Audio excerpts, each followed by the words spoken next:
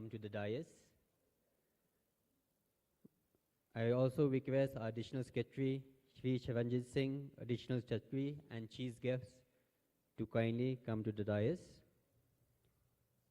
Shri Sampat Sir, Sampat Kumar, Development Commissioner,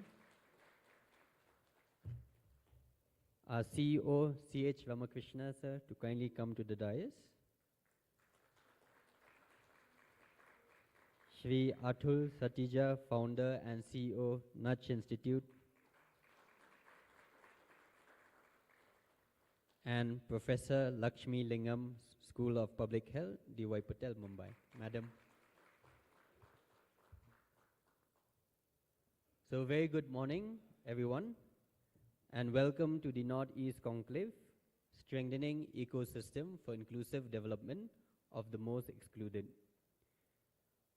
We are happy to have here representatives from all the 8 northeastern states of the country.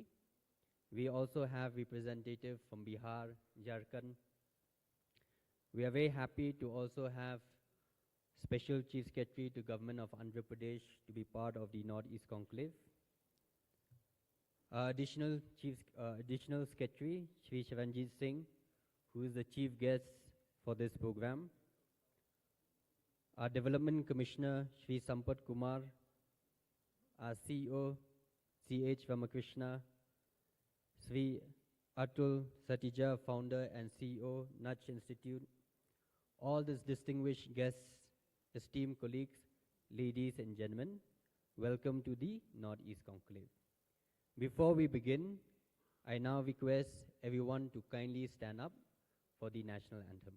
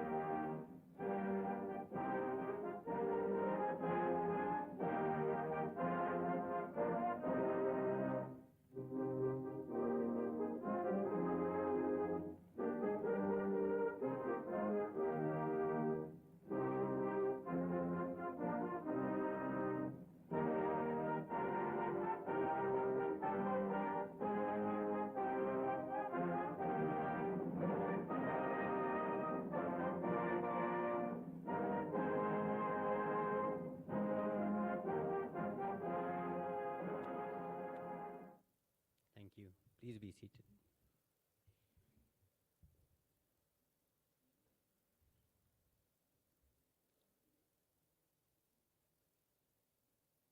It is our pleasure to welcome you all to this first Northeast Conclave. We gather to discuss and strategize on inclusive development for the most excluded communities in our Northeast state. Before we proceed, we would like to introduce the co-hosts. The Meghalaya State Rural Livelihood Society, a nodal agency under the Community and Rural Development Department, Government of Meghalaya is dedicated to empowering rural communities through sustainable livelihood opportunities. The conclave is co-hosted by the Nach Institute, an organization committed to sustainable poverty alleviation in India through innovation approach. The initiative can be explored further at the nach.org. We would also like to highlight the crucial role of the Deen Antyodaya Yojana National Rural Livelihood Mission, DNRLM, in our region. DNRLM has been instrumental in promoting sustainable livelihood and enhancing the quality of life in rural areas across India by creating rural women into their community institution and high-level federation. Their comprehensive approach encompasses social inclusion, institutional building, capacity building, financial inclusion, livelihood promotion, convergence, among others. To make this historic moment in Northeast development journey, we now move to the tradition that symbolizes dispelling darkness and spreading knowledge. It is our honor to invite our esteemed guests who are on stage to come forward and light the ceremonial lamp, signifying the official inauguration of this prestigious conclave. Ladies and gentlemen, join me in welcoming our distinguished dignitaries to light the lamp. Sir, I request you to come to the lighting of the lamp. If you can come forward.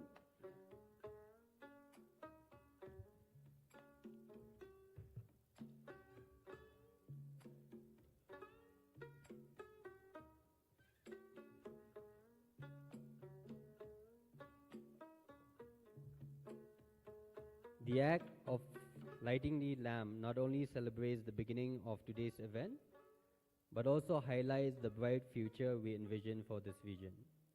I request everybody to give a round of applause.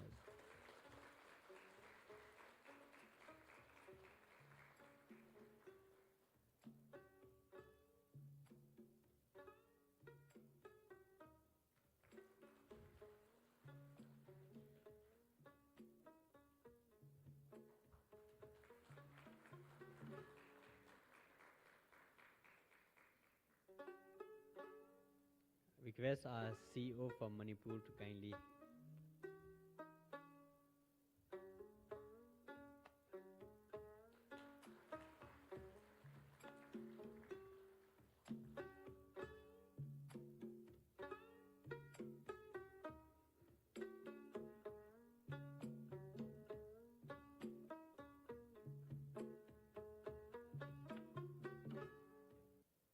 Thank you.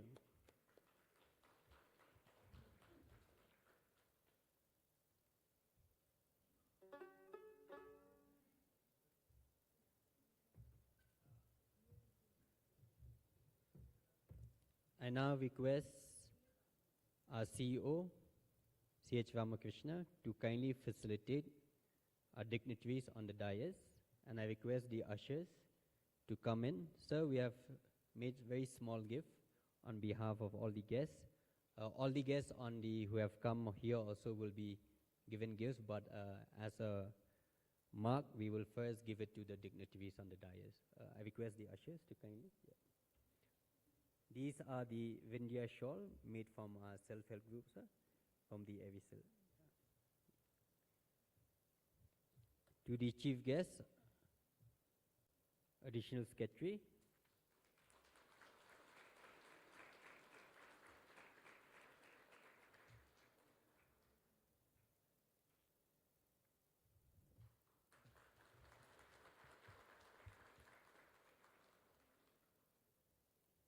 To our guest of honor, Special Chief Secretary, Shri B. Rajashekar, Government of Andhra Pradesh.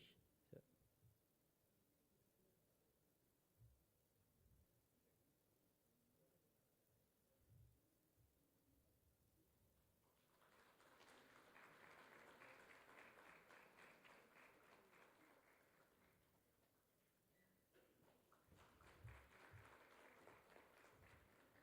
For our Development Commissioner, Shri Sampat Kumar.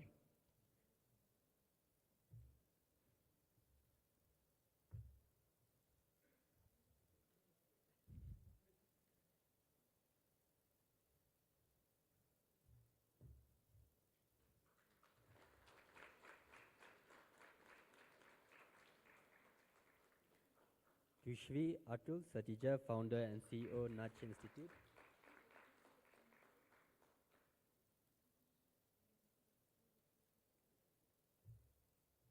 To our co-host, a big round of applause to the CEO.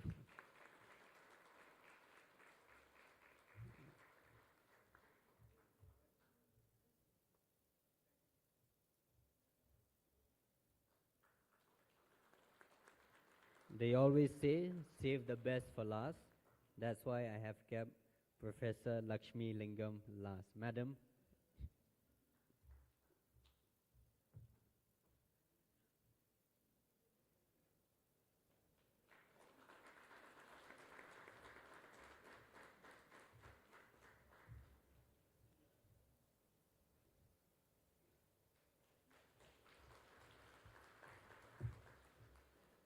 Thank you, sir. So while you're still up, I would now request you to come and give the welcome address to our CEO, C.H. Ramakrishna. Sir.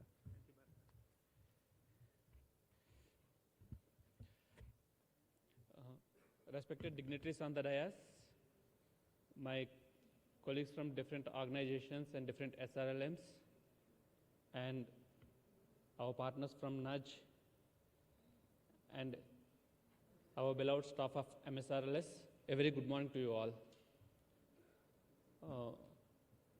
It is with great pride I stand here today because it is a great opportunity for us to hold the first Northeast Conclave in association with the NUDGE Life Skills Foundation, the NUDGE Institute, so as to facilitate cross-learning and learning from each other's experiences so that we can achieve better results in the NRLM program.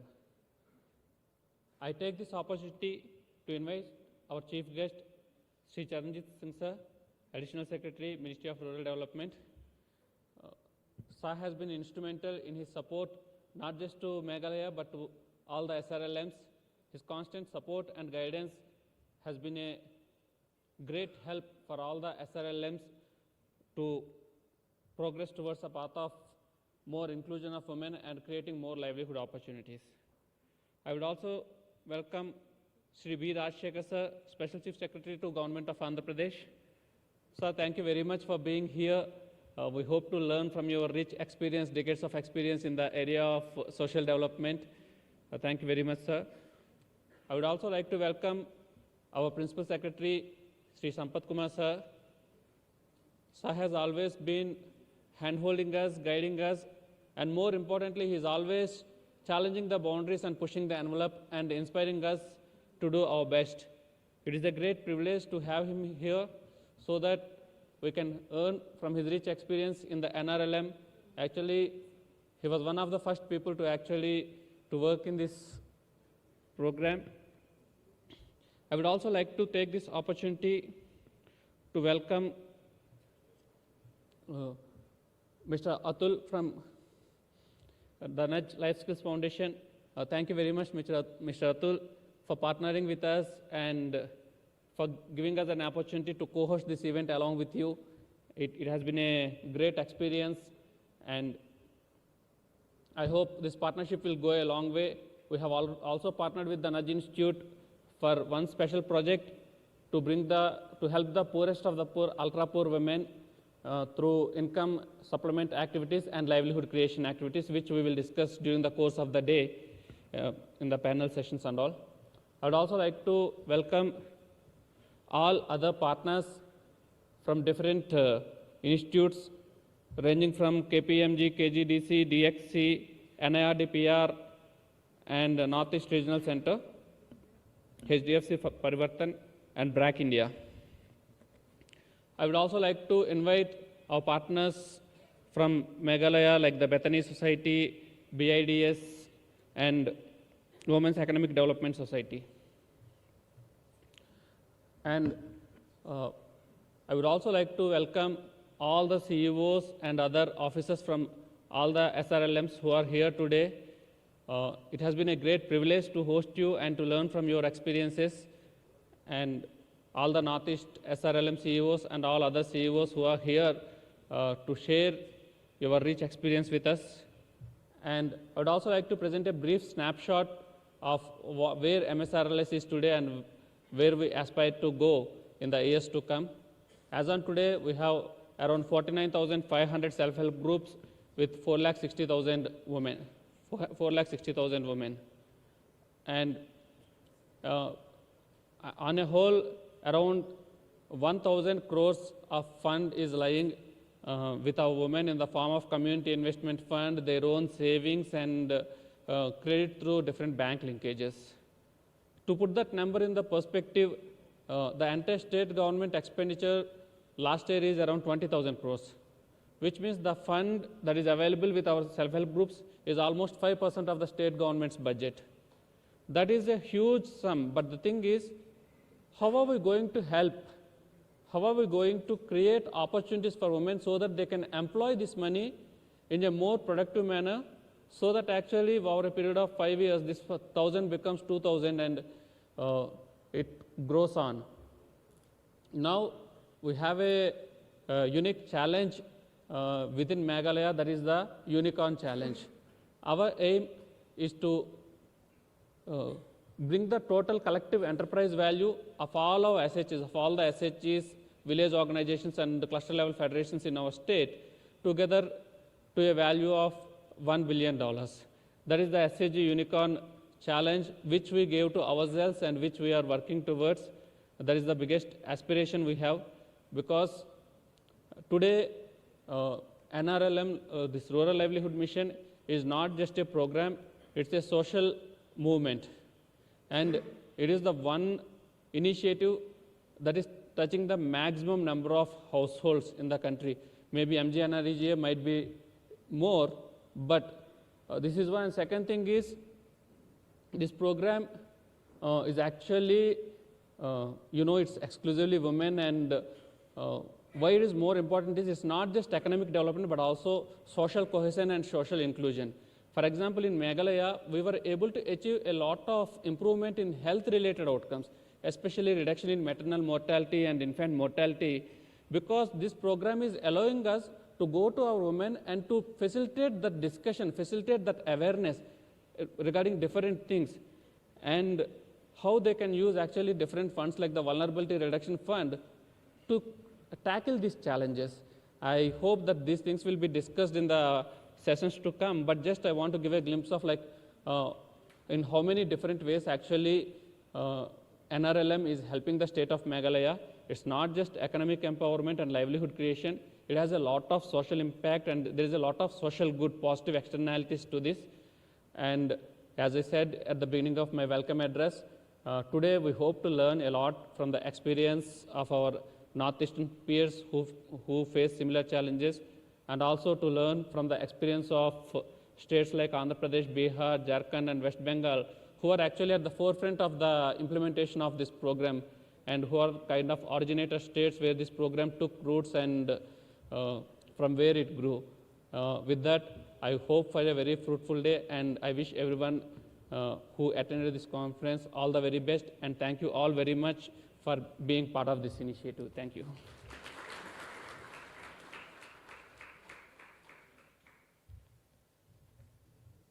Thank you very much, sir. Up next, we are excited to celebrate the incredible achievement of our self-help group, Women of Meghalaya, whose stories of determination and empowerment inspire us all.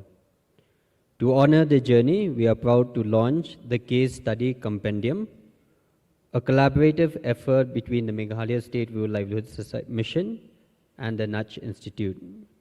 This compendium highlights the transformative impact of these women and showcase their success as a model for the nation. I now invite our esteemed guests to officially unveil this remarkable compilation of stories. The compendium will also be shared with all the guests today, and you will see the life of how women in Meghalaya, through the self-help group movement, have been transformed. I request the ushers to kindly bring in the compendium to be officially opened by our dignitaries.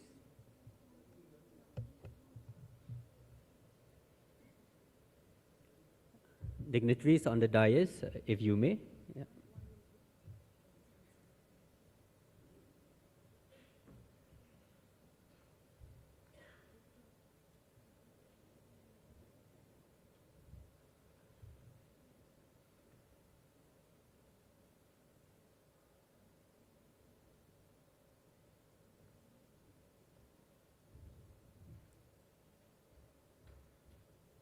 We now officially open the Case Studies Compendium launch.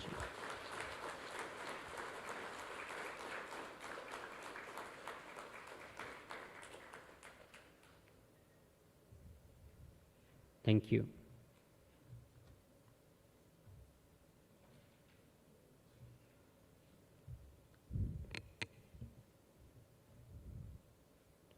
Without further ado, now I request Shri Atul Satya, founder cum CEO of the Nudge Institute, to kindly deliver his first keynote address.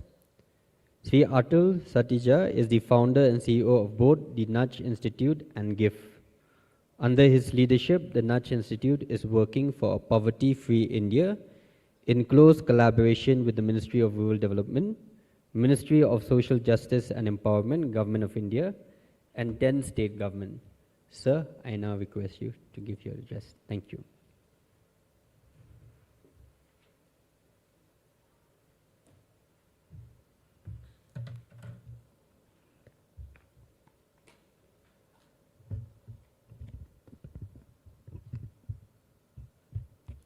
Am I audible? Awesome. First of all, a very, very warm welcome to everyone here. Good morning. Good morning, Meghalaya, and good morning, Northeast. I was telling some people over breakfast that this is the first time I've traveled east of Calcutta in my life. And as embarrassing as it is, I'm very grateful that all of you gave me an opportunity to come here and be with all of you and be a part of this awesome day that, that is planned for us. I want to welcome the Additional Chief Secretary Charanjit Singh Sarji from Ministry of Rural Development, Special Chief Secretary to Government of Andhra Pradesh, Sir, Development Commissioner and Principal Secretary to Government of Meghalaya, CEO, MSRLS and Joint Secretary, Communities and RD, Government of Meghalaya, CEOs, senior officials from SRLMs from all the Northeast states who have taken the time to come here, senior officials from Bihar SRLM, Jharkhand SRLM who have traveled here, many of our partners who have traveled here from different parts of the country. Some of them have traveled straight from US, some of them have traveled from Bombay and other parts. And friends from the various civil society organizations and academic institutes who are all here. Once again, a very, very warm welcome to all of you. The Northeast Conclave 2024, this is the first time we have been a partner to an initiative like this. Like I said, we haven't done convenings of this kind in Northeast. So it's a privilege and an honor to partner with MSRLS and actually put this together. So just want to thank MSRLS for giving us the opportunity and partnering with us in coming here and doing this. I'm a very big believer in convenings. At the Nudge, we have a separate team called the Nudge Forum that brings people together in gatherings like this to exchange knowledge, ideas, best practices, and even inspires people to collaborate and partner. And many nice things come out of these convenings. So I hope that today is a beginning of a dialogue that creates nice partnerships and collaborations for the people in this room. We hope to discuss multiple things today, but I request all of us to keep the purpose of why we are here at the center, which is how do we include the communities that are not included as of today, even 75 years after our independence, at the center of this dialogue. So would appreciate if we keep the communities and the people that we are all here to serve at the center of the dialogue today and see what is the best way we can serve their needs and bring them into the dialogue, into the conversation, and into the economy, into the society a lot more.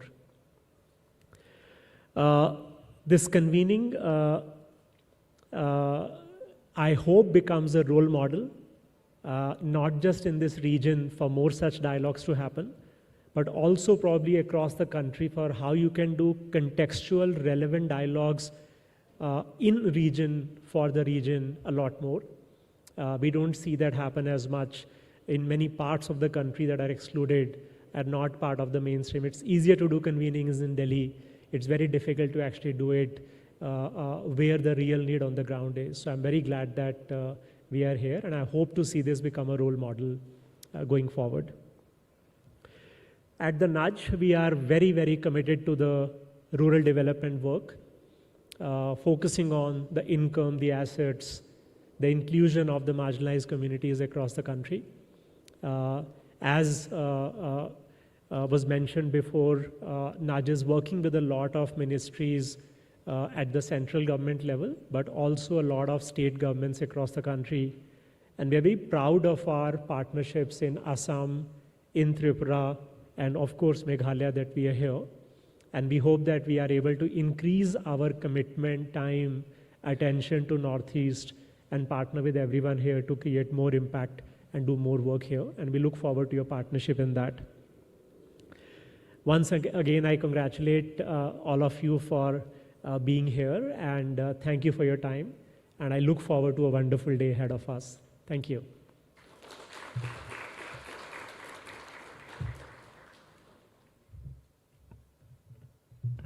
Thank you, sir, very much for your address. We are also very happy to partner with NUTCH. We've gotten quite a few opportunities, including myself, through the NUTCH Institute, to attend a lot of workshop and conference outside the northeastern state, giving us an overview about the different programs implemented through NUTCH Institute. So we are very happy to be working with NUTCH, and we're looking forward to a more extensive partnership, sir, in the coming years. Without further ado, we have the honorary address. I would like to invite Sir Sampat Kumar, who is the Principal Secretary, Community and Rural Development Department, also for the Health Department and Social Welfare Department, and instrumental in driving the SSG program in the state of Meghalaya. Sir.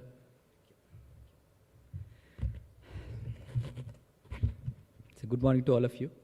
And I would like to extend warm greetings to our chief guest, Shri Charanjit Singh Ji, our Additional Secretary to Government of India, representing Ministry of Rural Development. I also extend warm greetings to Special Chief Secretary, Shri Rajshekhar sir. In fact, I started my SSG training with him when he was the project director in Mahabubnagar district. So I went there, I stayed for 1 week with him, and in fact in the villages, so with the poorest of the poor. So I think at the learnings that what I have learned during that time, I think I still can remember and cherish that memories. Thank you very much, sir, for being here. And along with him, in fact, I also wanted to say you all will be knowing Mr. T. Vijay Kumar, who was the architect of this NRLM at the national level. He was also actively working with us in the state of Meghalaya, so with the Natural Farming Initiative. So in fact, Mr. Rajshekhar sir is the Special Chief Secretary in charge of Agriculture Department, so I wanted to connect that one also, his role in terms of forging that partnership between the state of Andhra Pradesh and state of Meghalaya in introducing the natural farming in the state through NRLM again. So it's a very, we're really grateful for the state of AP. And I also thank Shri Atul Satija. I heard about him, and if you have seen his designation, he's the founder, CEO of Nudge Institute and Give. So he's the giver. I think those who give actually are really blessed. I think I'm really appreciate the kind of a work that you have been doing in the country, and by setting up of this institute, because not many such organizations are there based out of India.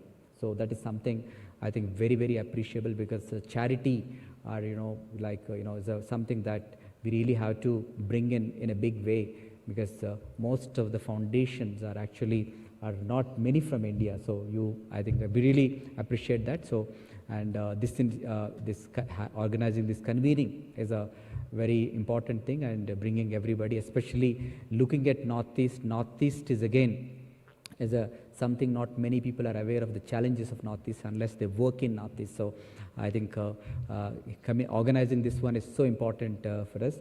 And I also thank, I'm seeing Dr. Lakshmi, she's a director of School of Public Health, and she was a TIS professor, and also, thank you for being with us, having come all the way from Mumbai.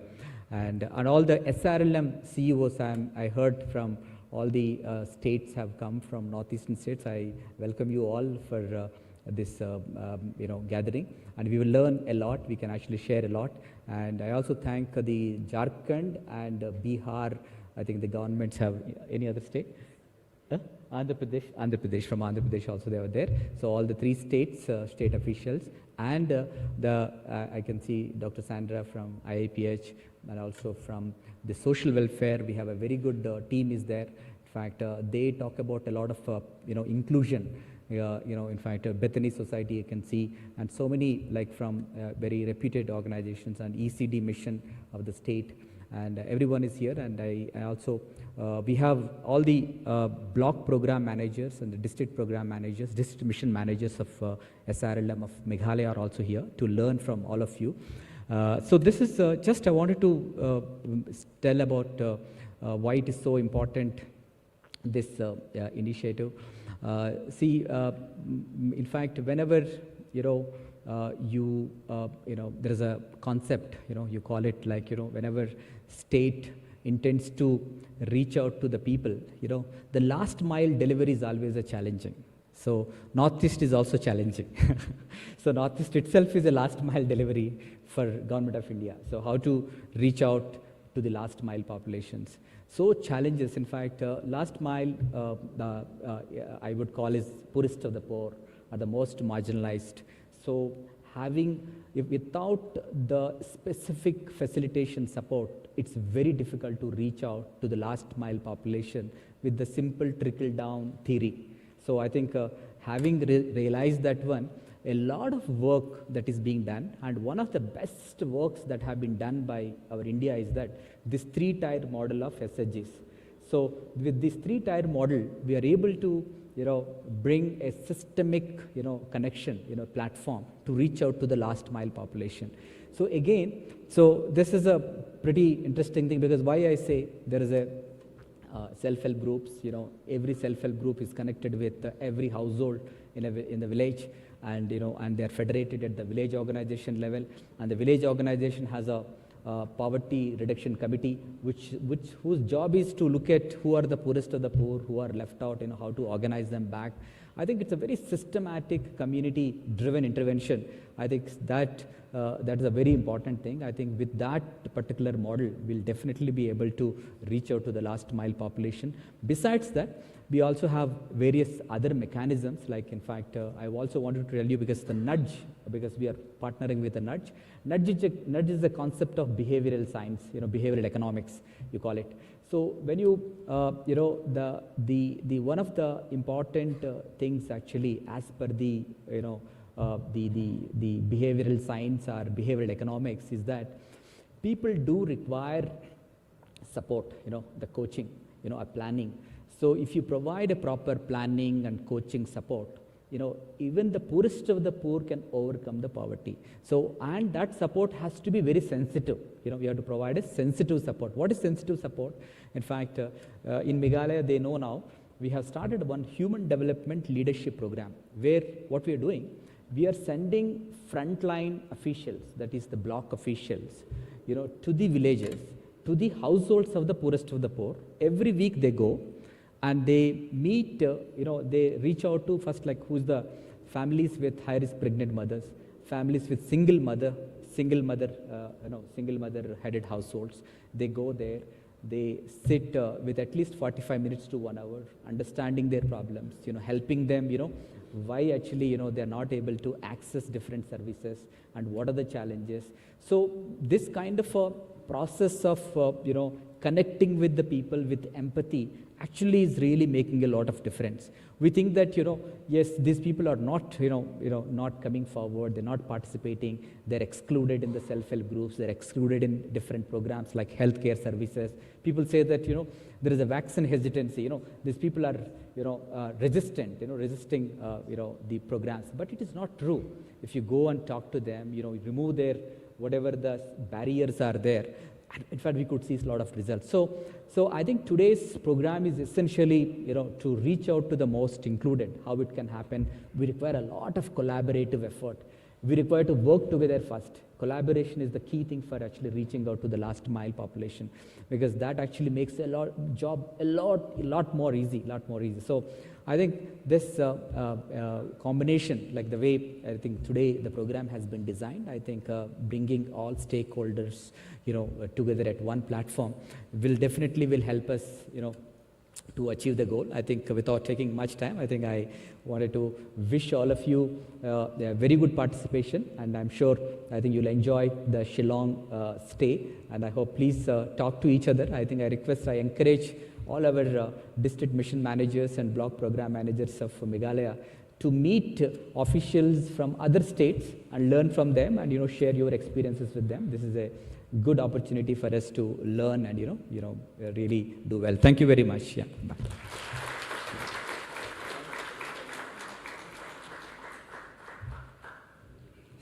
Thank you very much, sir, for that address. Connecting people to the last mile and ensuring delivery of services to the most marginalized group.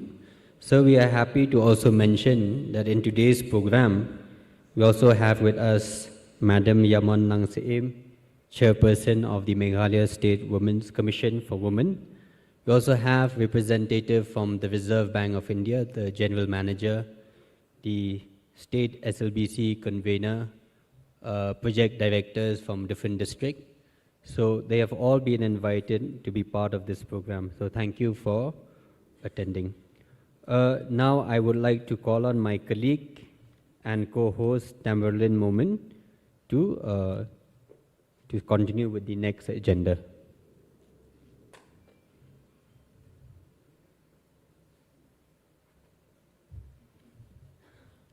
Thank you so much, sir.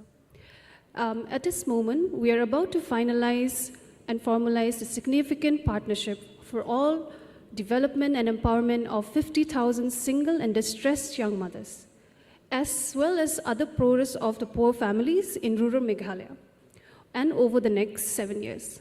The government of Meghalaya, through its various departments and primarily through the Meghalaya State's Rural Livelihoods Mission, will provide essential programmatic investments such as social inclusion and development, financial inclusion, capacity building, dedicated community gather for tight hand-holding support, livelihood support, and convergence for social security. The Nudge Institute will contribute talent, technique, and technology to ensure the success of this transformative initiative. I now invite Shri Sampat Kumar, Development Commissioner and Principal Secretary of the Government of Meghalaya, and Shri Sriram V, Managing Director, Partnerships, the Nudge Institute, Bangalore, for ceremonial signing of the Memorandum of Understanding between the Government of Meghalaya and the Nudge Institute. I also request Shri Ramakrishna, CEO, MSRLS, and Shri Shrikanta Rauta, Head of Operations, the Nudge Institute, Shri Ronald Kanta, Chief Operating Officer, MSRLS, Ms. Memorial Kharmaki, SMM MSRLS, and Shri Shankar Palab, State Lead, the Nudge Institute, to accompany the signing. We look forward to a fruitful collaboration for the welfare of the people of Meghalaya.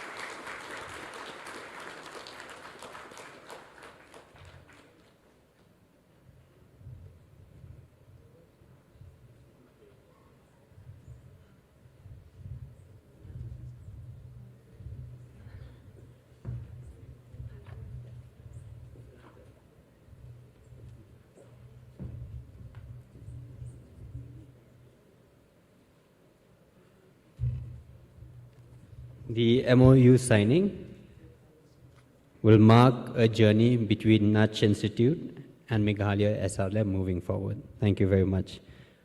Now we've reached to the keynote address. I now call upon Shri Charanjit Singh, Additional Secretary, Ministry of Rural Development, who's been driving the National Rural Livelihood Mission program from the ministry. And sir has always been accepting the invitation that Meghalaya has made, and we're very happy to have him here with us. So, sir, without further ado, I invite you on stage.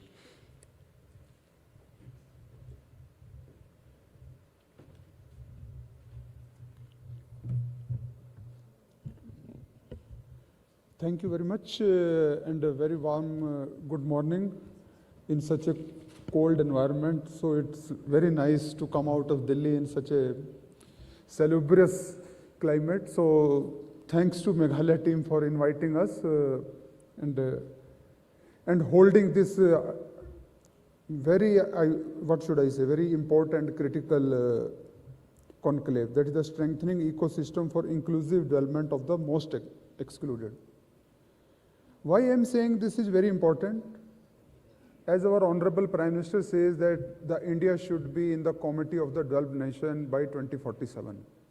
So if you want to be in the Committee of the Developed Nation, then full human resource potential needs to be leveraged.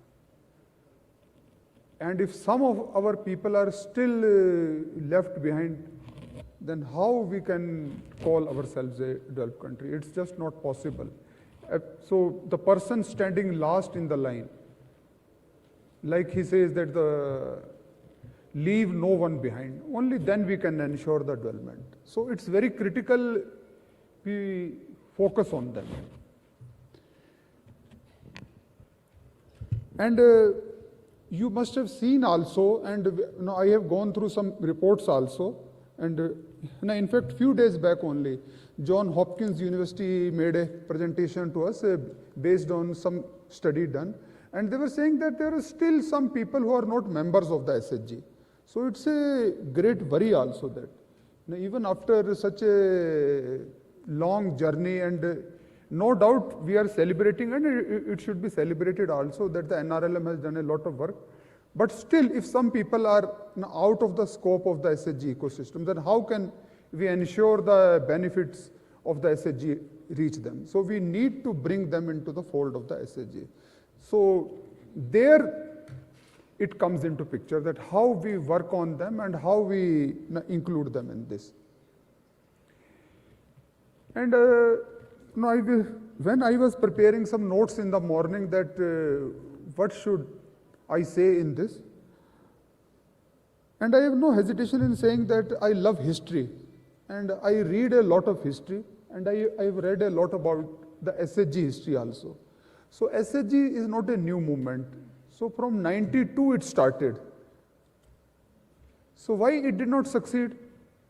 There are a number of reasons, and there are lots of learning. So I will encourage everybody that you should see how this whole ecosystem of SHG developed from 92 onwards. There are a number of learnings.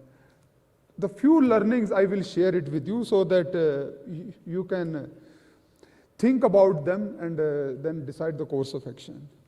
First is the exclusion and the inclusion error. So both of these things needs to be taken care of. Exclusion is the person who deserves to be in the scheme. He or she should be in the scheme. And the non-deserving persons should not be part of the scheme. So we need to work on that. And in the earlier SHGs, SHG used to be made for the numbers only, that we want such numbers. In fact, there was this provision also that above poverty line people can also become the member of the SHG, a certain percentage was given. So that was also manipulated. So that is one thing. So we need to work on this. And then, I said the inclusion, that the persons who deserve, they should not be left behind. So we need to work upon that also. Then the policy and because there are lots of policy makers also here. So what did do? The RBI came into the picture. So every year a master circular is issued that these type of loans should be given. So earlier it was very difficult to get the loan also because the banks were very hesitant to give the loan to the SHGs. So the RBI pitched in. Then it took some years, but ultimately the things fell into place. So that directions are also very important. And RBI decided that the first dosage should be this, second dosage should be this, third dosage should be this, fourth dosage should be this. And in the earlier stages, the banks, they used to say, we have given one dosage, now we are not giving you. So So I'm not criticizing anybody, I'm just telling you some facts from the history that how the things have developed. So that is also very important. Then they said that the corpus available with the SHG, 5 to 6 times of that the loan amount can be given. So that was a very big policy decision. Then one more policy decision was taken that up to 20 lakh no collateral is required. So these are the major policy decisions. So policy structure has to be in place if you want to leverage the best out of the system. So these were some of the great decisions taken by the earlier people who occupied the different chairs at different times. So I think this is also very important. That is the policy decision. And when I come to this exclusion and inclusion error, so my request is that you can look at, no, every state is a different scenario. What is the situation in Meghalaya that cannot be in Andhra Pradesh, that cannot be in Gujarat or Madhya Pradesh? So every state is a different. So we need to work in that also, that what are the vulnerabilities and what are the most vulnerable people, how to bring them into the fold of the SHG. So I feel here the SEC data comes into picture. If you go through that data, you will find that there are certain auto-included yardsticks which can be automatically included. Like the households without shelter, those who don't have shelter, they need to be bring automatically into this.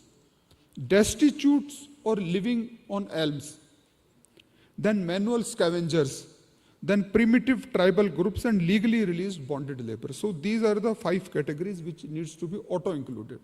So these are just examples, but there may be other scenarios also in different districts and different states. I think that also we need to work upon, that how we can ensure that these people are included. And here I also feel if we involve the community, then we can ensure the success. Because wherever the community has owned any program, the results are wonderful. That is the basic reason of the success of the NRLM also, because the community has owned it, and that's why we are standing at this phase and we are celebrating this. And I have got few more suggestions which I think may be deliberated during the day, and some good suggestion may come out of that, I hope so. I feel that for the poor, 3-4 livelihoods are important. So they can't be dependent only on one livelihood. So we need to keep this in mind. They will be doing some agriculture also, they may be doing some poultry also, they may be doing some horticulture also, they may be doing some anti-FP also. So 3 to 4 livelihoods are very important. And especially you need to keep this in mind. The scenario of climate change is upon us. So you can see the rains are still going on in Delhi during the month of September. When the October is just round the corner, after 2-3 days we will be in October. So this shows the climate change is really there. So if one livelihood gets impacted, then the whole investment we made, that may go down the drain. So we need to focus on 3-4 livelihood, which I feel is very critical. And then we need to focus on the convergence, because I feel there are many schemes of the government, but somehow they don't reach to the poor. And there is a lot of scope in this. Like you must have seen there's food processing.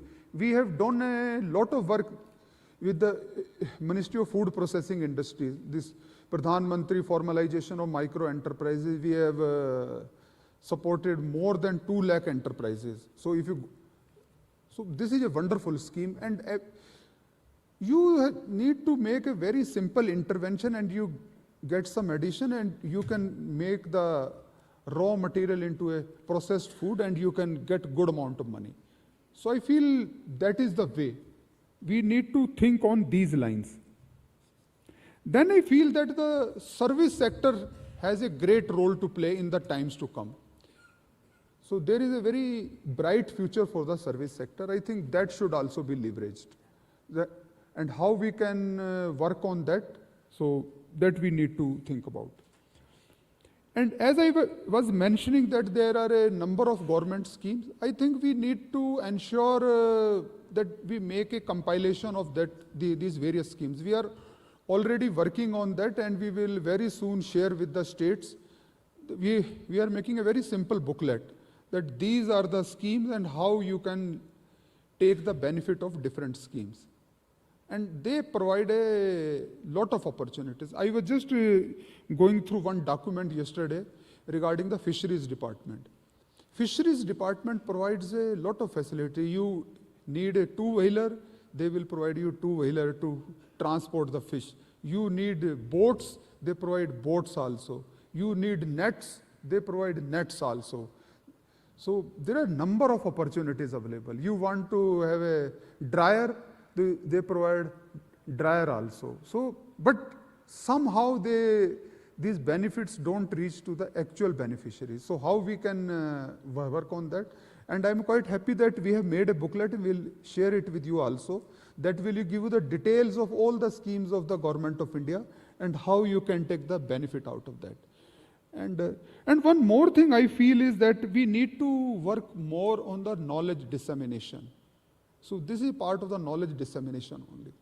So as I always say that you don't need to give the fish to the poor, just teach the poor how to catch the fish. Then he or she can live happily after that. And this is going to help in this direction. And in these social media times, your timing is also very important. Nobody is going to listen to your lecture for 5, 10, 15 minutes. आपके पास 2 minute हैं. 2 minute में कहना है जो कुछ आपको. Otherwise the people will switch off and they will start looking at something else and they will start something else.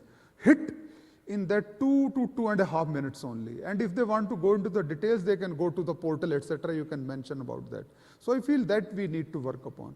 And one more suggestion I have got, that we need to do regular studies also. And in fact, there should be one cell on knowledge management only. They should continuously study how the schemes are impacting the lives of the people. What are the results? What are the best success stories? How we can disseminate that? So I think we need to work on that also. These knowledge products, how we develop simple and effective knowledge products and how we disseminate that knowledge continuously to the last mile. I think that can also make a lot of impact. And we need to work in that direction also. And whatever intervention we do, like they say when they empanel the officer, pura 360-degree view lete hain. So why not when you make an intervention, 360-degree view, take of that? Why I'm saying? Like we are saying that we will ensure the insurance of the poor. You may insure, okay, very good idea, you should insure. But how to ensure that the claim settlement takes place on time?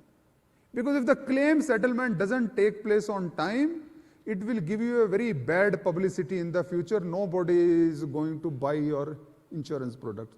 And we are already working in that direction, that how we can ensure that the claim settlements are monitored continuously and how we can ensure that the money goes into the account of the deserving person. So these are some of the ideas which I wanted to share. And in the last, I will say that we need lots of partners. It's not possible for the government alone to work on such a huge scale with feet on the ground. We need the partners, as many as partners possible, one thing. And then I feel the capacity building. It should be a continuous process, not only of the beneficiary, but of the community officials and of the staff also. So I like the idea of Meghalaya. They called all the people, the BPMs and DPMs, etc. Because they should know. Now, otherwise, most of the time, the communication doesn't reach to them. And I was discussing with Ramakrishna yesterday only. I did one course in IIT Mumbai. They said, you sit in a round circle. And one person will send the message to the next, to third, fourth, only orally, nothing written. So by the time that message came back, so it was totally different. So we had not passed on that message. So something different reaches. So that is a very dangerous thing. So that's why the effective communication is very important, and up to the last mile, up to a field function, whether the cluster coordinators or the BPMs, DPMs, etc. So they should be kept in the loop, and the knowledge dissemination should be direct. Thank you very much. I wish all the best. Thank you very much.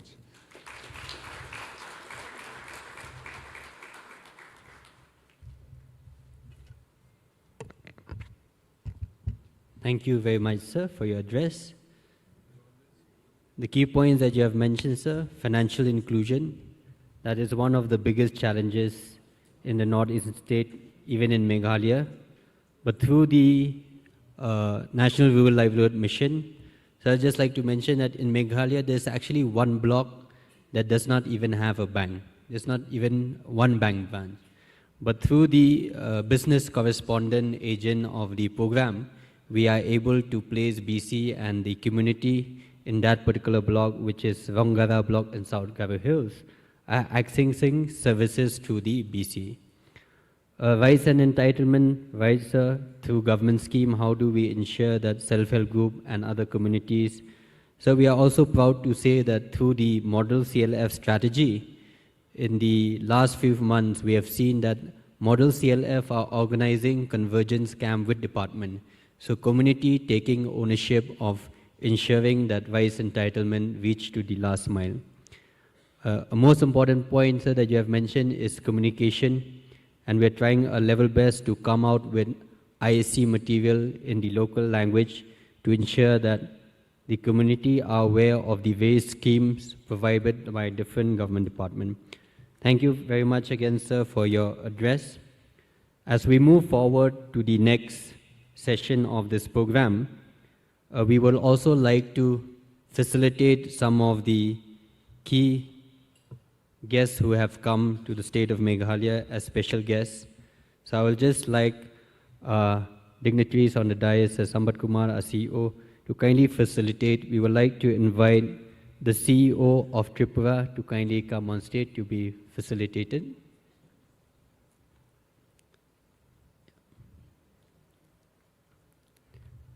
Next, we would like to call the CEO of Sikkim to be facilitated.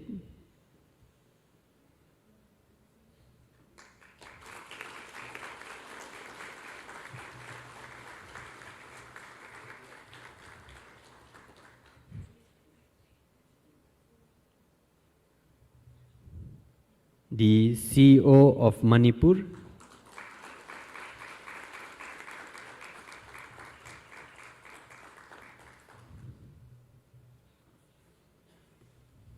The Joint Secretary from Bihar.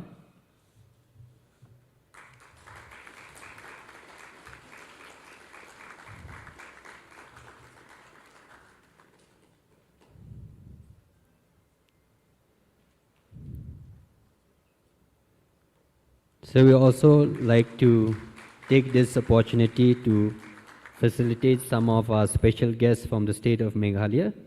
We have the chairperson, Meghalaya State Commission for Women, Madam Yamon Langsaim, if you can come forward to.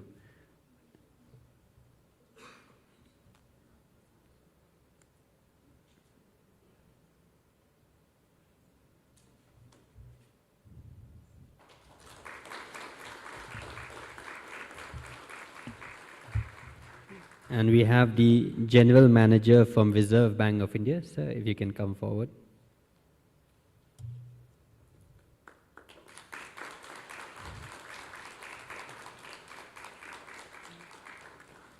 And our very good friend, our SLBC convener, sir, if you can come forward.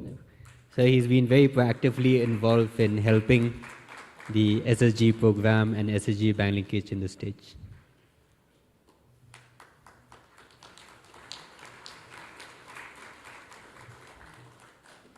Thank you, sir. We now kindly request. We have another senior officer from Tripura, and I have officer, sir, if you can kindly come, we would like to facilitate you. My apologies.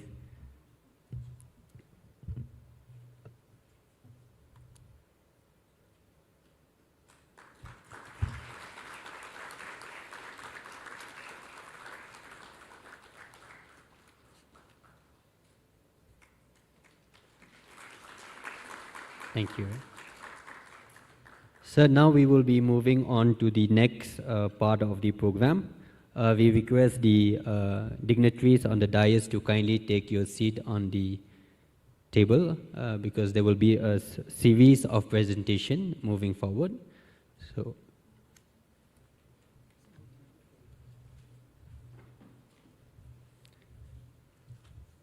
we have an exciting lineup and we look forward to your continued participation. Once again, thank you very much for being a part of the inaugural session. I now call upon my colleague and facilitator, Tan Marilyn, to start the next session. Thank you.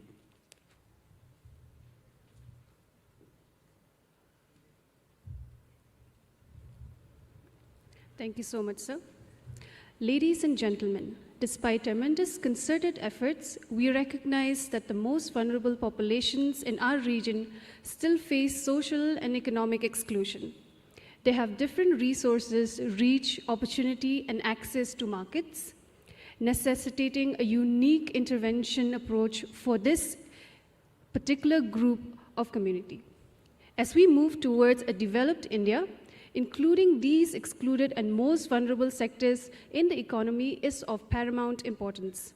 It is important to understand and strategize the work to include and enhance economic growth and social development. For now, may I invite Shri B. Rajshekhar, IAS Special Chief Secretary to the Government of Andhra Pradesh, to kindly deliver the strategic note address. Sir will be speaking on public partnership with poor, a new paradigm for inclusive growth. He is an Indian Administrative Service Officer from the 1992 batch of Andhra Pradesh cadre. With over 30 years of grassroots and policy planning and administrative services, Shri Rajshekhar has made profound contributions to rural development and poverty elevation across India. He is a founding member of the SHG movement in Andhra Pradesh, empowering rural women and persons with disability through their transformative initiative. A highly accomplished academic, Shri Rajshekhar holds a master's degree from the Indian Institute of Management in Ahmedabad and a master's in public administration from Harvard University. His expertise and dedication continue to inspire and drive progress in the areas of governance and rural development. Welcome, sir.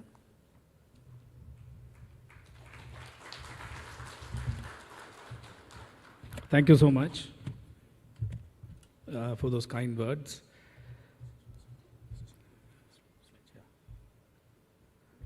Good morning, all the dignitaries. I always start with this quote from Cinderella. Where there is kindness, there is goodness. And where there is goodness, there is magic. For more than 2 decades, I'm associated with the SHG movement, starting with 2000 when I was the project director at the district level. And I've become the special chief secretary of that department. So I've traversed, the whole cycle. But this talk specifically, I was asked to focus more on one particular initiative, which is the poorest to the poor strategy.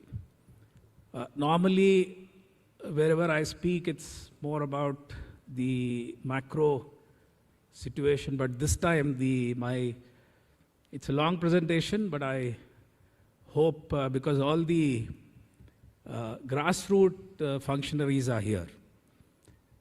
In fact, at the outset, I would like to share, because the additional secretary, Charanjit Saab, is here.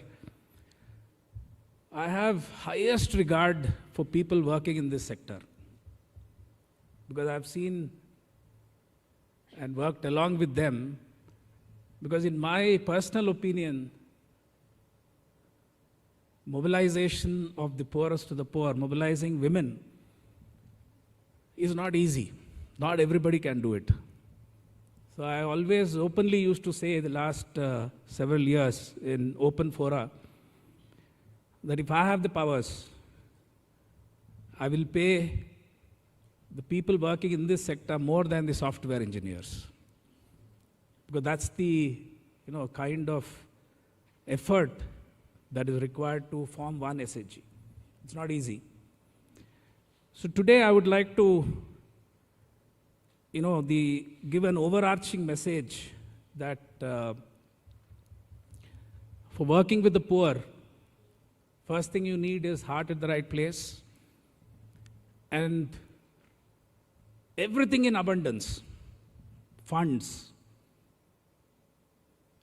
Because many a times poverty elevation is seen as something relegated to the background, and people are more interested in the big infrastructure projects. But it is actually here that investments should go. And today I'll make a small attempt to go into those details. In fact, many of the slides I'll just show it just to give you an idea as to what kind of hard work, what kind of preparation that has to go into really change, the poverty levels of the poor and all the more the poorest to the poor. I would also like to, add to what Charanjit Saab has just now said, that not just give fish, but also teach the poor how to catch the fish. I would go one step further and say for the poorest to the poor, what is essential is not just giving them the basics of how to catch the fish. You need to be with them. Hand-holding is very key. I'll begin with a question. All of us know that in the central sector schemes, centrally sponsored schemes, this is the central state share. My question is why? Why northeastern states and the Himalayan states get 90-10 and the other states 60-40? Any answer to that? I'm looking for a phenomenon, a word that captures why there is a positive discrimination by the central government to the northeastern states. Can somebody tell me what is that one word? Sorry? Yeah, bang on. Not many people know this. That is why last year, 2023, International Women's Day, the theme was on embracing equity. Because people confuse with equality. Equality is different. Equity is different. And, that figure, and also, why equal opportunities are no longer enough. In fact, many of them become actually exclusionary rather than inclusive. And out of this equity was born this whole idea of unnati. And that was me as special CS RD giving away auto rickshaws to the poor SC women. And this is the origins of this initiative.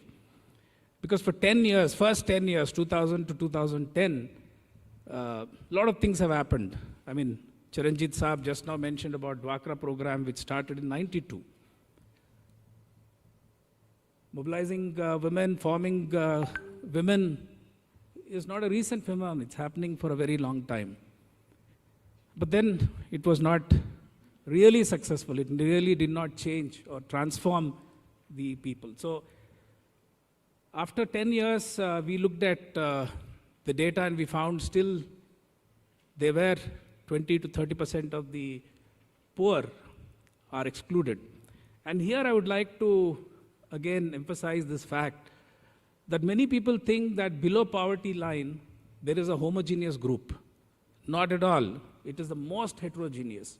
And unless you have the heart at the right place, you'll never be able to distinguish the people below the poverty line. And therefore, to address this critical gap, the Unnati unit was born. The objective was to enable every poorest to the poor family in the state to come out of poverty with increased sustainable livelihood opportunities established with the aid of an intensive hand-holding support. This is required, not just telling them how to catch fish. You got to be with them. And for this, I have to do a prequel. I have to take you all back to 2000 to 2001, 2011, and tell you what exactly went behind the Unnati scheme that you are seeing today.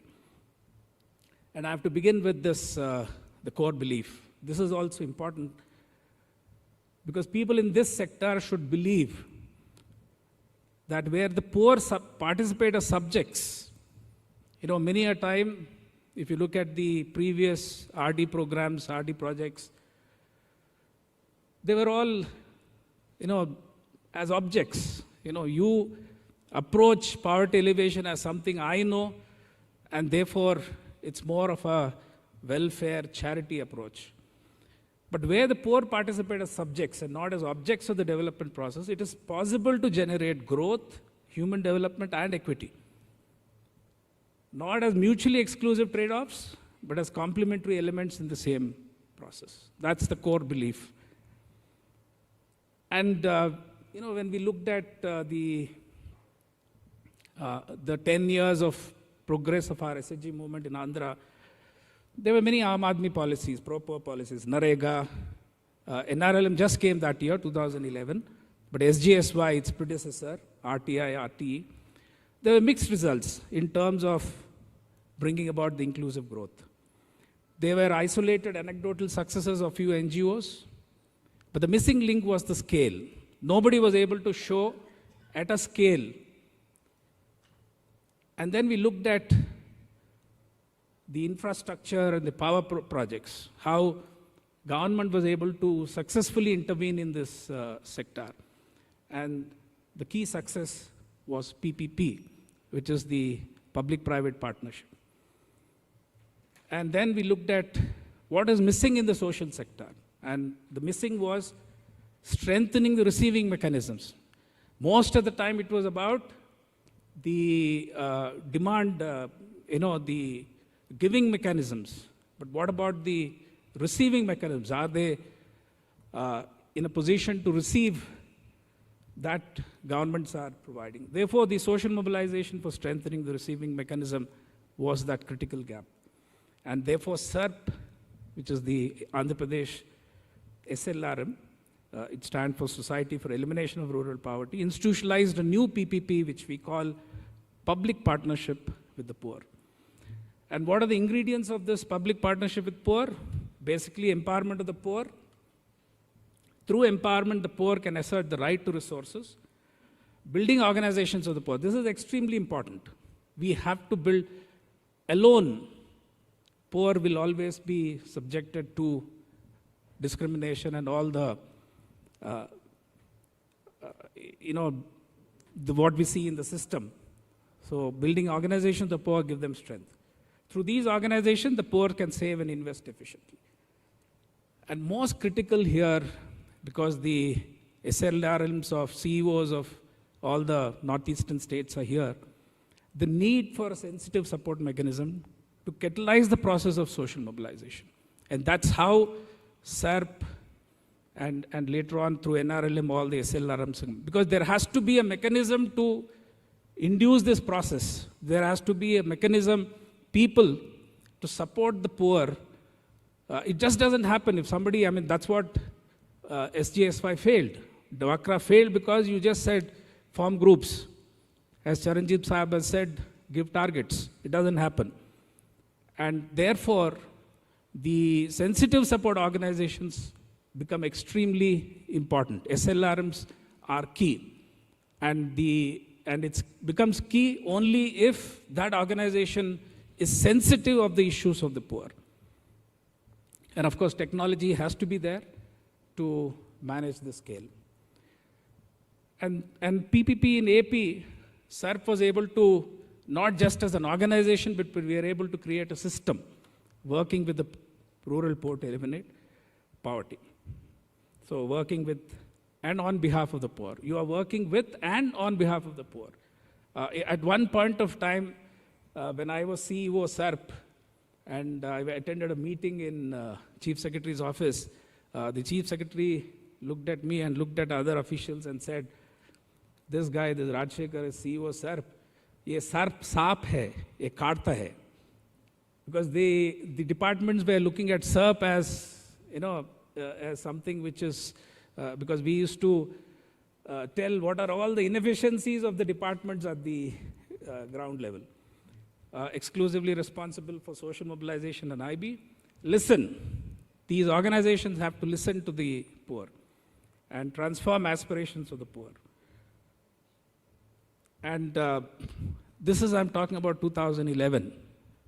The numbers are staggering. The World Bank assistance for 11 years was 2,200 crores. Government of India through SGSY gave 900 crores. But look at this. SHG's own corpus was 5,007 crores. And cumulative lending from banks in the first 10 years was 34,000 crores. And as Charanjit Saab just now said, at that point of time, the banks were not willing to give to the poor. Individually, poor are not bankable. But collectively, today in Andhra Pradesh, the average loan size is 15 lakh rupees. Groups get 20 lakhs. Banks are after the groups saying, please take money. Because for banks, RBI representatives here, you'll be happy. For banks, this is the, this portfolio, SHG portfolio is the best portfolio, most efficient portfolio because you give money and there'll be no NPAs and the repayment rate is 99.9%. And that's the reason why you have 34,000 crores.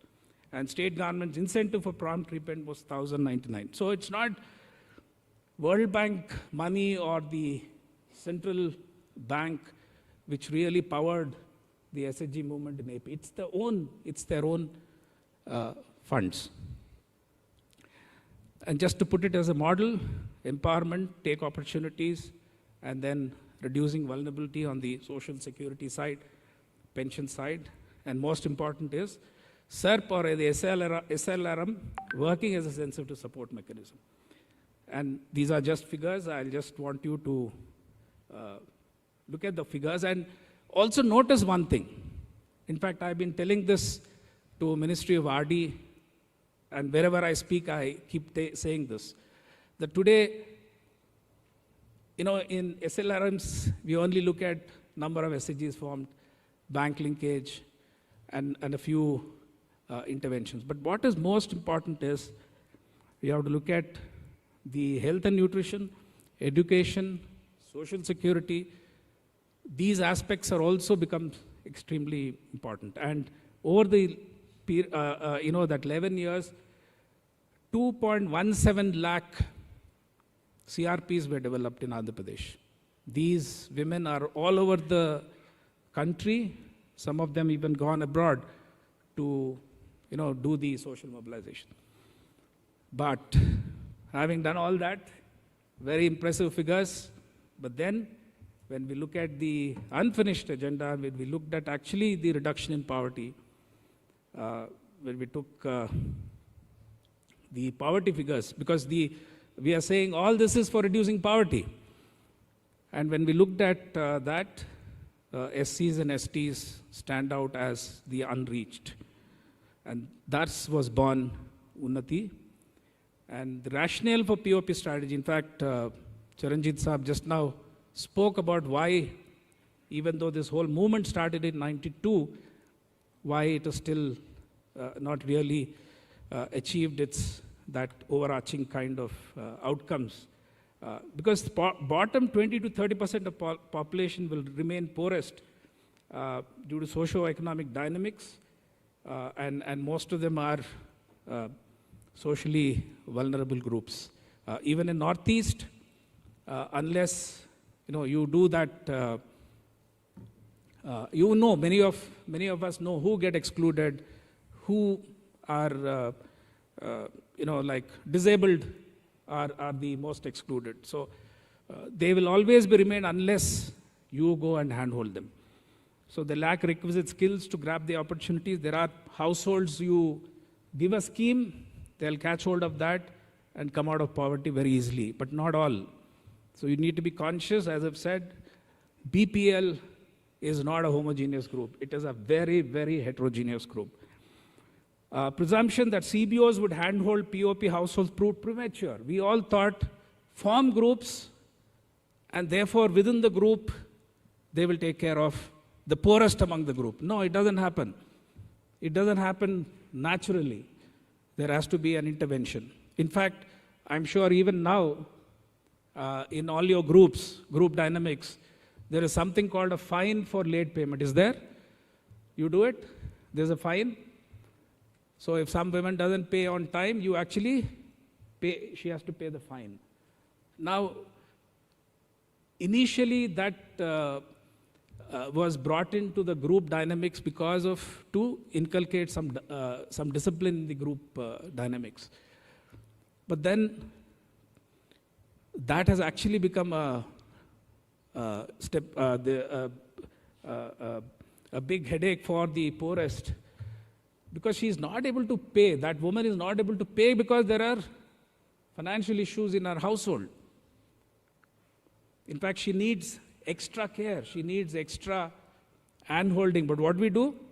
We say that you have not paid this month's your portion of the loan amount, therefore pay a fine. So these are, one needs to be sensitive to the issues of the poorest of the poor. And therefore, I always say that today the requirement is not on just giving bank linkage. The requirement is to see what is the cash flows in every household, because the cash flows determine how the household will behave in terms of loan repayment.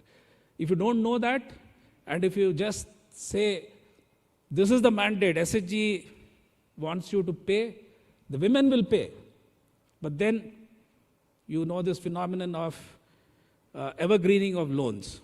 So you take loan from one, maybe from these days there are many banks which are coming to the doorstep and giving money. So they'll take money there and pay your. So the repayment rate will be 99.9%, NPA 0, but there'll be tragic stories behind that repayment rate. SLRMs, people working in this sector have to be sensitive to these stories. Microfinance did not bring enough confidence to these POP households, and POP hesitate availing loans for the fear. They have a fear that if I'm not able to pay the repayment in time, no, I'll be affecting the dynamics of the group. And therefore, they back out. They'll say that, I don't need money. So if you actually look at an SHG functioning, you will find that only 3 or 4 women keep taking all the money. The rest don't get anything. And when you ask why this is happening, they'll say they don't want to take. So this dynamics one needs to be sensitive about. And the Unnati vision, I've said, mission, multidimensional focus on each individual family, reorienting supporting staff. As I've said, organizing women, organizing poor itself is very tough. Organizing the poorest of the poor, who even after 10, 15 years have not availed of the benefits of these mobilization. Imagine how difficult it is. It is not easy. Therefore, the people who are actually at the cutting edge needs to be reoriented. Establishing suitable technology is very essential. In fact, I compliment Ministry of RD because they have brought in the best of the technology, and it is required. Poorest of the poor require the Infosys and the Wipros and the best IT companies in the world to be doing their decision support systems.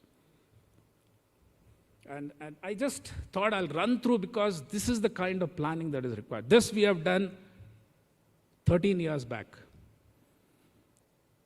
Wage employment for NREGA, how much is the expected rise in income? sustainable agriculture, premium from collective marketing, dairy, livestock, income from non-farm. So these are the key components: institution building, credit linkage, through NREGA, through community managed sustainable agriculture, collective marketing, dairy, health and nutrition, education, jobs, and skill-based. And what are the likely incomes? I mean, this is the slide looks very innocuous, but to actually do the slide, it required tremendous homework to be done. Incomes gains from dairy. And then, as I've said, it's not just about bank linkages and some economic activities. Where are these families in terms of, health and nutrition? So are they all in the ECE centers? Then quality primary education, secondary education, corporate education at +2 level, and providing them jobs. And then, as I've said, decision support system. And I just like to pause for a while for you to see this, because we said there will be an APM level POP at the district level, and then we've created what is called a poorest to the poor community coordinator, exclusively for the poorest to the poor. And below him or her, we had a POP community assistant activist for every 100 households. As I've said, the key for the most excluded families is handholding, not just telling them how to fish. You've got to handhold them to fish, maybe for 6 months, 1 year, 2 years. And then they will be able to fish on their own. That is extremely important. Phase-wise,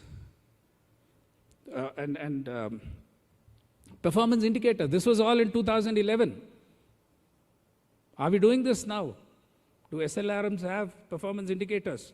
What is the income gain from agriculture, income gain from dairy, income gain from jobs? Are we doing this? Are we calculating what is the incomes that the poorest are getting? Or are we just saying there is these IT guys do that. I have a solution, I have a scheme, and therefore I look for a problem now.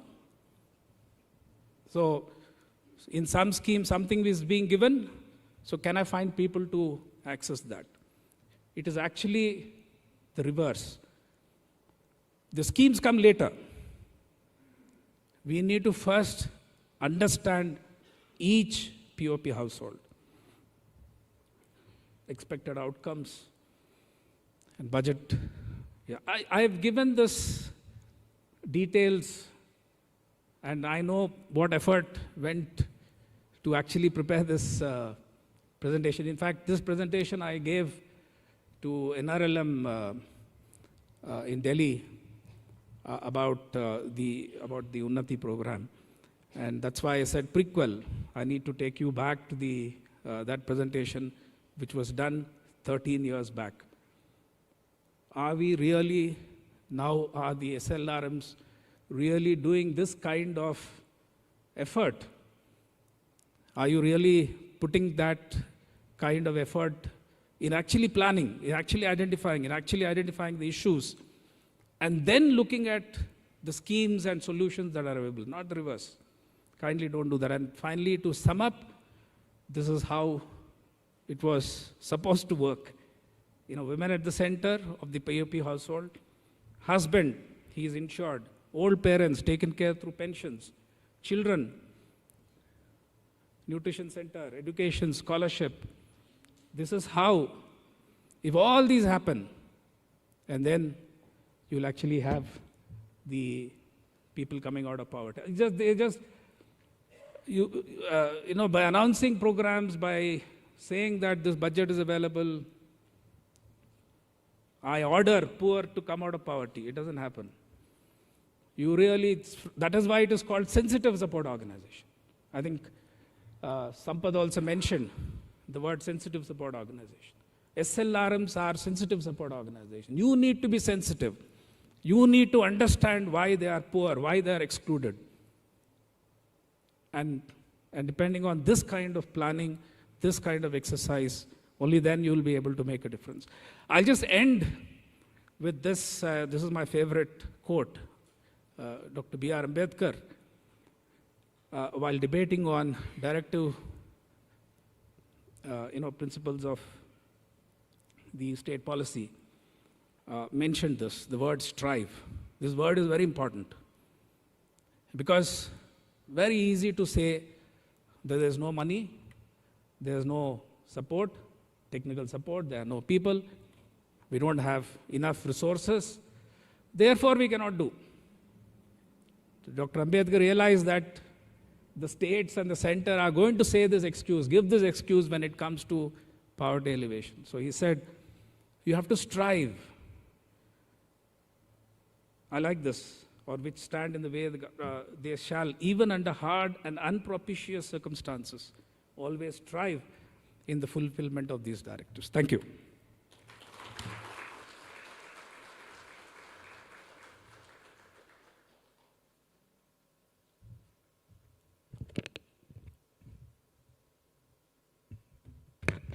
Thank you very much, sir, for that very detailed presentation on public partnership with poor, a new paradigm for inclusive growth, which has, I think you have detailed out from the origin and till we see the changes that has been brought in to the life of the most vulnerable and poorest of the poor.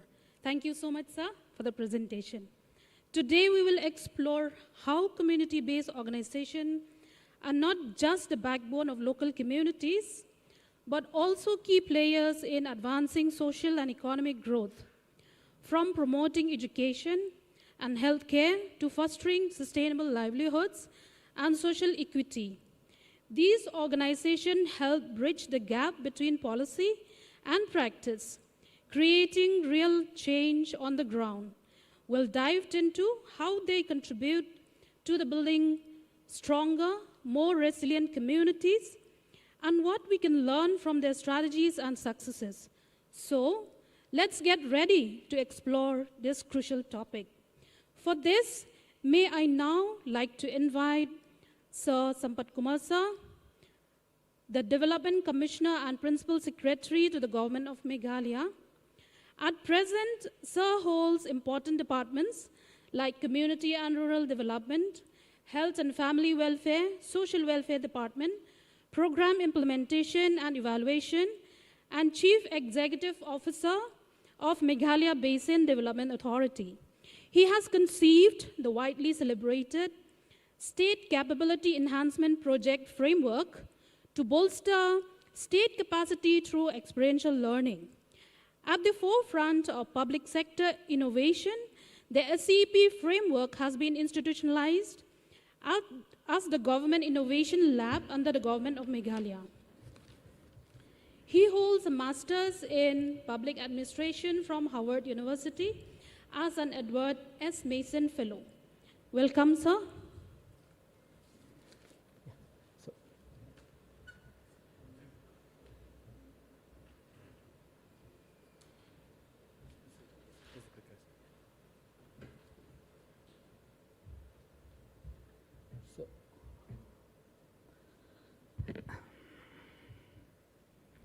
I think good morning to all of you again. So this is, I think we got a very good, setting for this conclave, especially the purpose of conclave is essentially how we can come up with, better strategies and, a more shared, purpose to really include the most, excluded. So I think, the topic that given to me and which I'm going to talk about is what is the role of CBOs in human development. So I just wanted to use this approach. Essentially the Meghalaya's vision for human development. So we have been working for quite some time. I would say we just started this journey before the COVID. and we have something to share, like how actually we have been working on this particular idea. So this is the outline that I would like to share. Then just like to give you the context to, I think a lot of people from Northeast would appreciate. If you see the Meghalaya, we have about 6,600 villages.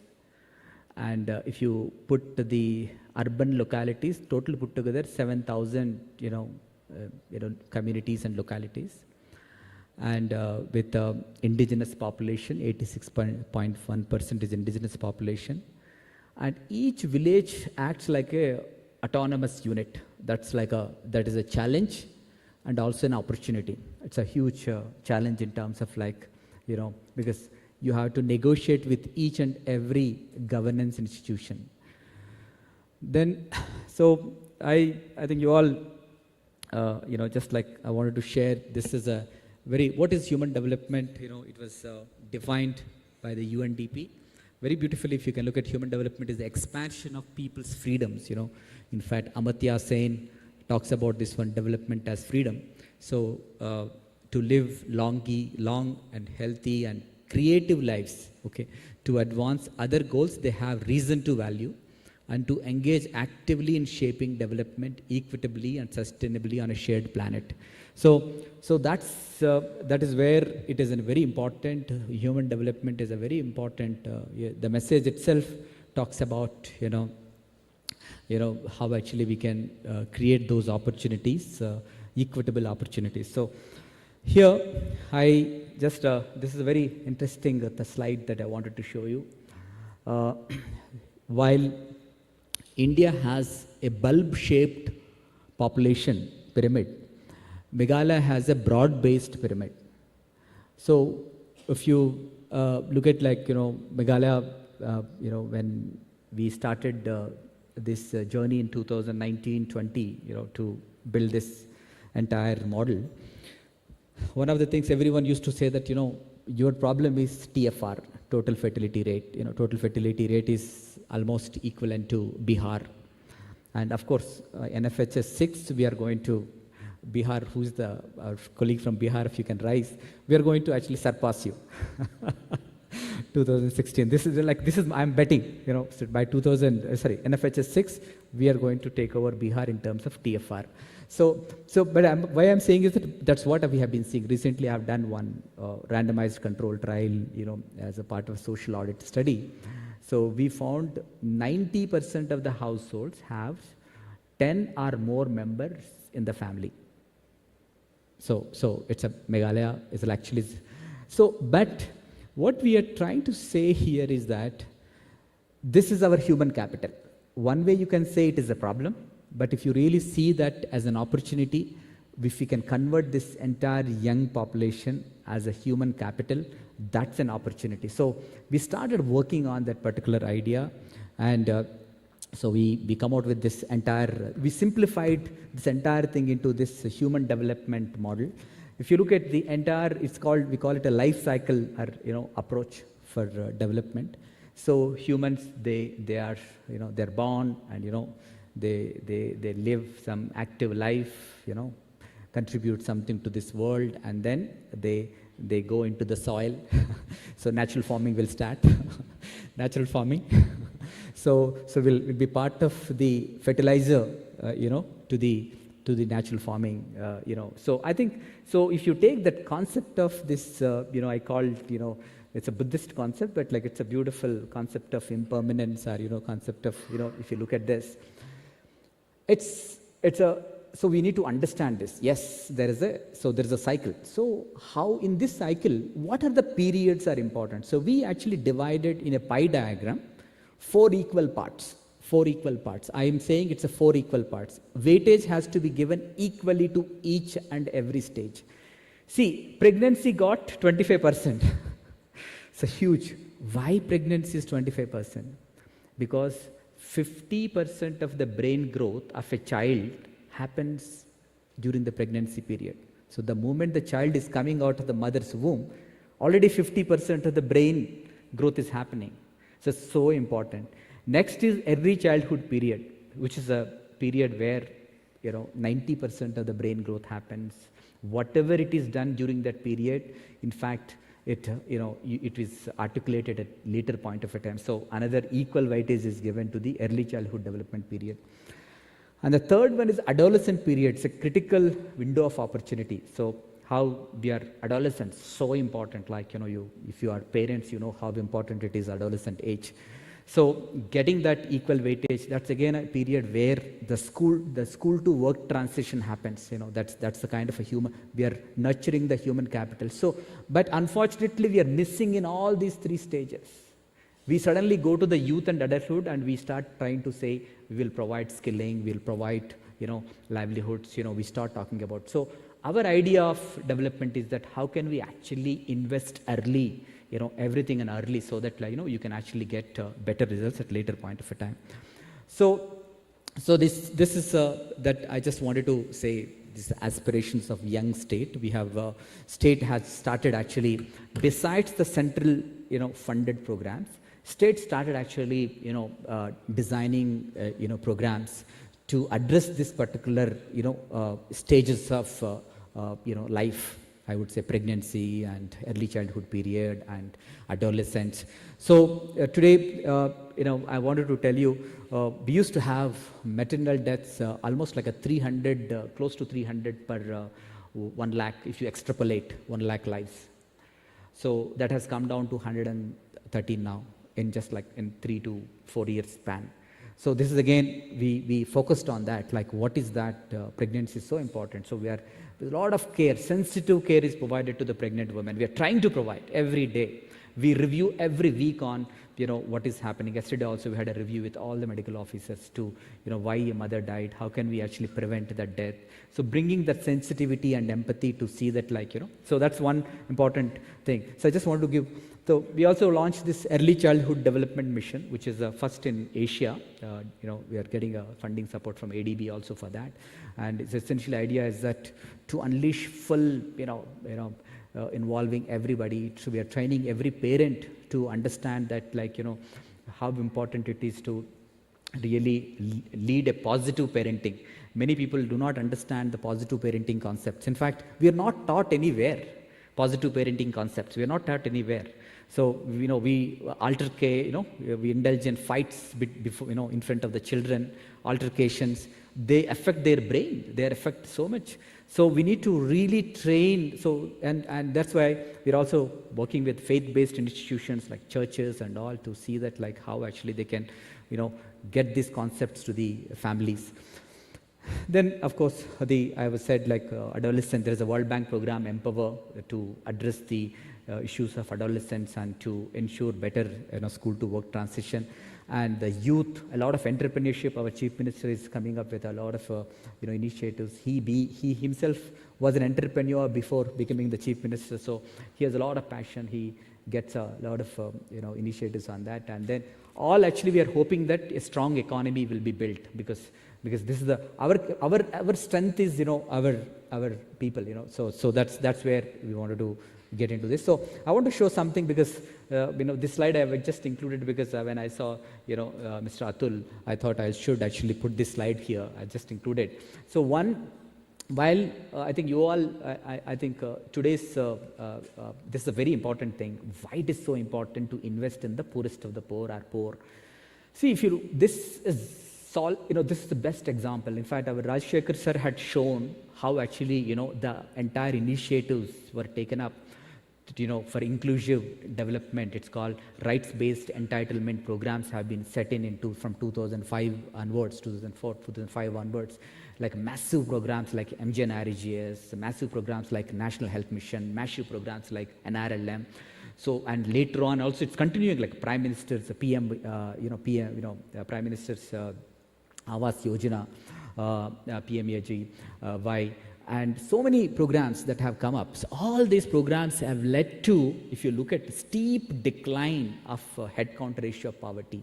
So if you actually make those efforts, actually this also can see, in fact, there is a increased, economic growth. because the people who have come out of the poverty are actually becoming the important consumers of the economic growth. So it's a very win-win situation for the state. So India is growing like with 13% growth rate, essentially because we are able to invest in that inclusive economic development. So that's a bottom of the pyramid. A lot of opportunities in the bottom of the pyramid. So we keep talking about. So in Meghalaya, we started actually looking at the human development pyramid. So bottom of pyramid, where was one idea, and we actually are trying to bring a human development pyramid, where if you invest in early years, in fact, if you can see the slide, here, right side, this is a, this slide, if you see, the brain's capacity, especially, ability to change in responses to the experiences is very high during these early periods. So if you invest here, you get phenomenal results. In fact, there was a Perry School project, which is famously quoted by Heckman, who was visiting India now. There's one Nobel laureate who got for ECD idea. So he's there's a 1:15 to 1:17 times actually we can get the benefit. So so that's one thing that we're trying to promote this one. And so this is as I said, this is the kind of a framework that we have been using. One, using brain science to create a cognitive, capital, and also institutionalizing the right to learn to create environment for quality learning, accessibility, and school to work transition and all that. This is one, strategy framework. And then the other is that we're also trying to build that connective tissue. Connective tissue means between the citizens and the state, how actually we are going to bring that. I've explained in my earlier speech, how actually we are sending our entire frontline functionaries to the, to the villages, and, to build that, and to reach out to the poorest of the poor, and how actually we can really empower them. So this, from vision to action, I would like to say we created this 5-tier structure. If you look at this is in fact, I'm more impressed by Rajshekhar sir's simple structure, PD to APO, APO POP. We have also put the APO CLIBP, but they're not working for POP, so we need to make them to work for POP. Mr. Brahma, PD, is here, so we need to. So we have this structure. We have a Human Development Council set up with the Chief Minister. All the concerned departments are part of that Human Development Council, and there actually all this, and it is supported by a Government Innovation Lab, which actually we set up. This work is about 4+ years work, and then from there, at a district level, DC is coordinating. We have the State Capability Enhancement Facilitating Officer, one ADC or an EAC or magistrate. And then, so this is the kind of a teams. But very important thing, I want you to see the last two, the cluster level functionaries. They actually are the people who actually go and visit the people. So we are, it's a lot of investment is happening at the both cluster level and also the village level CBO. So coming back to the community-based organization today, we have in Meghalaya, we have very, in the absence of Panchayat Raj institutions, what we are doing is that for every aspect of development, we have elected bodies like this. So we have village health councils, which are an elected body to mobilize communities on human development issues, and we have the village employment councils who actually work on, who implement the NEConclave in Meghalaya. So in fact, it's a big story. VEC's village employment councils in Meghalaya is a very unique structure. They are the job card holders, and that council actually is implementing almost like 1,500 to 1,600 crores of MGNREGA every year by the village communities. Then we have the village organizations, and we also have this promoting this early childhood development volunteers from the SHGs, and we have this village water and sanitation committees for the clean water and sanitation things. So coming to the village health councils, I would like to show very, as I said, it's an elected body. They, in fact, today, village health councils are actually making systems accountable. In fact, recently they've also actually even gone to a level that, if the doctor is not present, how can we actually, keep So basically they're bringing state systems more accountable with active participation, and they're also generating a lot of demand for the services, and so this is and also they're implementing the infrastructure. They construct the sub-centers and the PHCs these days. And this is the structure. If you see in this structure, the co-chair is the village VO president. Village president is the SHG's VO president is the co-chair, and the traditional headman is the chairperson. Rest of them are actually elected body executive committee, and we have the permanent members and one representative for every household elected executive committee. So very systematically, it's like acting like a very important, community-based organizations who actually are able to see one of the I would say we can really see the lot of challenges that what we have, we are able to address through this village health councils. We are also using technology, as Rajshekhar sir was also mentioning. To scale up these interventions, we require a technology. We are using a kind of a village health council application, which actually we get like how, what kind of actions they are taking, and and also to provide whatever the support that is required. If some high-risk pregnant mothers require a support immediately, we will be able to provide the kind of a support that is required. And we also integrating all the portion tracker of the WCD and mother of the health department, and giving that data in a very usable format to the village health council. So it's a kind of a data-driven, governance. But this is something that we could do this, and you can see some small initiatives like how they're able to, village health councils are able to make small bed for ANC checkups when they go for the VHND. If you work in the health sector, village health and nutrition days are very important when they go to the remote villages, making such kind of a small sensitive support, which makes all the difference, and like constructing the infrastructure to everything. So coming to the village organizations, I think you're all aware, but just like to get a systematic network, like, village pipeline, I've already mentioned in my, morning speech. So this is, we are using this entire SHG 3-tier structure as a pipeline to really mobilize a lot of actions around improving that, health and nutritional indicators. And, and today, because we have these remote villages, so mothers cannot actually reach the health facility within 30 minutes when they get the labor pain. So that's why a lot of 20% of our deaths are transit deaths. So where actually when mothers die during the transit. So what we are asking them is come like 10 days to 15 days before the expected date of delivery and stay in the transit home, and then give the delivery. So this is really helping a lot. So these are all managed by the self-help groups here. You might like it. This is another thing too. We have stunting is a major problem in Meghalaya. How the stunting, we have 46% is the stunting as for NFHS 5. So to address the stunting, we are making a lot of interventions like ECD through but this is something interesting like breastfeeding. So there is a technology for breastfeeding. There is a technology. 45 different methods, techniques are there for breastfeeding, effective breastfeeding. So we are, and in fact, it's a very amazing thing. We are teaching these things, and our SHG women are actually putting this, teaching this. So it's another thing, like it's another entrepreneurial activity, because you can actually gain 40 grams every day through exclusive and effective breastfeeding. 40 grams per day. So stunting problem can be effectively reduced. In fact, we're working with IIT Bombay on this. So, but just like Nutri Gardens and some. So, just this is something that I want to tell you. The village employment councils. In fact, in Meghalaya, though we are a matrilineal society, women are not involved in the governance structures. Traditional governance structures. But through village employment councils, we brought a policy during this COVID period, 2021. And from 300 and, there used to be only 326 women functionaries in the village employment councils. And from there, I think it has gone to 4,624 in no time with women. So the policy is very interesting policy here. In alternate elections, only women can contest. In alternate elections, only women can contest.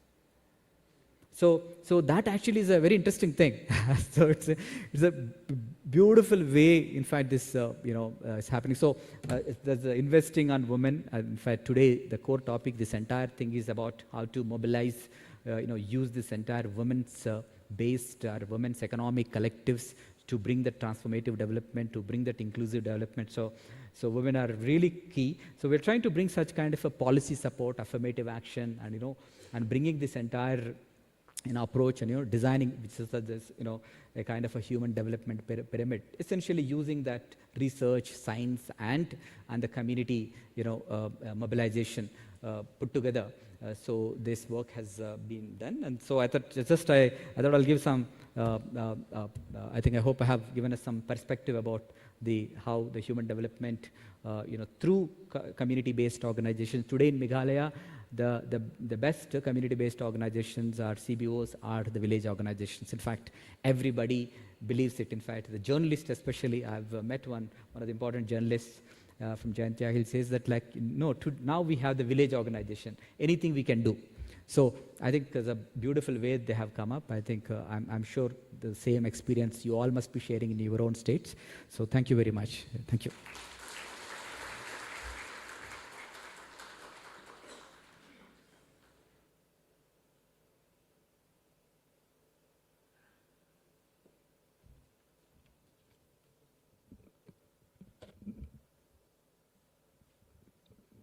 Thank you so much, sir, for taking us through this riveting journey of Meghalaya's institution building and its various factors and components. Next, we have an important session on institutional partnership for PVTG and ultra-poor development and learnings to scale. This presentation will shed light on the collaborative efforts and innovative approaches being employed to uplift particularly vulnerable tribal groups and ultra-poor, and how these initiatives are being scaled for broader impact. I now invite Mr. Shivakanta Nayak, SPM, PVTG and ultra-poor development from the government of Jharkhand to lead this session. With their extensive experience and deep involvement in these transformative initiatives, we look forward to their insights and learnings. Please join me in welcoming JSLPS to the stage. Yeah, thank you.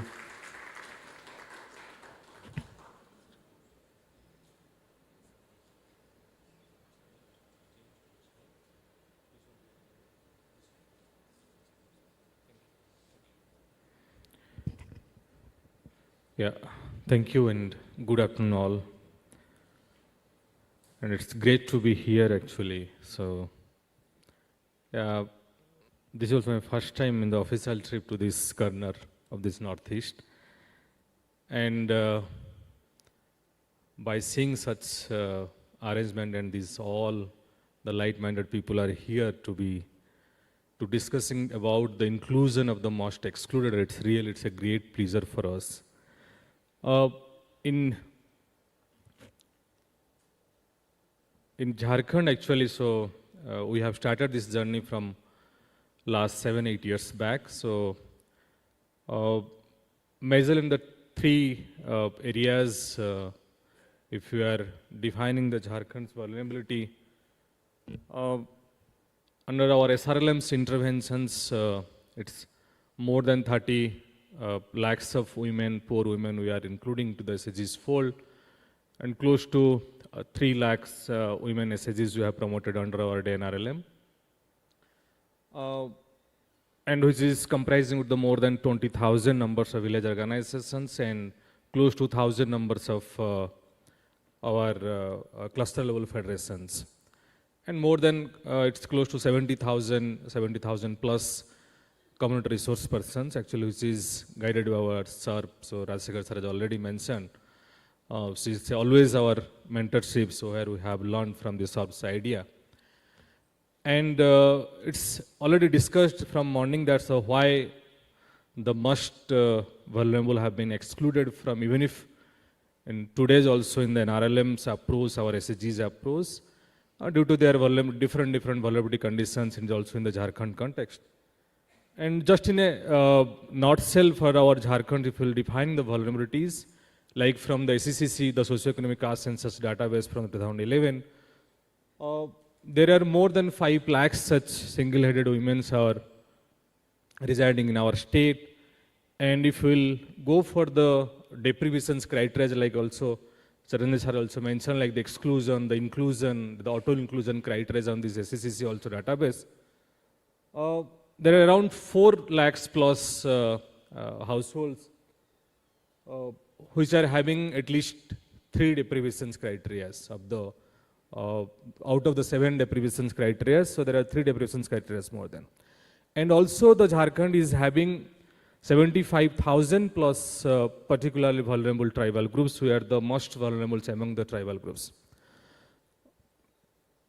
So with these vulnerability conditions and so already sir has mentioned that the Human Development Index, so everybody knows what's the positions of the Jharkhand, so just after the Bihar and the other part of the eastern region. So JSLPS, our state SRLM, has designed a kind of a combined and also the composite UI of activities to targeting the vulnerable sections actually. So one part was with us like the PVTGs, so who are the most vulnerable sections from the tribals. There are also the other part where now currently we are having that opposite the ultra poor graduation approach in Jharkhand, where now we are here and we are planning to 50,000 such households going to be Meghalaya, including, which is a real, it would be a great achievement for the state for the most excluded. So like also in Jharkhand, we have started the partnership with our NAZ Institute. And also we have a other segment of the women who are the most vulnerable sections, especially from the tribal communities who are forcefully, they don't have any kind of resources, they don't have any other means of the livelihoods, so they are forcefully selling the country liquor at the roadside. So they are also having a very different kind of vulnerabilities. So that's also another segment of area where actually we have started the interventions from last 3-4 years. And all these interventions actually, so because it's not that state government or state has, it's not realizing that there is the vulnerabilities and we have to do something. But there is a need of the partnership, because obviously my topic is in the partnership collaborations and how we have achieved this and how to scale it up. So now we have moved from that I to the we part actually. So always from the government perspective, we are thinking that, so we have the resources and we have, so because we are from the government side, we can do everything. But that's the wrong concept actually. So from me, so from my learning and from last 7 and 8 years of whatever we have implemented, started, because we need the good people, we need the kind of good institutions, good organizations to be with us, and that collaborative approach is also required.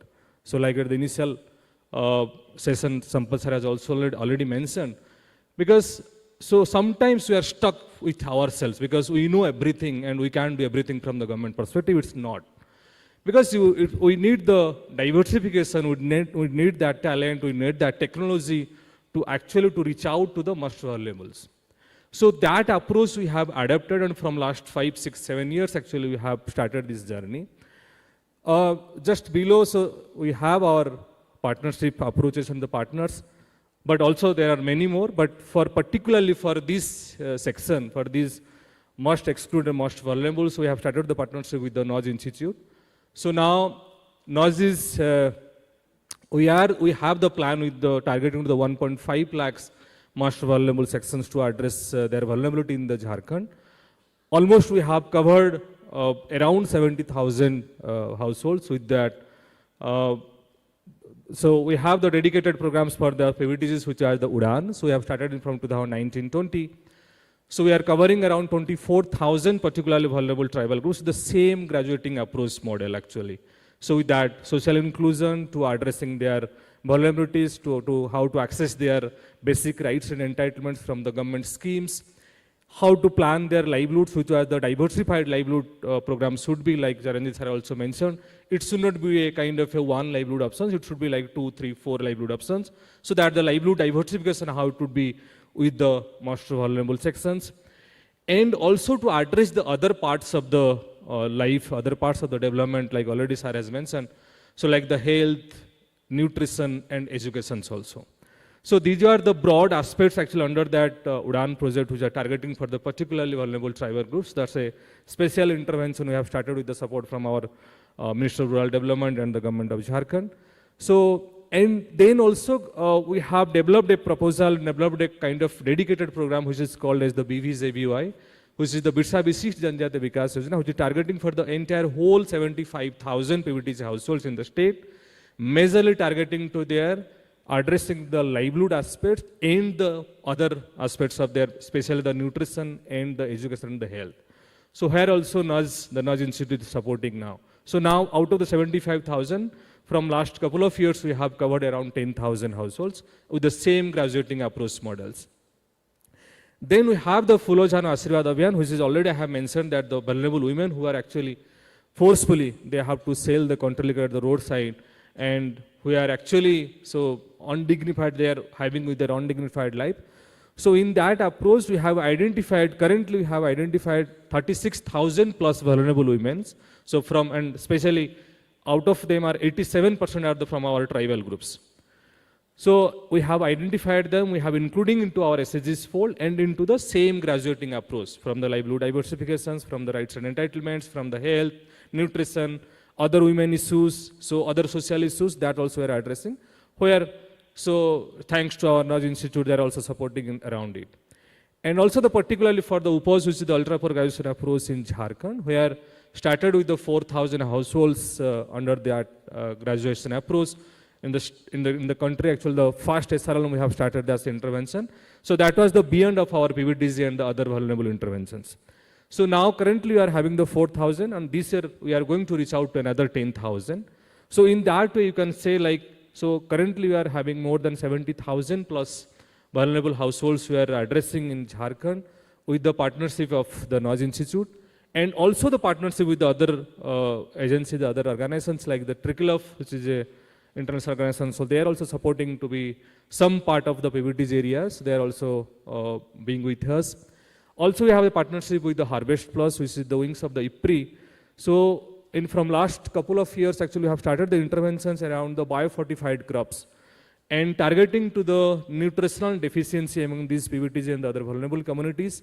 So where we are promoting the biofortified crops, especially in the three areas. One is the iron pall millet, another is the calcium finger millet, and the zinc wheat. So we are promoting with our targeted PVTs in the ultra poor households and major focusing to how to intake it to combat their nutritional deficiencies especially among the children and the women. So that's also another partnership. We have the partnership with the PCI India, where actually, so we are targeting the health and the nutritional aspects among our PVTCs and the other vulnerable communities where we are engaging here. And also we are the partnership with the UNICEF for the targeting for the health and the adolescent issues. Besides that's also like the Wasan, like so other like the Digital Green, so there are other partners also, but we are the major partnerships. And thanks to our partner with the NUJ Institute, where actually we are going to scale it up towards a kind of targeting for next couple of years, we are targeting to reach out to 1.5 lakhs ultra poor, so-called the most vulnerable tribal groups in the state actually. So these are the broad strategies after this partnership journey from last 5-6 years, you could say. So these are the broad strategies we have adapted to actually, so how to address the vulnerabilities among these most vulnerable sections in the state. So obviously it starts with the partnership with the like-minded organization or the institution like the NUJ, like the XXX, so we have started it. And special also, sir mentioned just very before that, the community institution, how to involve the entire community institution and each step of the interventions to be the community approach actually. So starting from the selections of these vulnerable households to their livelihood interventions to the market linkage. So it's a kind of a sustainable manner how we are engaging, but it should be the community approach. The community institution should be involved, should be owned by the each step of the interventions actually. And already that SERPs models, we have started that the community resource persons. So for our each of the interventions, we have the dedicated resource persons also. So like the Fulojan Ashirwad Abhiyan, we have the dedicated resource we have called at the Navsjivan Sakhi. For our ultra poor interventions, we have the ultra poor change makers. For our PVTG interventions, we have the PVTG change makers. So we have the dedicated community cadres for the dedicated interventions actually. So that's a major part of our interventions which actually could say, so this is the more kind of, so that's the major success of the programs actually. Obviously, like already I have said, so entitlement, how to be provide and how to access their basic rights and entitlements, and how to reach out the entire government programs to our most vulnerable, to the last miles of the communities. Capacity building, obviously it's a major part because the NRLM program is entirely focused into the capacity building part of our community institutions. And so already mentioned, that's how to diversify the livelihood interventions with from the planning process to the intervention to the market linkage value chains, by focusing to their traditional wisdoms and also the cultural parts also. So it's not that, so we are going for the livelihood activities is not to suit for their traditions or not to suit for their cultures actually. And the most important part is that the one part is our approaches and our collaborations with the organizations, also the collaborations among the departments, among the units also. So these are the broad strategies of how we are collaboratively, how we are by kind of engaging with the partners and with this. So this is just kind of the concept actually how we are engaging with our technical partnership, with our collaborative partnerships.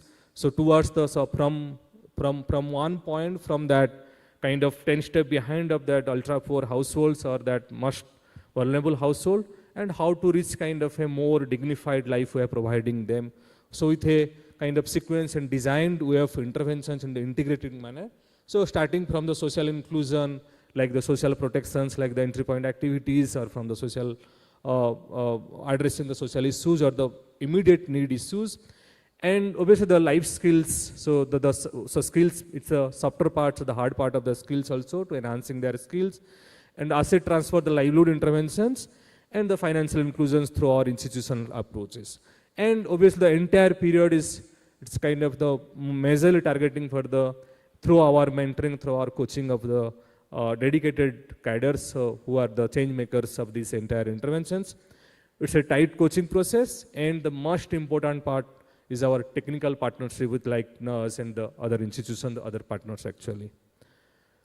So this is just the coverage and how we have moved from kind of the single intervention point to a collaborative approach, and how we have been reached.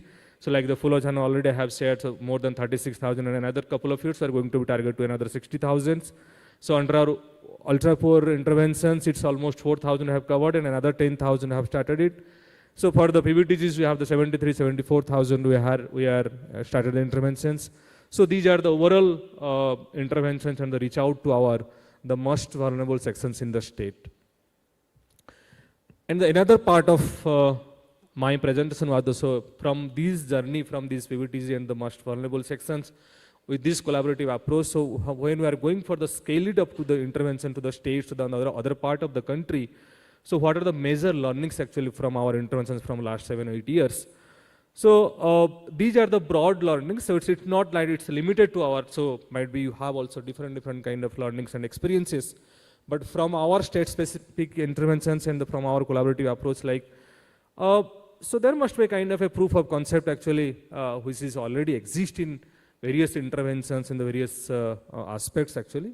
And now it's the right time to scale it up. And I'm thankful, and it's very great to see that. So Meghalaya is going to like 50,000 ultra poor or the most vulnerable sections we are going to address.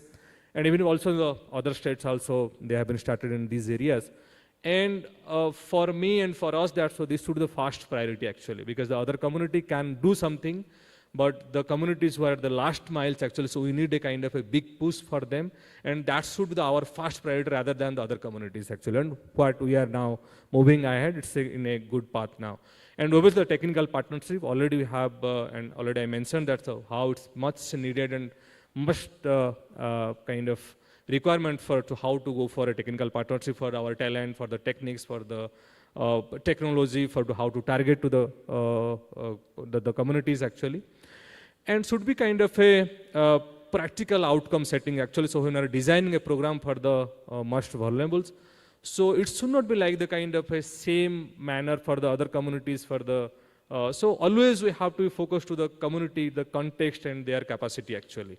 So then only we have to fix the target. So target might be vary from the geography to the geography, target might be vary from the community to the community. So that should be in our focus. It should not be like that. So in the entire program for the 50,000 for the 1 lakh households are targeting that at the end of the third year, at the end of the fifth year, every household should be reach out or should be income for 1 lakh rupees or something else. No. So that might be varied because we have the nomadic communities, we have the forest dwellers, so we have the other communities, so that would be varied actually. So that should be also our focus when we are designing these programs actually. And obviously it's a big challenge especially from our state's perspective or from our center's perspective, the timely fund flows, because so it's a very kind of time bounding programs we are designing for the most vulnerables. So the entire policies, the funds should be very timely and should be very accurately for them. Obviously the timely approvals, because so that depends on the our leadership and the state leadership actually. And obviously already I have said that the contextualizations of these entire program, interventions actually, based on the capacity, based on the community, based on the context, based on the resources, and based on the geography and the, so that should be the contextualizing. And the communitizations approach, already I mentioned that in each step of the intervention, the community should be the front caretaker, should be the leader of this entire interventions, our community institutions actually, so that they could own the entire program, entire interventions, right? And already Sir has also mentioned that so grooming of dedicated cadres, so which is the most important part of this entire interventions, because they are the people actually, they are the change maker who could bring the change at the grassroots level. So in Jharkhand actually, so we are having the change makers among 40 to 50 households maximum, because it's a tough geography. And even if also we have the change makers in 20 households also. So that might also variations, you have to keep it in mind based on the geography and based on the institutions, based on the community. So and the other parts obviously that the how to be kind of regular, so we must have a concrete framework for the regular monitoring and evaluations of the programs, so like the regular studies, so the corrective actions, so we can the major actions we can be taken during the programs, and also the after programs how to also scale it up. So I think so these are the learnings from our programs from last 7-8 years with the PVTG and the other vulnerable sections. So these are some of the glimpses actually, so how we are engaging with the various programs. So these are the vulnerable women who are having, and thank you.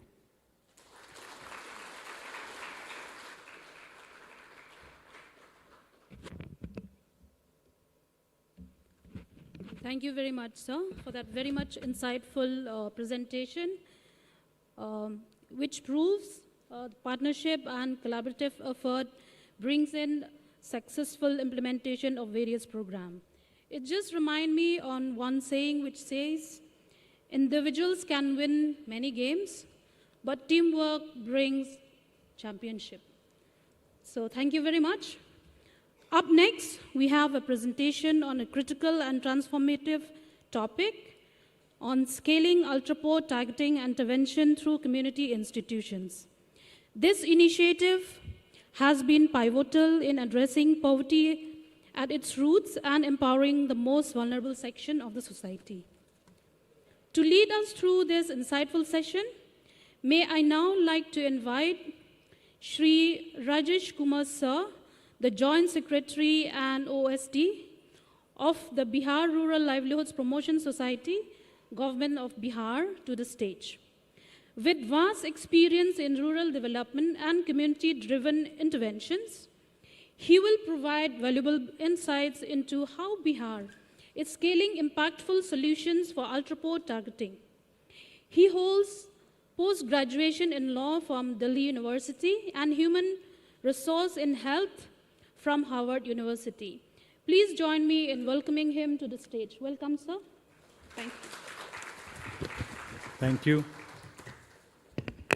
It gives me, it's a pleasure and honor for me to stand and say something in front of such stalwart as Rajshekhar sir, Sampath sir, CEO, various SRLMs, and Nudge Institute and other development partners and the real practitioners sitting over there, the DPMs, the BPMs, the ground workers who actually make the difference.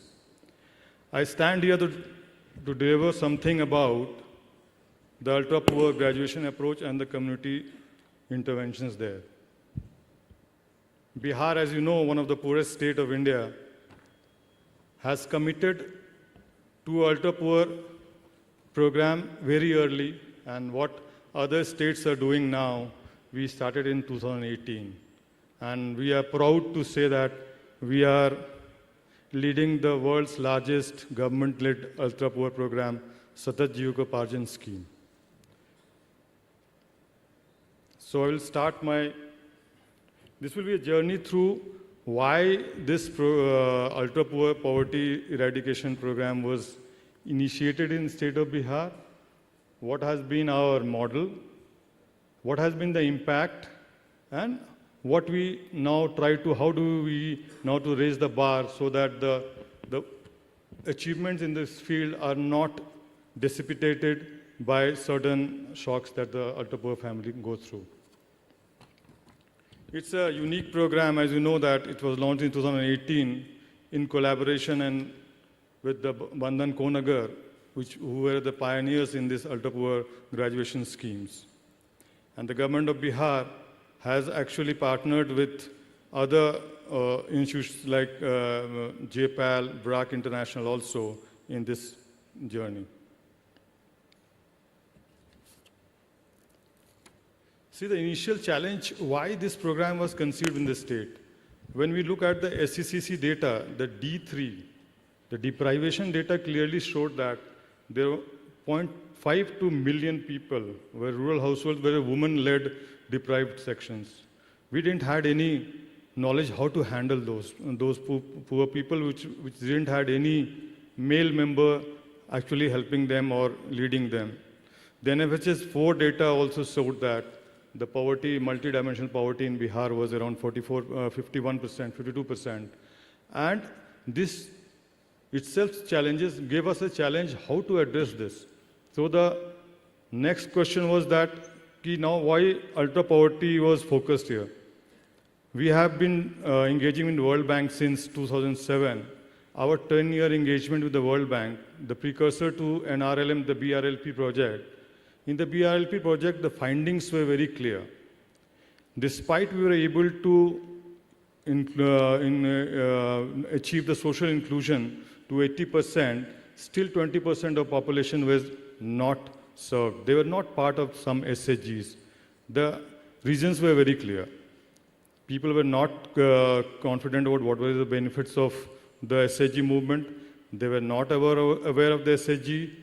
They didn't had money to even of 10 rupees per week to save for SHG movement. And all those things actually led to this ultra-poor initiative. Thirdly, the state of Bihar introduced in 2016 total prohibition in the state. And as we introduced that total prohibition, there were good number of vulnerable people, especially the Mahadalits, we call it the SC population, which are poorest of the poor. They were engaged in country liquor business and in toddy tapping. The government thought of how to compensate for the loss of employment that they did from selling the toddy. And all three things actually converge into this SJY scheme. As you know, the SJY scheme normally should have been given to a particular department to implement. Instead, the government of Bihar thought of giving it to a society, Bihar Rural Livelihood Promotion Society, where we are only 3 or 4 government representatives in that organization. In 10,000 strong organization, we all have only development professionals there. This was a unique kind of experiment that was going through in Bihar in 2006-07. And government to take such a bold decision to give and to commit such a huge amount of money.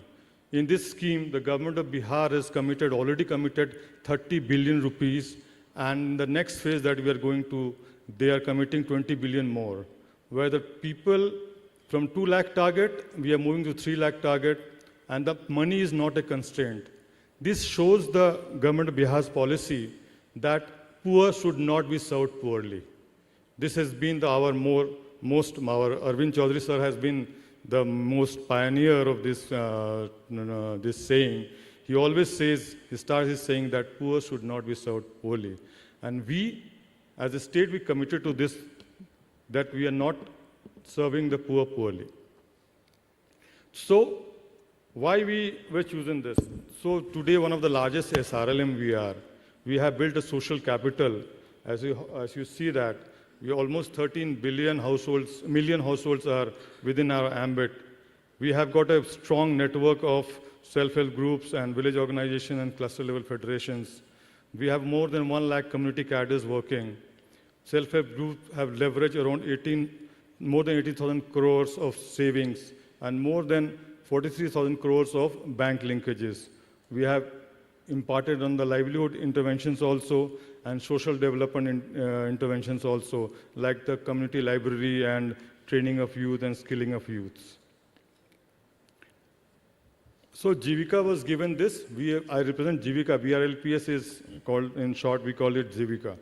So this is the Satat Jivika Parjan model that I will show you. The graduation model was conceived initially, the JPAL, they have done this in Bangladesh, Ethiopia, Ghana, Peru, and Honduras.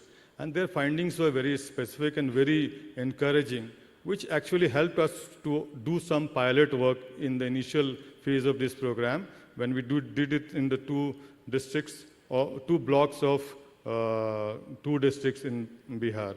And the findings clearly showed us that we should go ahead with this. The major component of this program is see that we are actually, so I will just go to the next thing before coming to. See, the basic objective of this program is SJY program is a program of the community, for the community, and by the community. It has everything that we do is with the help of the community. The government doesn't have any intervention. We doesn't involve any of the government department in the whole process of implementation. It's a community managed system where the community CBOs like Cluster Level Federation and village organizations actually do the participatory rural appraisals, CBO meetings, and they are in charge of the project management. The village organization are given the important responsibility of ensuring the selection of the beneficiaries. In Bihar, normally what has happened when we were in the government, core government side, the selection of beneficiary has always been questioned. And here, what we have seen that when the CBOs actually select the beneficiaries, none of the application has come that the wrong beneficiary has been selected. So this has given us this confidence that at least CBOs are working impartially, where there is no other consideration which motivates CBOs to select any beneficiaries. So you can see this. There are certain things like we have a dedicated master resource persons for every 30-35 households to handle the poor households. Secondly, we have a participatory. Even the livelihood planning and micro planning is done in a participative way. It's nowhere a government is intervening. The community sits itself with the concerned household, and they actually plan how to do the things properly. I'll just go back.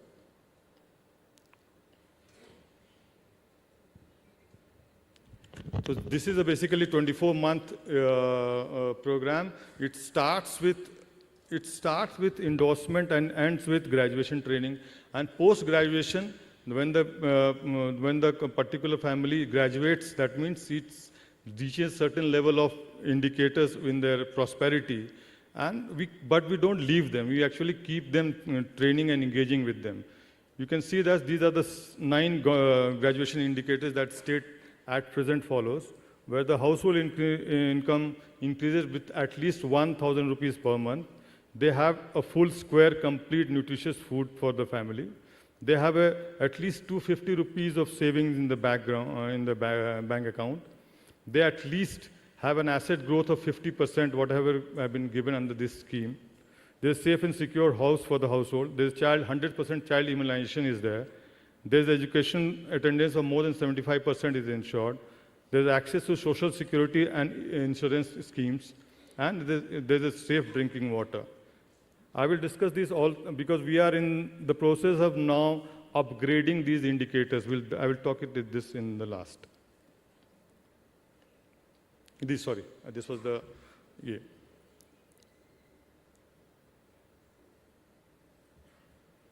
The architecture is very simple. CEO Jivika leads this state, and we have got the district nodals and the DRPs, and we have through Bandhan Konagar, we have got support of BRPs and DRPs at the block and district level, and ultimately it goes to the village organization which manages everything. This I've already shown. This is the basic, how the community-based organization actually handles it without any government interventions. The community managed implementation at scale, they do every planning. They select the livelihood intervention in consultation with the household. The community resource person, the CRP, is actually trained to go about doing these things. The coaching of the household and community professional is regularly done. There's an MRP system. He's a new cadre of ours, which actually works with these households continuously throughout the year, and they ensure that the proper norms and mechanisms that are built in this program are actually implemented and followed by the households. The transfer of productive assets is through the VO procurement committee. Since we know that for giving money to a poor people, they will always spend that money for something that is more urgent at that moment. To ensure to cut that, we have given the VOs, the village organizations, the responsibility to procuring things and giving to the concerned families. And also, after 18 months, we ensure that convergence and individual entitlements of various schemes are given to those poor households. So this is what this, I will go to the next slide. So this is what the cluster level federation of VOs do. The cluster level federation has a more overarching role. In this, they only select the MRPs, they strengthen and supports the VOs, they ensure the convergence and entitlement aspect of the project. The graduation that the VO does is validated by the cluster level federations. And cluster level federation now we are developing into a center of excellence where they are the real growth centers for this program. So at the core of this success lies the MRP, the graduation coaches. They are the people, they are the young professionals who day in and day out, they interact with the community, they sit with the community, and they actually do things that is necessary to ensure the confidence in the concerned rural households. See, the problem has been this. We have not answered this question why, so that Rajsekhar sir was saying. The poor is poor, but we should start this initiative with the question why they are poor. Unless and until we understand why they have been poor, why they have been left out, if you are able to answer that question, the solution is very easy. And that is a very diversified answer comes where. So we have to answer that why, and that why has to be put in a structured framework so that a solution is customized for every category of why that comes out. That is what we are trying to go through with the MRP system. Next is that the problem with this is the scale, this is what we are saying, that this is what we have achieved till now. Almost 2 lakh household has been endorsed and 90,000 households are graduated. The problem now, what we see right now, I will just, before that I will go through this. So, any government scheme that normally the state or anybody who says that we have achieved this, we have achieved that, that should have in its core certain validation. And we at the state take pride that the research institute like JPAL is associated since inception in this scheme. And they do that, their own research-based studies to ensure that the findings are proper and unbiased. And the findings for JPAL initial interventions during first few years were very clear that the micro-planning should be focused, the beneficiary feedback should be focused, and that weekly mentoring visit and all those needs had a very big impact. The documentation also showed that the SVJY interventions during the COVID period helped the COVID families to get over the shock properly. And there are 3 basic now at present what we are seeing in strengthening the SJY operations. MRP capacity enhancement has to be done and assessed. Household feedback surveys needs to be done. Stakeholders interviews need to be done. Mapping of existing SJY data from all partners, we have been doing that. Qualitative field work is in 3 areas also very important. That's women empowerment, enterprise skill and development, and SHG integration and communitization. So JPAL has actually helped us in understanding the challenges still which are there. Sorry. See, the achievements till date, we can take pride, but still the challenges are very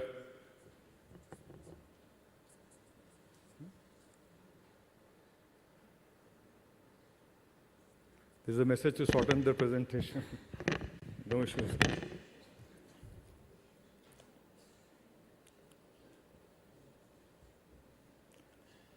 I will just go after the challenges, and then they will show you some impact. See, the profile of SJY household clearly shows that how the vulnerable identification is very proper.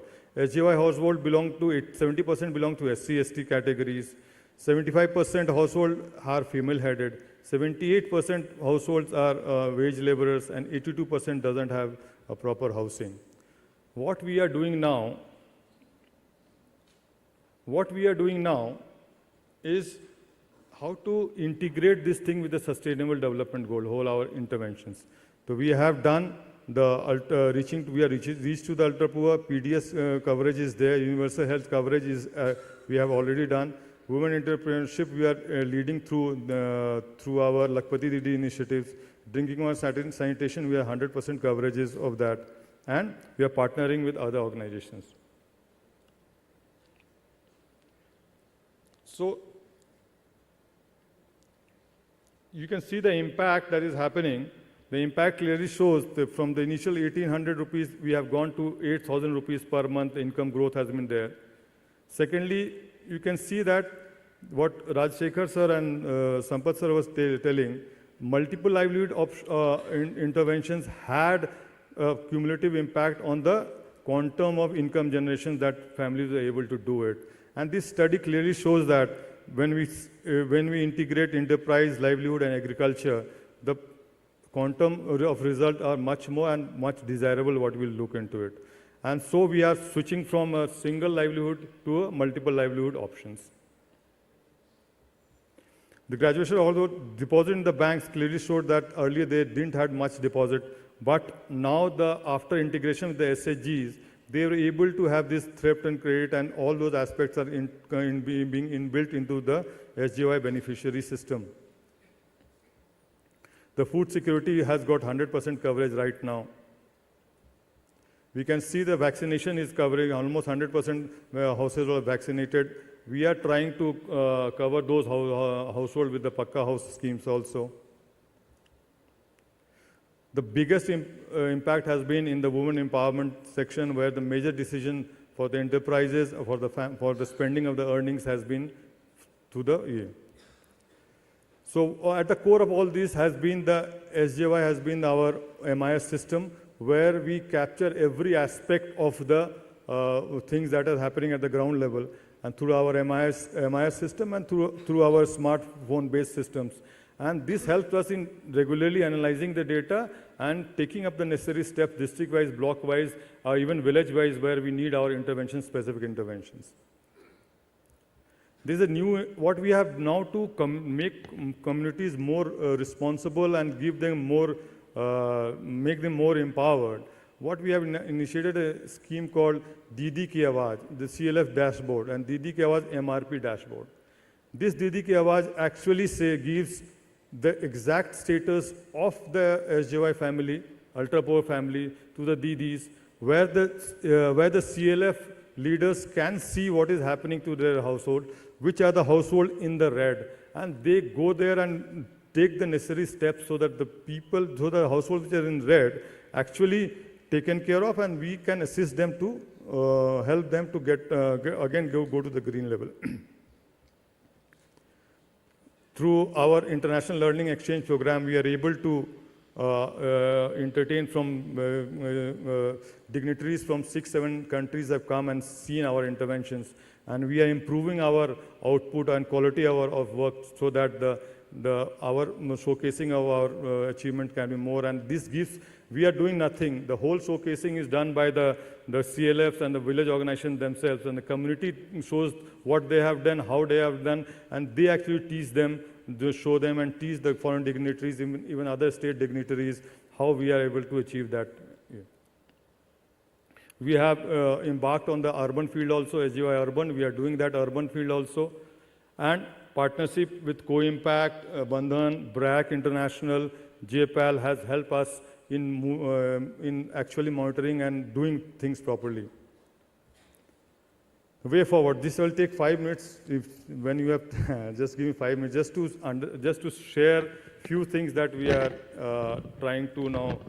We are saying that the graduation indicators needs revision because they are vulnerable and their chances of slippage is more. So what we are doing now, we are saying that at least 10,000 per month, or maybe say every household should become a Lakpati Didi household by the end of one year or 2 years.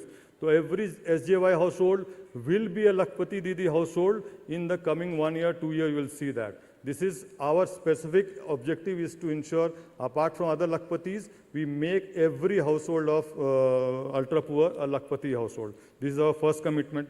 Secondly, what we are seeing that we are acting like as a prism. What is happening? There are various government departments. Within NRLM also, there are various silos, thematic areas.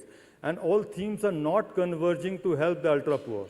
Now what we have started a scheme of inter-thematic convergence at the SJY level and interdepartmental scheme convergence at the SJY level. We are looking at SJY as a whole, human being as a whole, not as a scheme, like a particular scheme that like it is a beneficiary of a household scheme or it's a beneficiary of old age pension scheme. We are seeing that as a whole household, as a human being, what are the benefits that they require that we should give them. Thirdly, what we have seen that the two things we are doing, just take 1 minute more.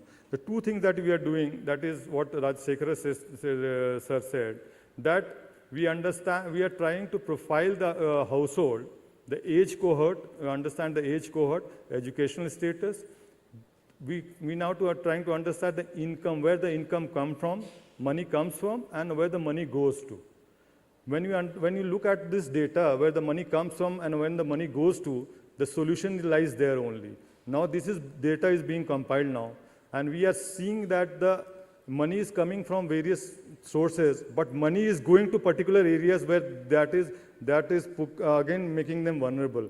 We are making special program for those where the money goes to area and to handle that. We are focusing on the skill development aspect of these age cohort. If they are young people, then we are choosing skill accordingly. And thirdly, what we are doing that we are increasing the SHG, we are giving the loan portfolio from the SHG loan system. The challenge is, the irony is that more the SHG portfolio is increasing, the more microfinance lending is there. That we understand now the demand for credit is there. We are engaged with the banks also. And apart from that, I just want to say one last thing. We should collaborate with each other.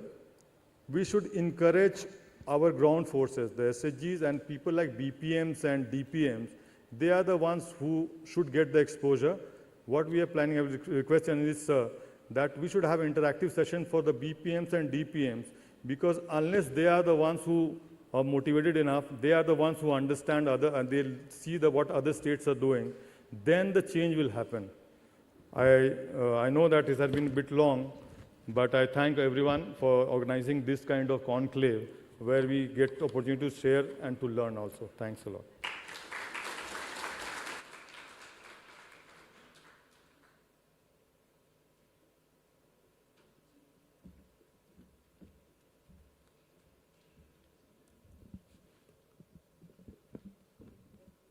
Thank you so much, sir, for the comprehensive journey of Bihar and Ajivika.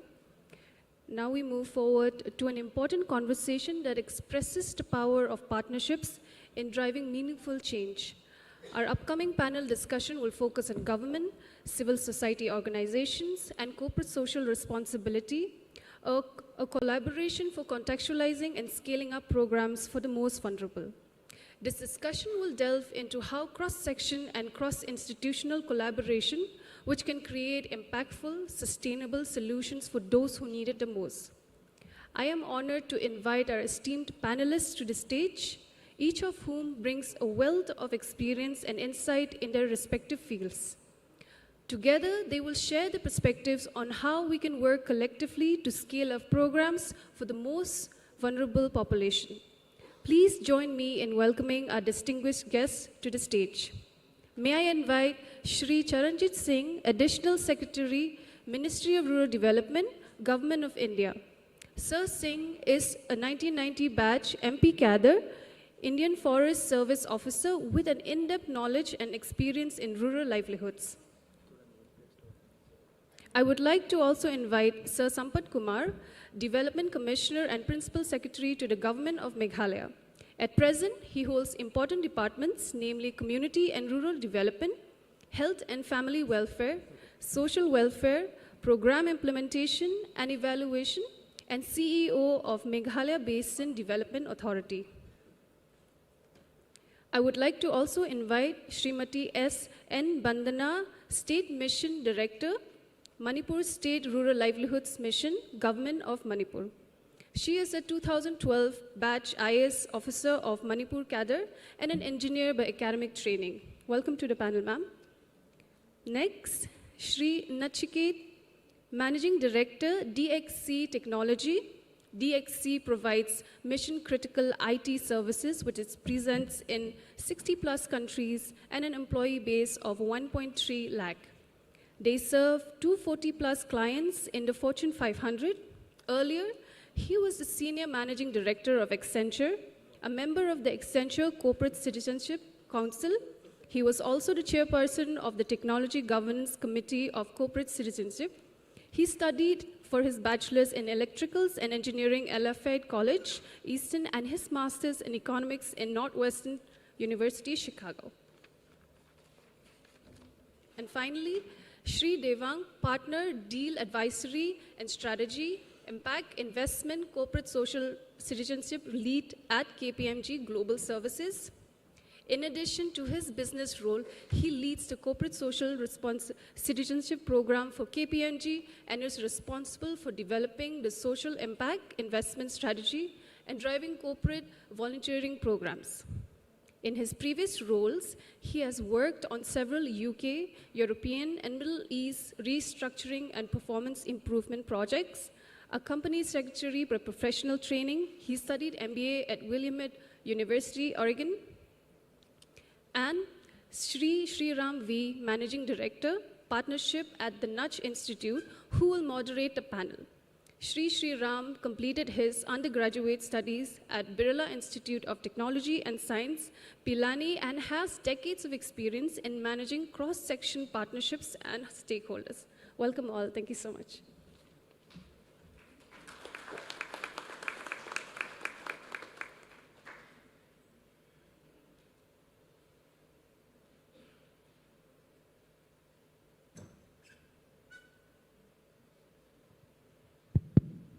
Thank you, Tim. It's my honor and privilege to be here to be moderating this panel discussion. Thank you so much for taking this time out. I'll quickly jump to the discussion in the interest of time. I've been given a very strict time limit. So Charanjit Singh sir, maybe opening comments from you on almost every civil society organization. We often talk at the Nudge that as civil society organizations, it is perhaps not in our job description to be scaling initiatives. We spoke a lot about scale, and if you have to really attain population scale problem solving, it is imperative that we work with governments and the private sector. Opening remarks from you, sir, on what are some of the successful examples of effective working partnerships that you have seen in your regime, and what does it take for a genuine partnership to deliver results? Any examples from your past will be very useful for this audience to understand.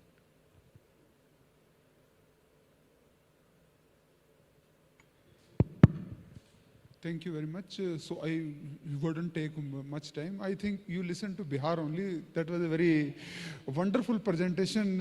The more I learn about Jivika, the more I'm impressed. So I have heard them so many times, but again and again I'm impressed. So you should see the context in which the Jivika has functioned. So Bihar used to be considered one of the poorest states.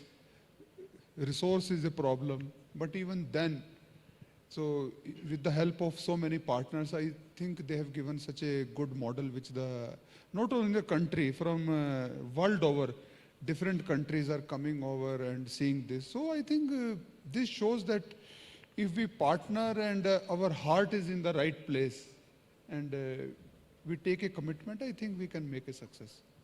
That will be my comment in very brief. Thank you, sir. I think intent to partner meaningfully perhaps precedes everything else. Sampath sir, some opening remarks from you on that.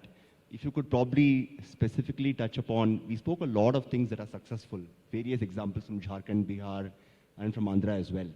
But two things. One, when we look at scaling solutions, what are some of the things that we should be wary of, that these things can go wrong, and therefore prepare in advance?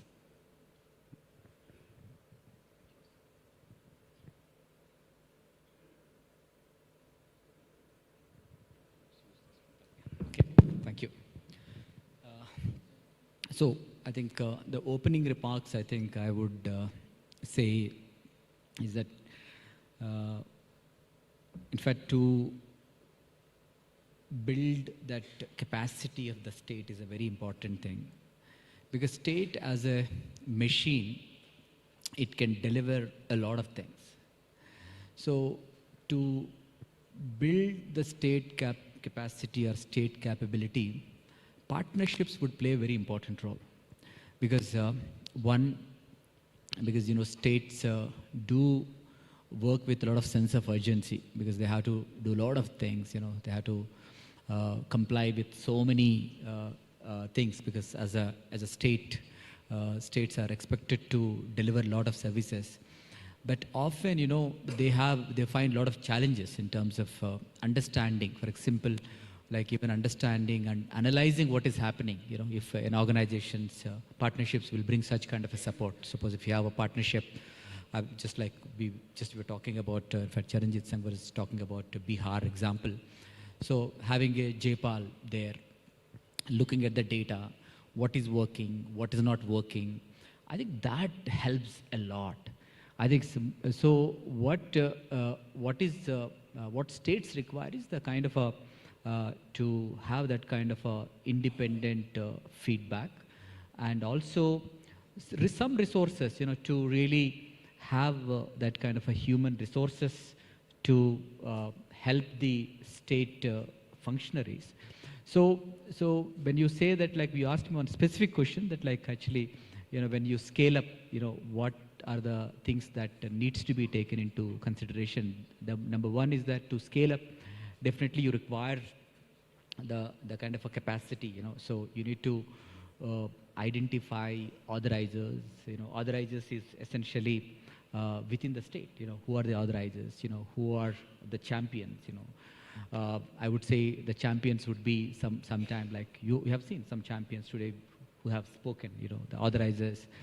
So you need to really work very closely with them, especially who are the authorizers, who are the champions, and the partnerships can bring the facilitating support. So I call it like, in fact, I've articulated this one as a three, actor model.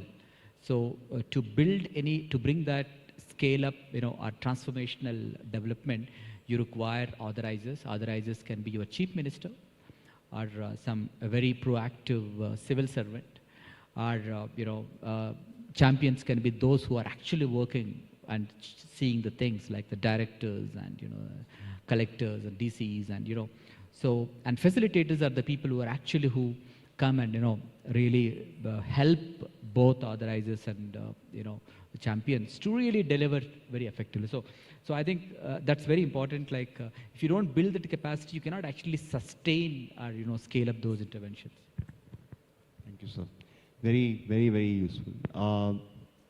Bandana ji, maybe if I can move to you for the next question, and perhaps the following one to Chiket and Devang will follow that is, in your view, particularly focused on the poorest of the poor in the northeastern states, are there unique challenges that perhaps don't come to the forefront as much as they should in cases that you would like to specifically highlight?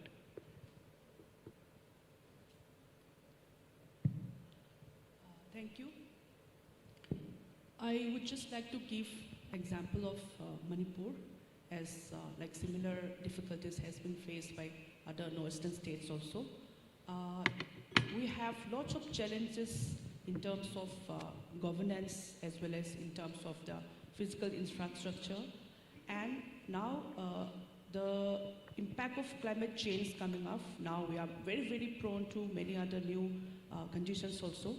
And in addition to all that, in the northern states, now the problem that has been facing in Manipur for the last 18 months, this is a factor where every other state of Northeast can happen. So while our state was reeling towards development, while we were targeting for multiple level intervention for the SAGs, now we are just praying for sustenance. Now we are just praying that the SAGs, the people, they live their life peacefully. So now in this context, as already noticed are poor people, now the poorest of the poor, that is now the people who have been badly affected by violence or by the natural calamities. When we look into the nature of the problem which has been facing in Manipur, just the most excluded and the most poorest of the poor right now is the people who are there in the relief camps. So right now more than 50,000 people are still in the relief camps. Out of that, many have gone to even militancy, and out of that, many women have been lured into prostitution and other fake employers. So all these things need intervention, and for this, we need the help of government, state as well as national, as well as the partners who have been sitting here today, and CSR funding organizations also. So just one type of intervention is not enough. We need to have holistic approach for the people in the camps. And just for an example, from MSRLS side, we have given few trainings to some relief camps, but that is not enough. We have given training for the UGKY for the candidates, few youths. That is also not enough. It should be, the program should be scaled up to a larger extent, and interventions from different directions is needed. Research from authentic organizations are needed, so that we can come up with a holistic policy level for the people there. And I'm afraid that this kind of problem can happen to other states of India also.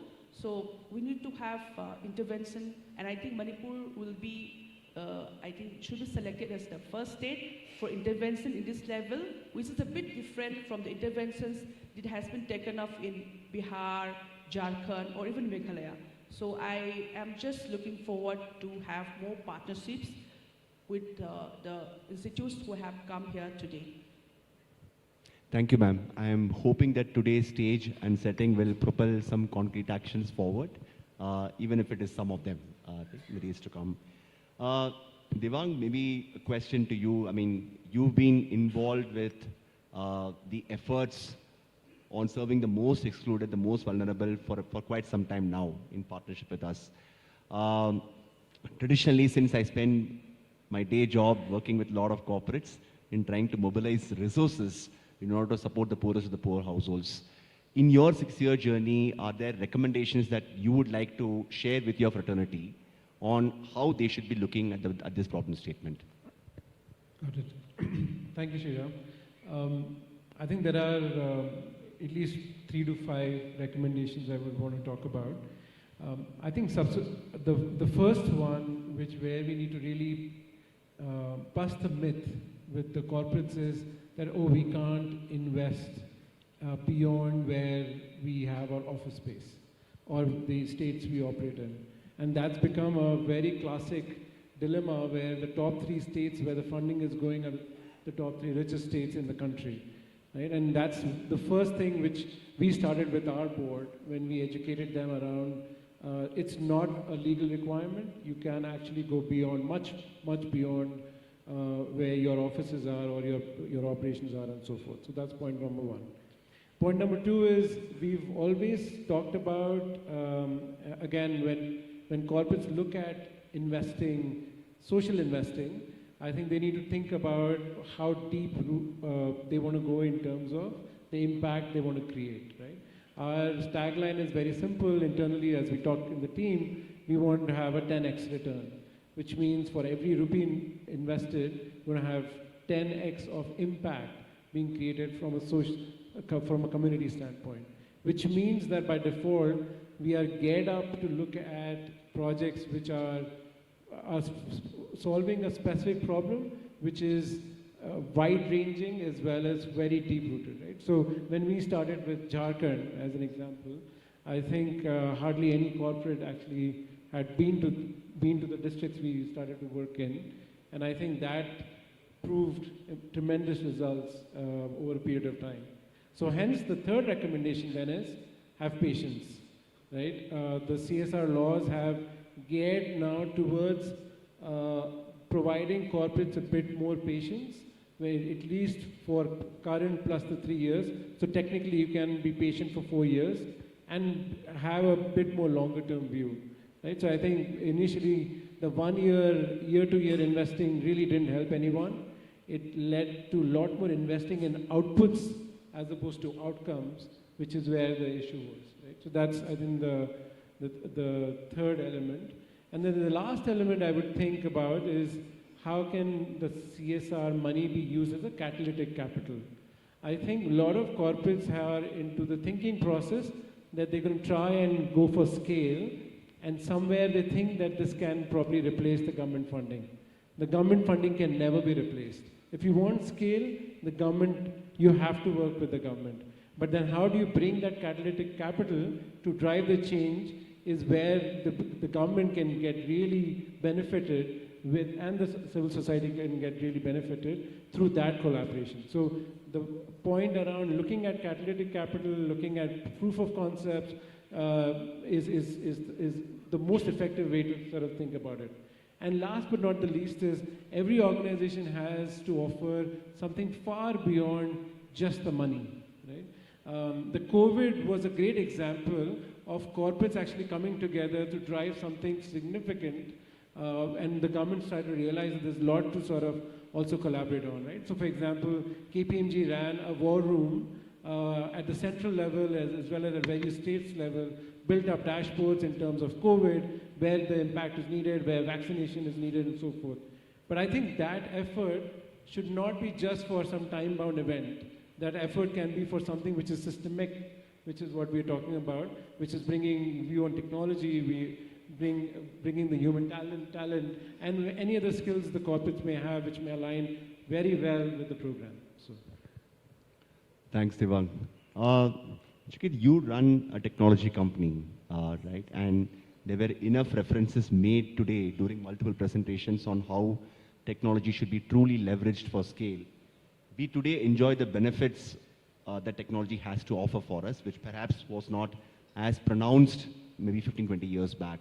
So technology for social change or AI for social change, in the context of serving the poorest of the poor, a lot of it was spoken about monitoring, like continuous monitoring, evaluation, learning, rapid learning that informs how corrective action can be taken in a very rapid manner. So any thoughts on how we can perhaps unleash technology to the maximum in the context of serving the poorest of the poor? So great question, and thanks everybody for having me here. From a technology perspective, I don't think we should distinguish between how technology is being used to transform private enterprise, transform environment, transform the world from this sector. Using technology and the principles, you don't need to look at transforming the poorest of poor any differently. Right? I mean, three real advantages of technology. One is access and inclusion. I mean, now with, you don't need to have an individual owning a mobile phone, but maybe at the village level, if there's internet connectivity, they can take advantage of a number of schemes. So one is, of course, allowing technology to enable access to the poorest of poor, and even a small access to a government scheme might make a big difference. That's point number one. Second is, as you mentioned, the continuous monitoring, the analytics, the real-time data for you to make course adjustments much quicker than in the past, where it was maybe a lot more manual. There was lead time involved in gathering and analyzing data, et cetera, et cetera. But I think the biggest sort of use of technology going forward, and we were discussing this yesterday, is beyond the initial POCs or beyond the initial sample set of households, how to scale.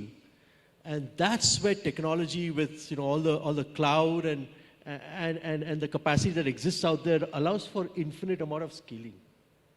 Right? And that's very important to recognize. So for me, we have to embrace technology for sure, but I think the mindset needs to be, why does an area need to lag behind all other areas in terms of technology use and adoption? It needs to be almost simultaneous, and I'm sure there'll be a time where innovations in how we use technology for schemes to uplift poorest of the poor can be then transported back to corporate, because you're dealing with some really, really unique challenges like poor connectivity or reach or otherwise, right? So, I mean, that's the way I think about technology. It should be no different than how we use technology otherwise. Got it. Just going to the next segment. I mean, thank you everybody for those opening remarks. I think it helps us set a certain context of how we should look at it. We talk about multidimensional poverty, but also approaching a problem from different axes, because so many things have to converge together and come together for something to truly deliver results. Charanjit Singh sir, question for you is, since you've mentioned more than once about the importance of more than one livelihood, that one livelihood and over-dependency on that one livelihood is a very big risk to undertake. So from a private sector participation and opening up markets, downstream market linkages, how do we look at livelihood diversification? Are there areas where MORD might be specifically looking at support from the private sector, or any gaps that you actively look for partnerships in the recent past and in the future as well?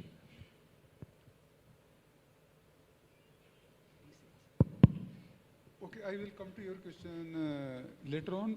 Let me add on the technology intervention, because that he mentioned is very critical. So very simple intervention.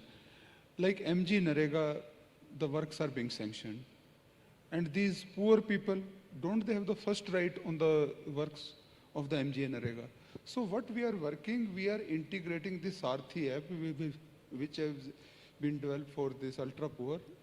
And that will go, the data will go to the MG-NREGA software, and the data will flow back.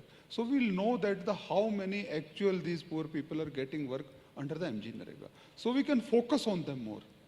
And what types of work can be given to them, I think that will be a revolutionary step. Very simple intervention, but will be very effective, and we are almost in the final stages. So I think these types of technological interventions can play a very critical role. Second intervention I wanted to make, I just remember the Bihar team mentioned that the poor should not be served poorly. Why not? They should be the best what is available in the country. So I will give you just one more example. That we are working with IIM Kolkata, and we are working in Assam. So there they are supporting around 150 enterprises. So one of the enterprises is on the tea. So there is one lady who is running a tea stall. So they started working with that lady. So when they started working with that lady, they came to know that why don't we serve the tea only in the traditional utensils? That will give a better identity, and the people would love to come to that, and they experimented with that. Nothing different, only traditional utensils are being given to that. And then the lady said, okay, now I started getting more customer. Can't I serve the local dishes? Pitha is a very famous dish of Assam, etc. So with that, she started on that. Then the customer increased more. Then the social media people said, no, there is this lady on this highway that is serving tea in traditional utensil, traditional dishes, etc. More customer, organically the customer started increasing. See how the ladies innovate. Then she said, why not? I am serving only tea. Why can't I serve breakfast, lunch, and dinner? Then she ventured into that, breakfast, lunch, and dinner. Then she didn't stop at that only. Then she said, why not the people can come and stay at my place? She had got a tea garden at the back of that area. So she worked with that person, and then they started working on the homestay. Now the people come there, they can stay also. And earlier she had hardly kept 2-3 persons to help her. Now she is keeping 14 persons to help her. So within a 1.5 year, that lady has changed the whole scenario. So there is a lot of potential, like he mentioned, if we serve them the best. And the IM guys are also very happy. उनका sir हमें जो इस काम में मजा आया ना, वो कोई दूसरे काम में आज तक मजा नहीं आया. Because this gives them the satisfaction also that they are doing something better for the society. So it's a win-win situation for both of them, for the women also, poor women, and for the top-notch institutes. And by chance, I have forgotten the question you asked me. So we were actually very human examples always drive home the point much better. So thank you for that.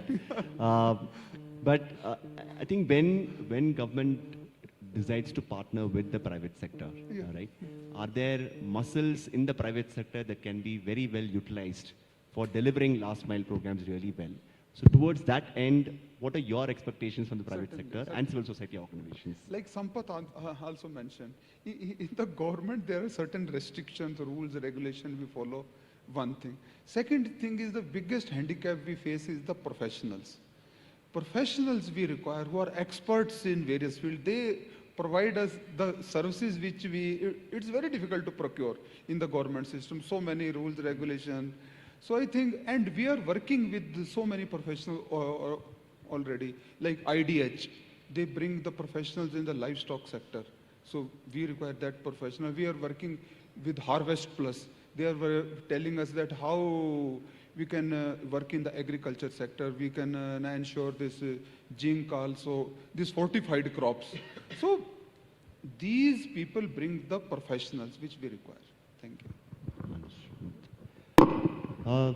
Musa, I was quite fascinated when you spoke about the human development model, very scientific approaches, inspired, borrowed from examples that already exists.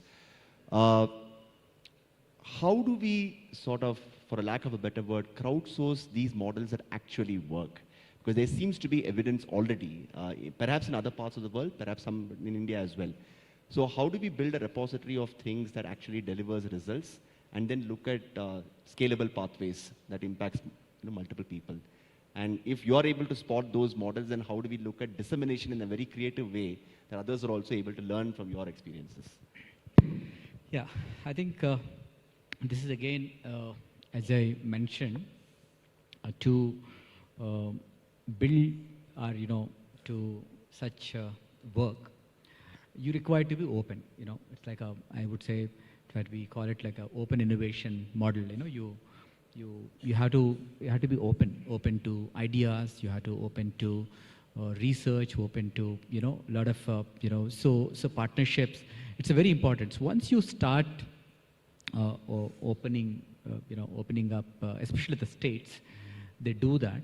So there is a mechanism also required. Otherwise, what happens is that in the states we don't have such kind of institutional mechanism. How you actually, suppose if somebody wants to take an idea, let's say, this is a great idea that, if it is implemented, we can actually transform. So JPAL is one example. They go and do a lot of randomized control trials, but very few actually are taken up by the states to experiment. So you need to really, have a system to enter into the system. it's a very important. So what, first of all, you may be lucky that you get a good authorizer. Suppose I would say our Honorable Chief Minister, Mr. Conrad Sangma, when he got elected in 2018, he wanted to really learn something. So he said then I've taken him to different places actually, including, when we had a UC Berkeley and, Gates Foundation headquarters. So basically idea is that you need to open, you need to have that, you need to find out, spot those authorizers. I call authorizer. That can be like Mr. Rajshekhar said, kind of, officers in the states. You need to find out those officers or the political leadership. And then, then you can actually introduce some of these ideas. But you need to, that's why actually over a period of time, what we did, we created in Meghalaya an institutional mechanism, just like you asked me how to really, that institutional mechanism is that where you have in fact, a government innovation lab, which we have signed an MOU with Nudge Institute. As part of this 4-year work or 5-year work, we created that government innovation lab framework. The idea is that, there it actually reports to the Human Development Council, and it has been authorized that you can actually bring in good partnerships. So we actually locate, we build this concept of triple, so I'm sorry to use a lot of this jargon, but this is what it is used in different circles. It's a triple helix model. What is triple helix model is that, you have the government, which is a player, which actually can scale up the interventions or, invest, and it can provide that holding environment.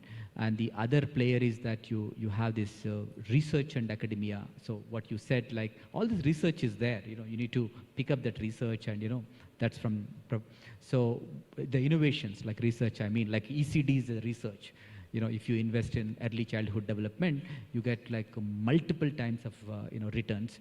So some of the research is one, and the third one is that the social entrepreneurship or the entire. So if these three people come together, we can really bring a lot of change. So that's the kind of, you need to create a mechanism to really do that one. So Niti Aayog has done recently something, knowledge portal they set up. I think maybe that's one example. They're trying to showcase some of the best examples so that people can pick up from. So it's just an initiative. In fact, Ms. Radha Rao, when she was the additional secretary, I think she did it. I think we need to look at those things. Thank you. Yeah. Devang, Nishikesh, in any order that you want to go by, I think talking about research, evidence, institutional mechanisms to work with government. Now, one of the questions to you is, as a corporate which has a mandate for social responsibility, sometimes we struggle with corporates to find a long-term alignment with one problem statement, right? As has been mentioned by many people here, change doesn't happen in a fortnight. We have to stick to one problem statement for a very long period of time. And there are early failures, right? If we don't fail, then we don't learn, right? And that failure requires a little bit of an innovation, to be incentivized by design. Innovation requires capital, right? So how do you look at, in your world, committing to a problem statement for a long period of time? Because in 2-3 years, perhaps we will not be able to see the kind of success of scale that all of us aspire. That's a great point, especially as corporates, we are also beholden to our financial results quarter on quarter. So forget about 2 or 3 years. Sometimes it's 3 months that becomes a horizon. But I think I would fundamentally go back to beyond the CSR funds, right, which are important.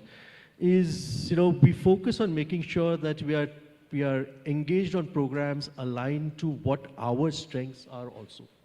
So, for example, if you look at DXC, it's a technology company.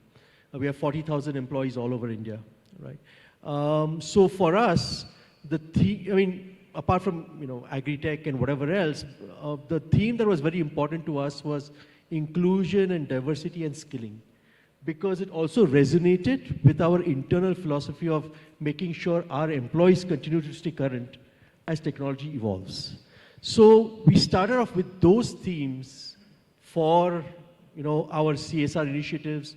looking for CSR partners in those phases, in those spaces, and also then being able to deploy what we were doing internally naturally to those initiatives as well, right? So I think in order for this to be sustainable, it needs to be a partnership based on mutual strengths, right? It can't be a random theme that gets picked. I think that's very, very important. And companies are not going to pivot, drastically every year in terms of a new space. So once that theme is picked and you start leveraging the inherent strengths of all organizations, whether it's a government mandate, whether it's the CSOs as well as the corporates, I think then that becomes sustainable. Right? So I think it's important to pick the right theme all around, and then it's a very natural progression.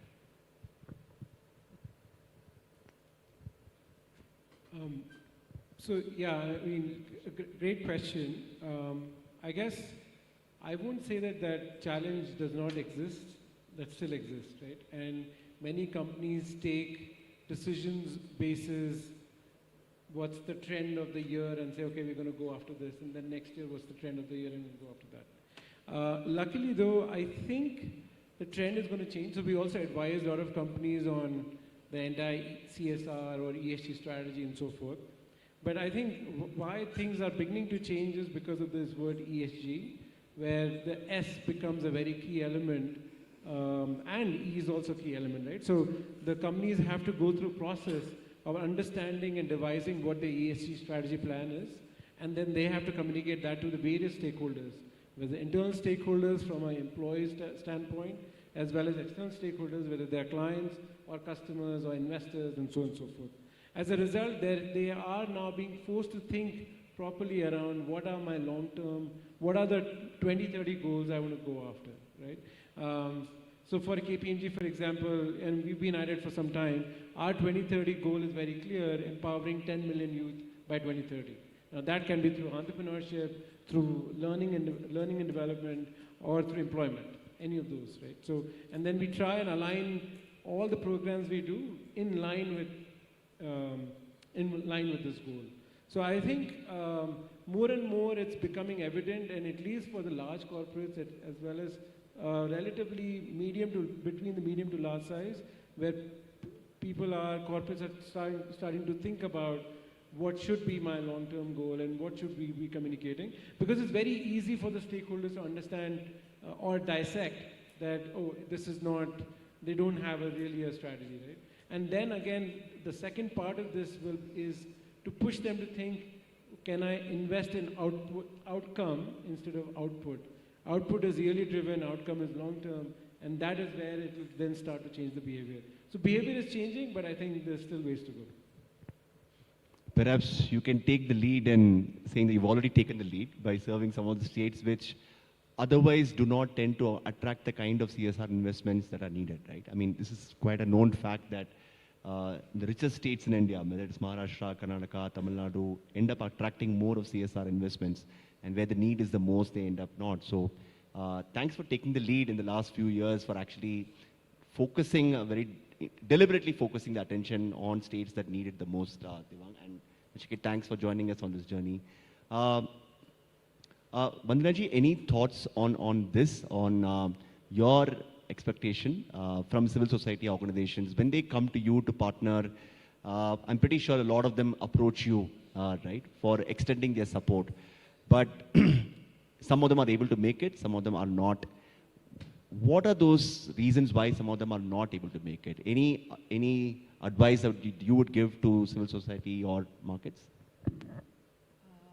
Just to answer this, I would like to give a backdrop of some initiatives which can attract CSR or any kind of interventions from these organizations. I'll just stick to the problem that we're facing, the refugee camps. Just imagine for time being.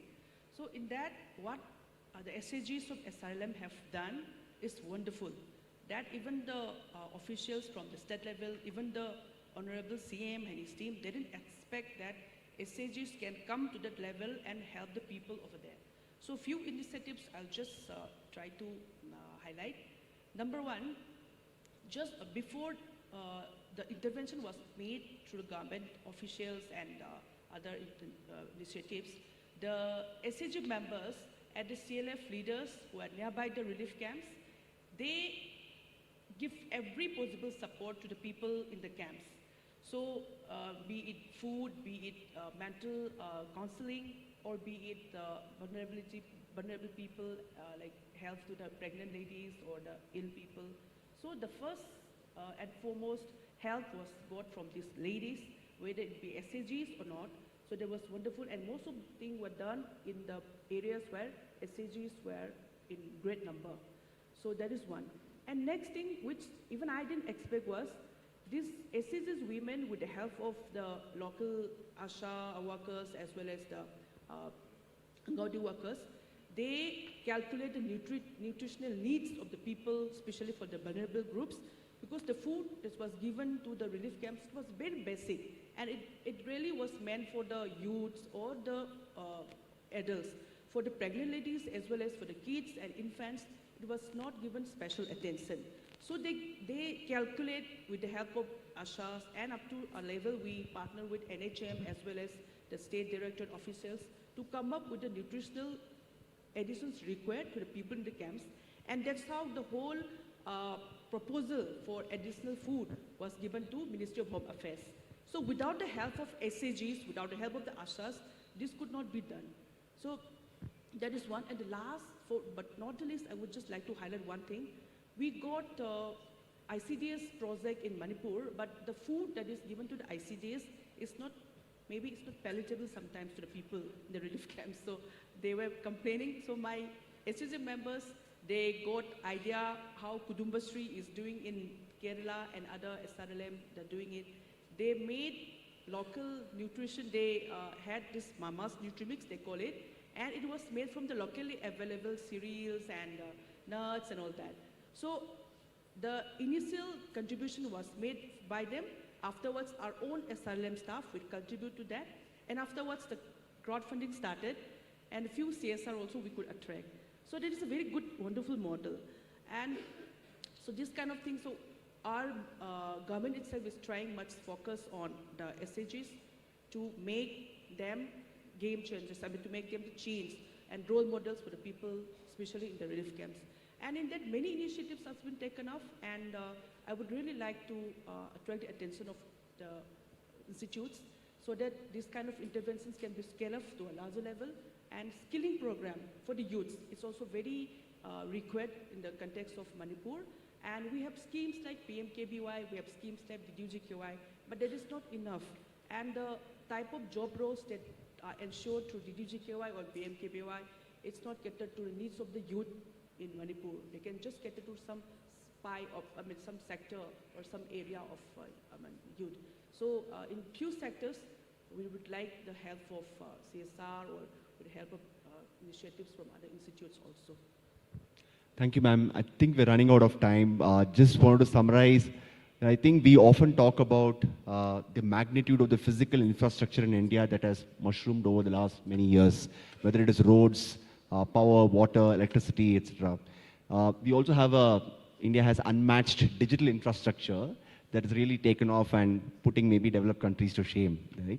But I think a lot more often underestimated or perhaps underemphasized is the social infrastructure. A lot of which has come to the fore today on SHG movements, SRLMs, massive social infrastructure that is already present and something that is also very unique to India. So if perhaps Samaj, Sarkar and Bazaar can come together to truly leverage this in a very unique design that India has already, then we can perhaps really dream of something very, very large. Thank you so much everybody for your time. Thank you so much for your participation. Thank you.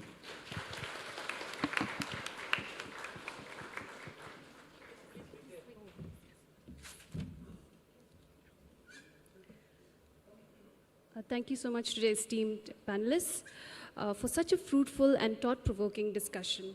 Your insights on collaboration and scaling programs for the most vulnerable have truly enriched this session. We are grateful for your time and expertise. I would like to kindly request our CEO of Sikkim to kindly facilitate our panelists and moderator as a token of gratitude for their valuable contributions.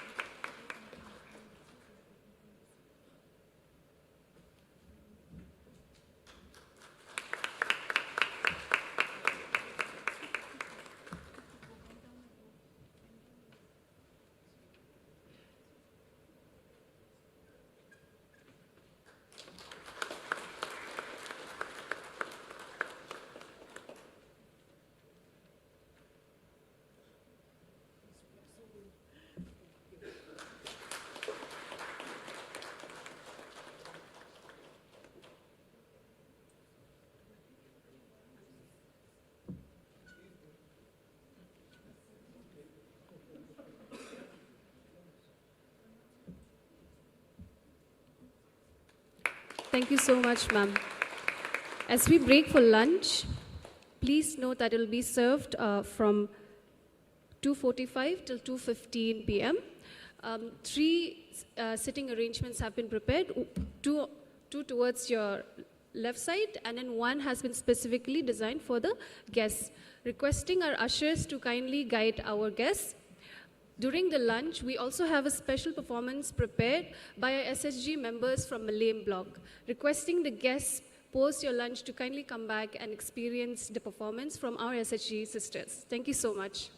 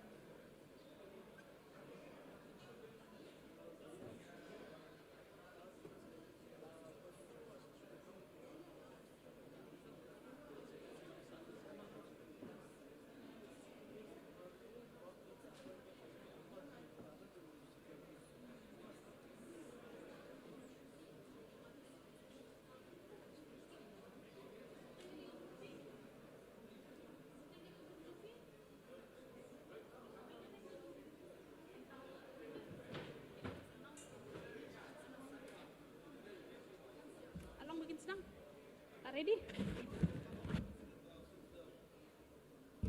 Okay.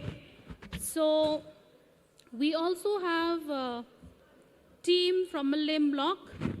The group name is Empowered Women. So they'll be presenting special performance during the lunch break. So any guests who have completed your lunch, you can come back and sit and watch and mesmerize the talent. So I would like to welcome on stage the Empowered Women group to come and perform your performance. Thank you.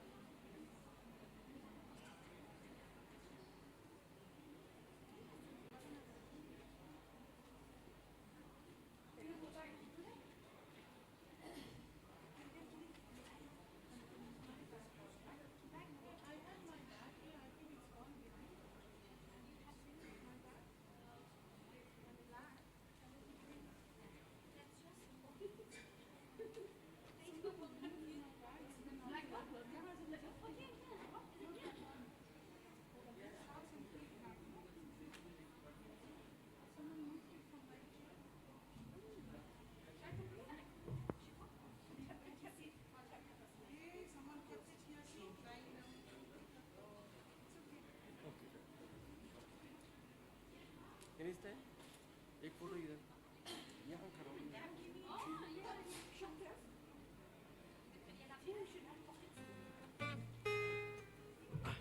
एक photo बस बस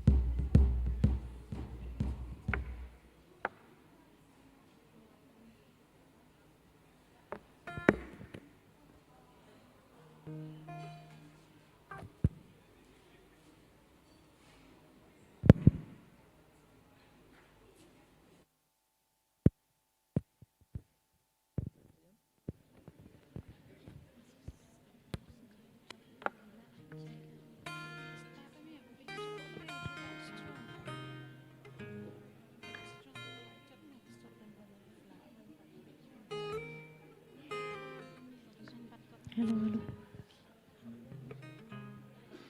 Hello.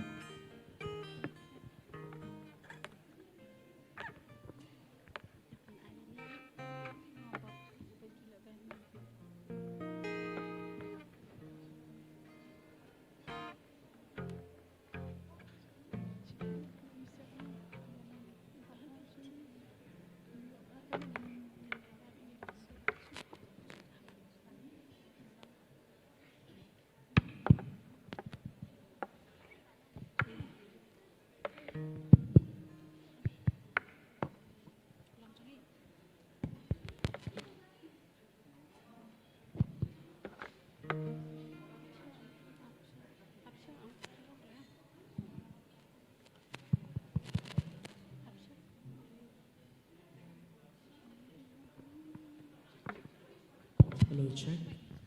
Hello, check. Hello, check. Hello, check. Hello, check.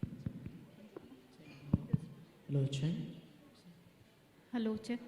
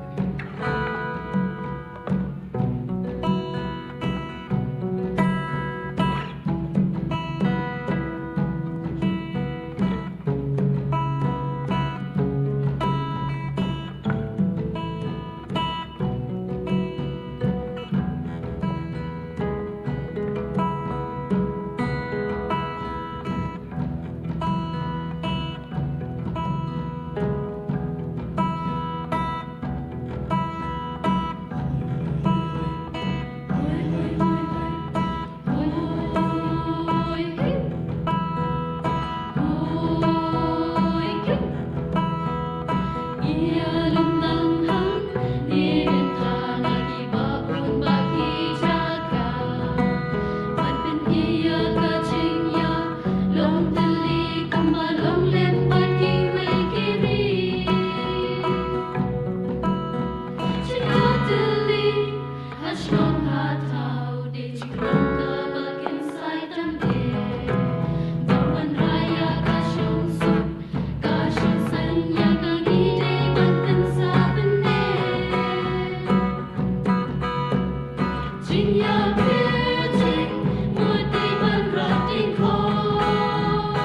hey, hey.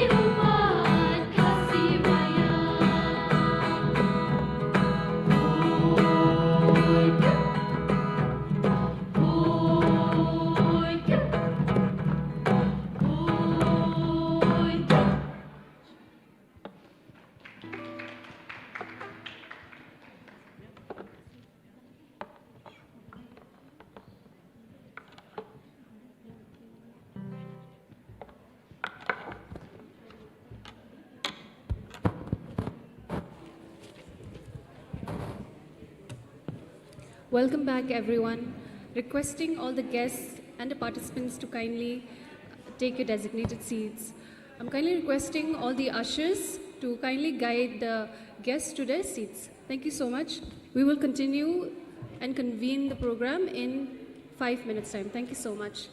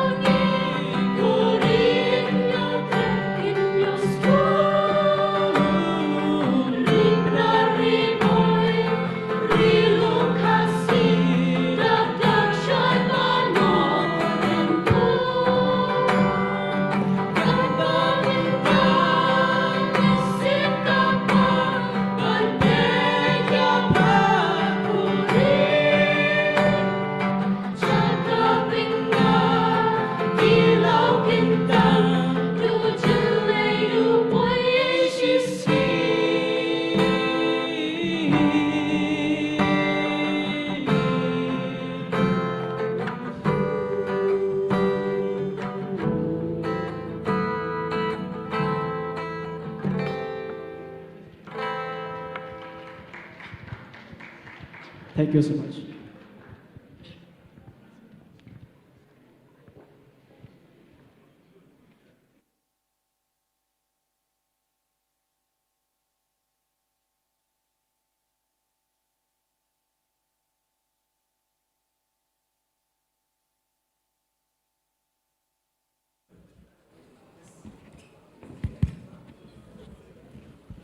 Hello. Thank you so much for this amazing performance. I hope everyone enjoyed it. Now we can go back to the serious talks. I kindly request all the guests and the participants to kindly take your designated seats. Requesting the ushers to kindly guide.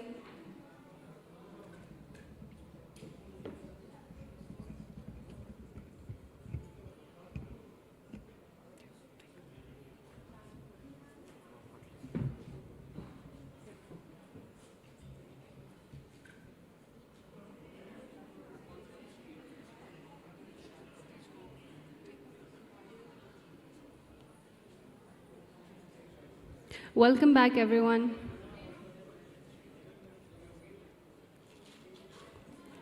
Up next, we are excited to explore the role of technology in transforming interventions for the poorest of the poor. The session titled Integrating Technology for Poorest of the Poor Intervention will highlight how digital innovations are being used to target and serve extremely vulnerable communities. I would now like to invite Dr. Dipayan Ghosh, Chief Operating Officer, Tripura Rural Livelihoods Mission, Government of Tripura, to present their pioneering work in this field.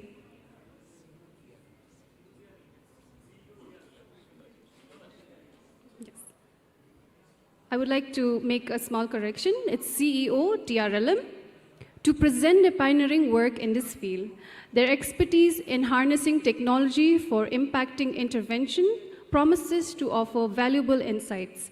Please join me in welcoming them to the stage.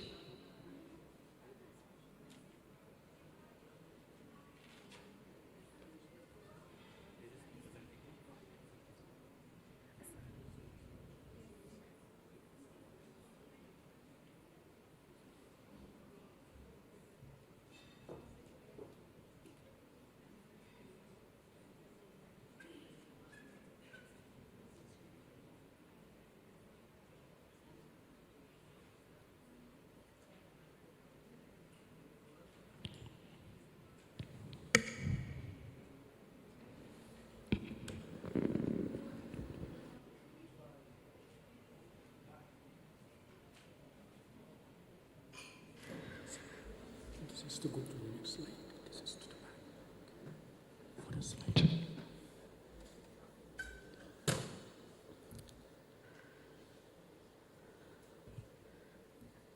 नमस्कार, सभी को नमस्ते. Good afternoon, everyone. And I'm very happy to be here this afternoon. And we had with us Chief Guest Charanjit Singh Sir, Additional Secretary of MORD, Special Chief Secretary of Government of Andhra Pradesh, and Principal Secretary, Government of Meghalaya, and CEO MSRLS and CEO NAJ, Professor Lakshmi Ma'am, and delegates and CEOs of other states. My special greetings on the part of Tripura. And I would extend my thanks to MSRLS for organizing such conclave. This is very relevant because this conclave is talking about vulnerable households, those who are living in extreme poverty. Over the last considerable period, we are in livelihood mission, rural livelihood mission, but yet some of the families who are in extreme poverty are not included, and they are not in a position to include themselves in the self-help group fold. I have recently taken over the charge as CEO, last month. So what I felt over the last 1 month, that our partner, Naj, they have excellent contribution, and they are very good partner of TRLM. So I congratulate them. So it is my great pleasure to introduce Tripti. The implementation of Tripti in Tripura. Tripti means Tripura Rural Intervention Project for transformation and inclusion of mainly vulnerable households. So intervention means it is technical intervention. Technical intervention means it is mobile app. Using mobile app, we are trying to include that these households, those are vulnerable.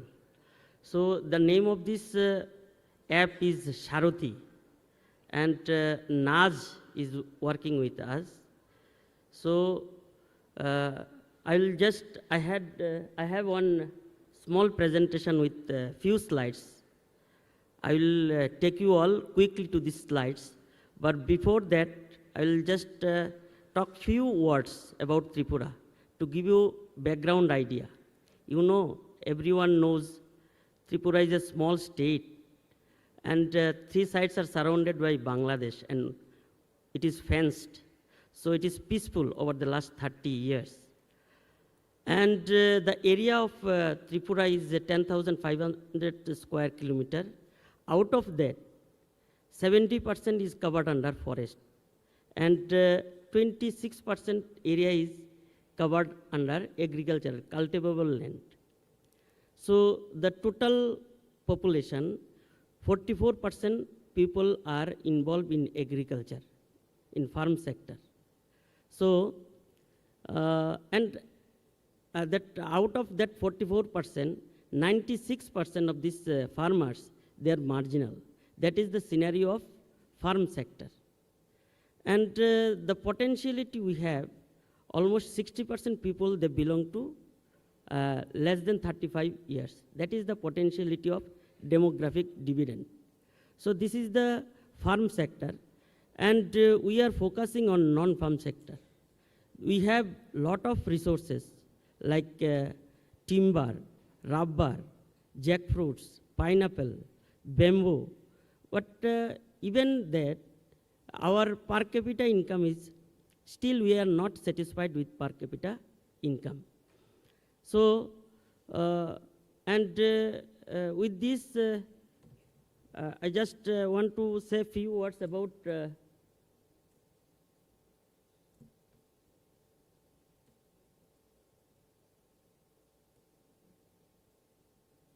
what is that?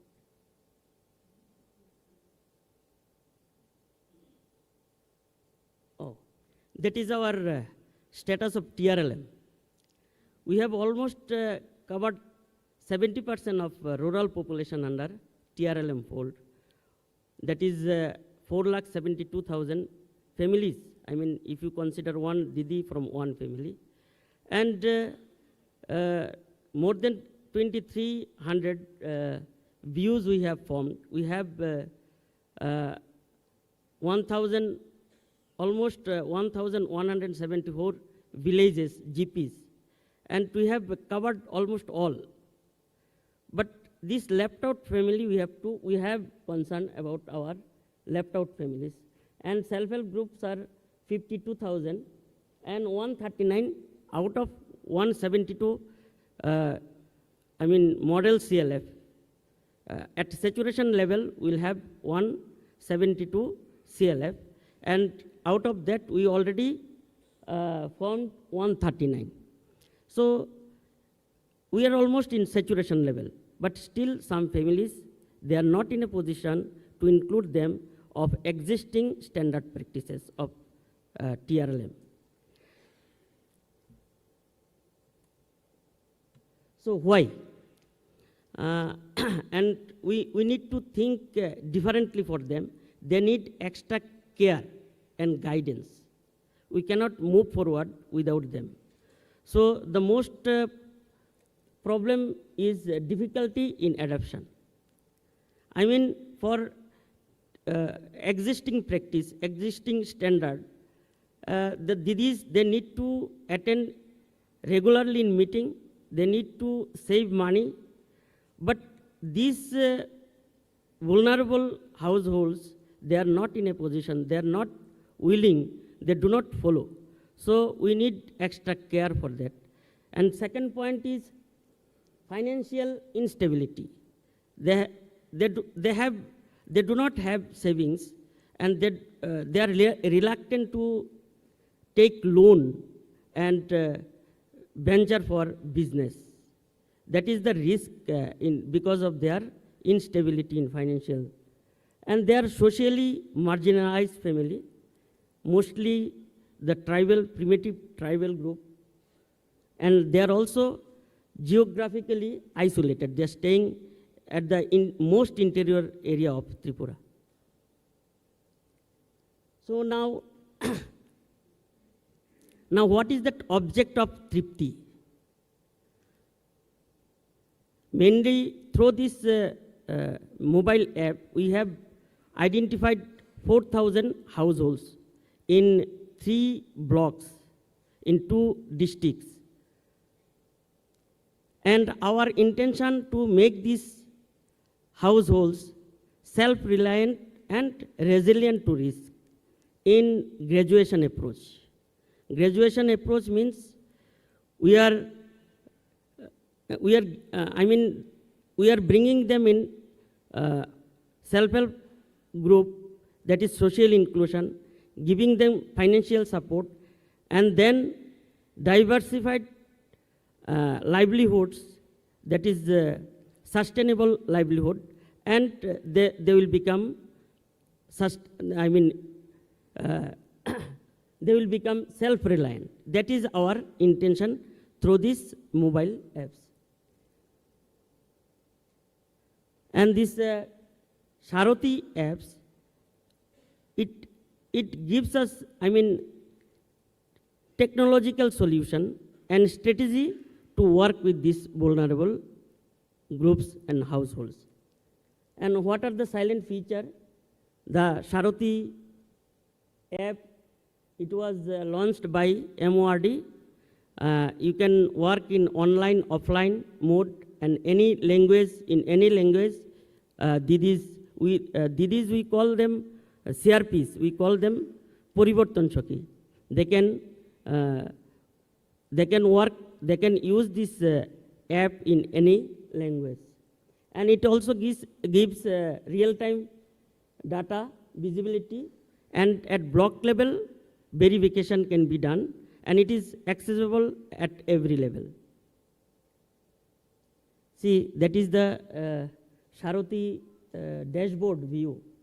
So we have 2 districts, 3 blocks, and 316 number of villages and 40 groups of Poriborton Choki, that is CRPS. And we have mobilized more than 18,000. And at BPM level, they have, at view level, we view level, 5,000, more than 5,600 households are approved, and at BPM level, 4,600 vulnerable households are approved. So what the step we follow in this mobile app Sharoti? So opening this mobile app, the Poriborton Choki will have transact movement over the area which is entrusted to this Poriborton Shaki. After that, next step is that she will go for social mapping. In the social mapping, automatically household number will be there, and the caste status, family details will be there. And in third step, they are going for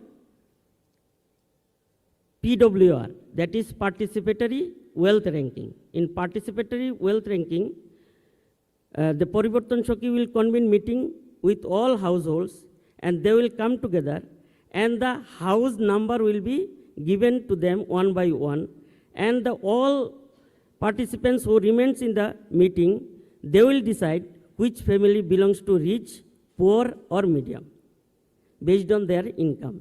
If it is nearer to 5,000, then the household is segregated to poor, and then if it is nearer to 8,000, they keep it is in for medium, and above that it is rich. So in this stage, the villagers, the area which is given to this Poriborton Shaki, the people through participation, they will decide. And then the last stage is PAT, that is poverty assessment tool. In poverty assessment tool, there are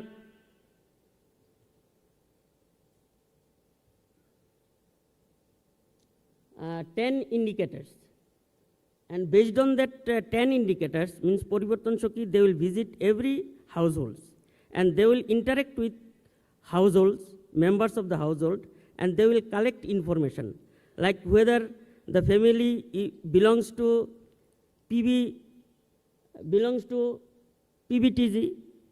vulnerable tribal group or not. If they belong to PBTG, then they will score more. Then education status and food security, whether family is able to provide 2 meals per day. If they cannot, they will score more. Accordingly, they have to interact with all the 10 indicators: education status, disability, whether in household is having without disability or with disability, and then whether household is staying in rented house, pakka rented house, or kacha rented house, or without house. Based on that, they will score marks. And then earning ratio. In the family, how many members are earning? Adult members are earning. That is earning ratio. Based on that earning ratio, the family will score marks. And then also migration, whether family members are migrated for distress or not. Based on that also, they will score mark. And cultivable land, whether families having cultivable area greater than 1 kani, less than 1 kani, or without landless. And finally, productive asset and women-headed households. So these are the indicators. Based on them, they will score marks. If they score marks 7 or more than that, they will be considered for next stage. These are some photos during interaction with the households. So these are the areas of intervention. We have already discussed selection of vulnerable households, baseline and hamlet survey. They will go for baseline survey and hamlet survey. For hamlet survey, they will list out the demographics, financial inclusion, household, entitlements, food security, social inclusion, livelihood sources, women empowerment. So they will put a set of questions, and based on that set of questions and interaction, they will complete hamlet survey. And then they will go for baseline survey also, house to house. In baseline survey also, they collect information. A set of questions is placed, and during the interaction, they collect information and answer from the households. And then this mobile app gives scope for tracking of small group meetings. And finally, we provide consumption support grant to the families. Those are vulnerable. That is the extra care. We are not giving in normal course of, while we are going for bringing inclusion of SHG members, we are not providing this, but here we are providing consumption support grant in, in kind. That can be also tracked by this mobile app. And also, we are going for livelihood planning. It is possible through this app for livelihood planning for diversified livelihoods, and also we can monitor this through this app. Sustainable diversified livelihoods we can plan and execute. So by this process, a vulnerable family can be brought under self-help groups, and they can become self-reliant and resilient to risk. So this is the dashboard for Hamlet survey and baseline survey. That is real-time data. So after this survey, we can get baseline survey findings like 78% households. That is our data of 4,000 households. Out of 4,000 households, 78% of households have at least 2 meals per day. 77% households have a ration card, and 79.4% household have at least one income source. And 16,829 is the average household income. MGNREGA and manual laborers and pig and goat as livestock of choice. 48% of household indicated that they maintain pig as a livestock for income. 40% indicated that they maintain a goat, duck, fishery, and poultry were the most popular after that. These are the findings. 13% households have in unrecognized land, 70% are agriculturally landless. So these are again some photos. So we have conducted in the phase-wise training for the Parivartan Choki, how to select vulnerable households, how to conduct baseline survey, Hamlet survey, small group meeting tracker, and consumption support grants demand, and livelihood planning. So these are some of the on-field learnings. Two-way integration with locals, it is required, and continuous updation and upgradation of this app is also required. We need midline and endline assessment need to be conducted by external agencies. Tracking of linkages, entitlement provided by the department, line department, that also can be tracked. And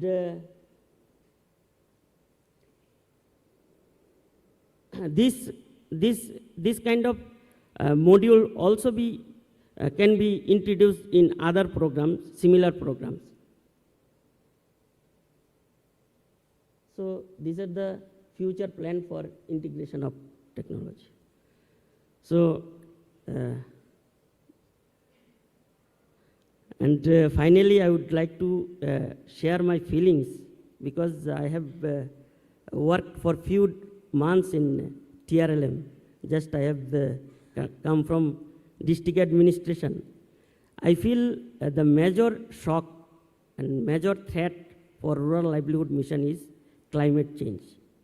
We have to work. It has direct impact on livelihood. We have to put our concerted effort on climate change. So we are hopeful for better life, quality life, better livelihood, and transformation. That is, that may be slogan for this rural livelihood mission. Thank you very much.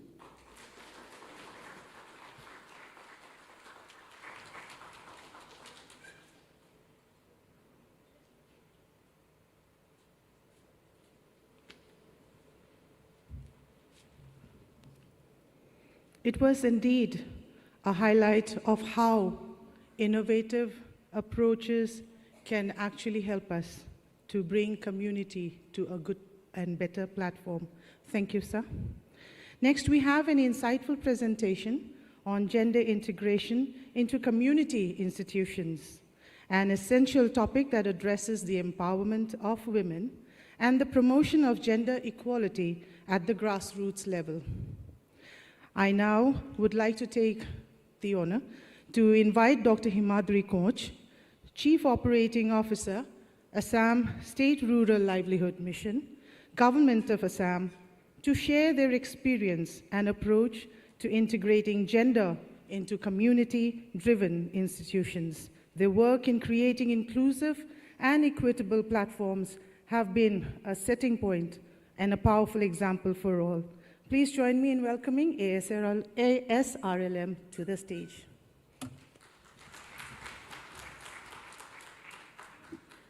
Good afternoon, everyone. First of all, I would like to thank the organizers for giving me the opportunity to share our experiences regarding gender integration into the community institution.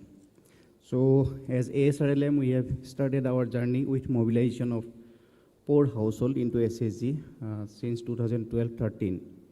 And initially, we were engaged in mobilization of household into SSGs, promoting village organization and cluster level federation, and building capacity of all those community-based organizations.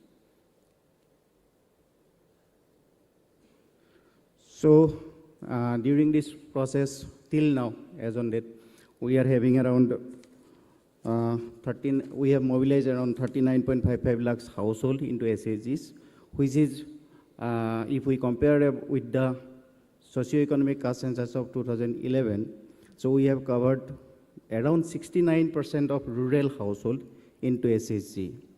And we have promoted 3.6 lakhs SSGs and federated them into more than 19,000 village organizations and also 756 cluster level federations. So initial period, as I mentioned, initially we are engaged in mobilization.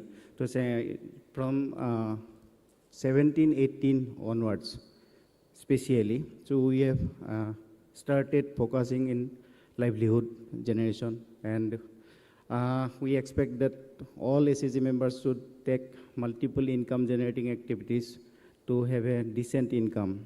So recently the Lakhpati Didi concept has also come up. So we are also focusing on that, and since 17-18 we are also checking the income of SSG members' income every year, and as of now the average annual income per member is around 17,000. So during this 10-12 years we mobilized credit from banks around 13,000 crore into the SSG ecosystem. So, but while doing this, so just an example, if we want that each and every SSG member should income generating activity, they should enhance their income. But for example, if there is some domestic violence in a family or household, then we cannot expect that the SSG member will involve fully for their income generation or any other livelihood activity. So it is not that we have faced the issues related to gender or as well as FNSW since the time of mobilization, but also probably we have not addressed such issues at the same time, at the time of mobilization, or the issues were left unattended. So as of now, we are having more than 19,000 community resource persons. So this area, this is regarding gender-related issues. So if we see, all of you know that NRLM is based on the Pancha Sutra, and now it is based on the Dasa Sutra, that all SSGs should follow these principles. So if we see this gender issues through these community institutions, so what we can see that there is self-identity. Earlier there was no identity for the SAG members, as they were probably said as the wife of her husband. So even the ownership, because as the women were not earning anything or earning very less, so they don't have any identity or they don't have ownership on the income. And also that they were not given any opportunity in the decision-making process in their family itself or in the Gram Panchayat level, or as we say, the Gram Sabhas. So even the personality development, these things are not specially addressed at that point of time or earlier or before NRLM came up. So even the behavioral sense that we can see through these interventions. So even we see when this Dasa Sutra concept has come up, then we can see that how we can see a woman, that how it has, she has been transformed from a simple woman to a dignified woman in the society. So this indicates that through regular meetings, it is the personal time for sharing her experiences, sharing her sorrows, sharing her anxieties, sharing her experiences like that. And as we focus on, we promote the affinity-based group, so there is a bondness among the members. And also through regular savings, so individual savings, she can have some ownership on her income, some ownership on her savings. And she can also take the loan from her own SAG as internal lending, and also access the financial services after she becomes a member of SAG. Even the practice of credit. So we have also experienced that earlier they were hesitant, they were not interested to take loan for any other activity because of the risk, and because there may be hesitation or exemption from her family members also. And even the financial literacy, when we started conducting financial literacy trainings, then they make the habit of regular repayment. Even if we see that we are having NPA percentage in terms of bank loan, it is less than 1%, which is less than the national average. So it has come down from 10% at the time of say 14-15, and now it is only 0.85%.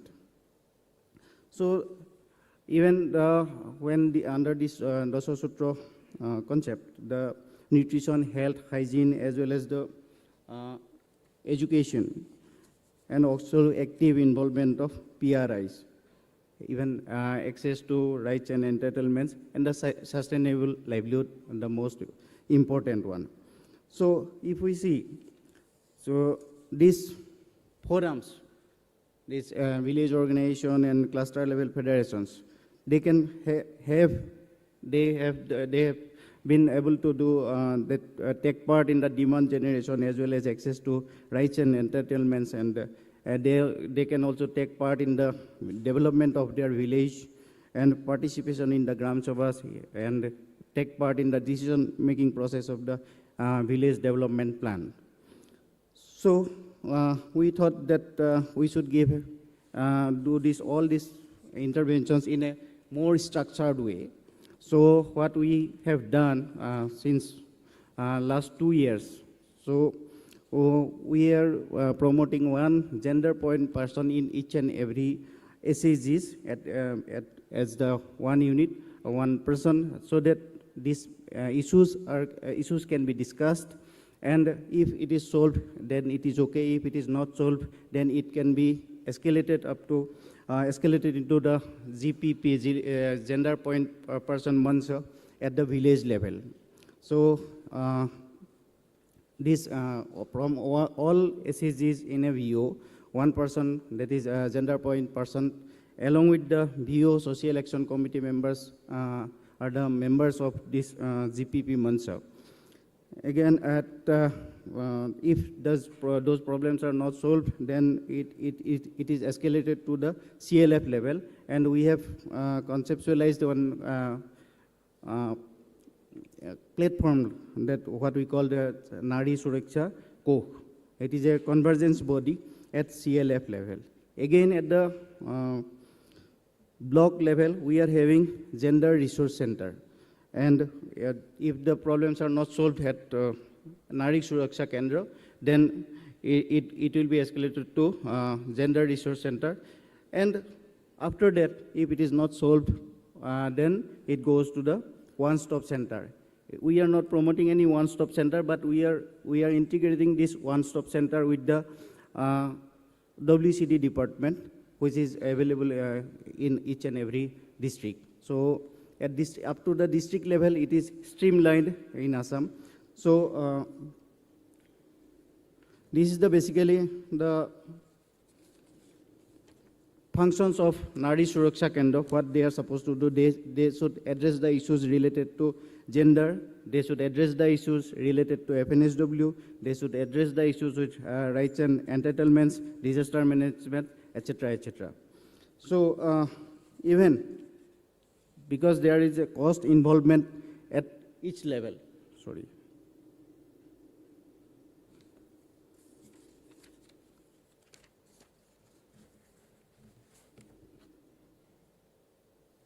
So at Nari Suraksha Kendra, there is a contributive fund raised by the cluster level federations. Each member has to contribute something as decided by the cluster level federation to this to this gender fund, so that the expenditure for which it may be required to address this gender related or FNSW issues that can be utilized from the gender fund. So till that, out of 756 cluster level federation, we have collection has been started, and in 670 CLFs, the total collected amount is around 2.45 crores. And it is only to be utilized to address the different issues related to Nari Suraksha Kendra as well as even the GRCs.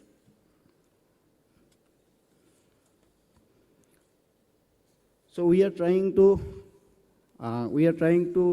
record the issues that are being arisen in the community.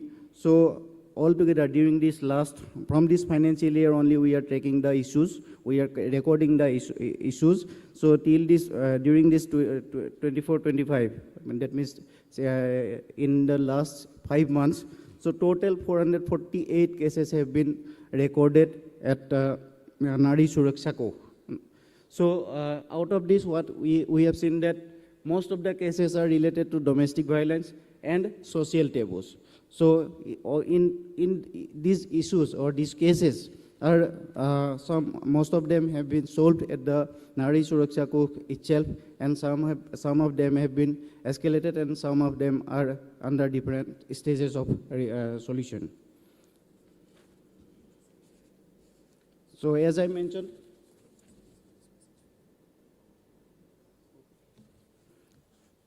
so Gender Resource Center that I mentioned at block level, so it is an apex body. So it has been equipped and positioned to respond the cases that I have mentioned. Or if it is not solved, then it will be escalated to the one-stop center. So as of now, 6 GRCs are currently functional, and we are planning to promote another 25 with TRIF. And in even Gender Resource Center also, total 9 cases as of now have been recorded. Out of 9, 6 are related to domestic violence, 2 child marriage, and 1 alcoholism. So this is one of the success stories that one 15-year-old adopted girl was allegedly raped by the father since 3 months, and although the case was reported to the police, but it was left unattended or properly not solved. So our community members took up came up and demanded for justice of the child. They also approached to the district commissioner, SP, child protection officer, and after even go to the media house. And after all, it was forwarded to the AIGP and Assam police, and finally the culprit was arrested.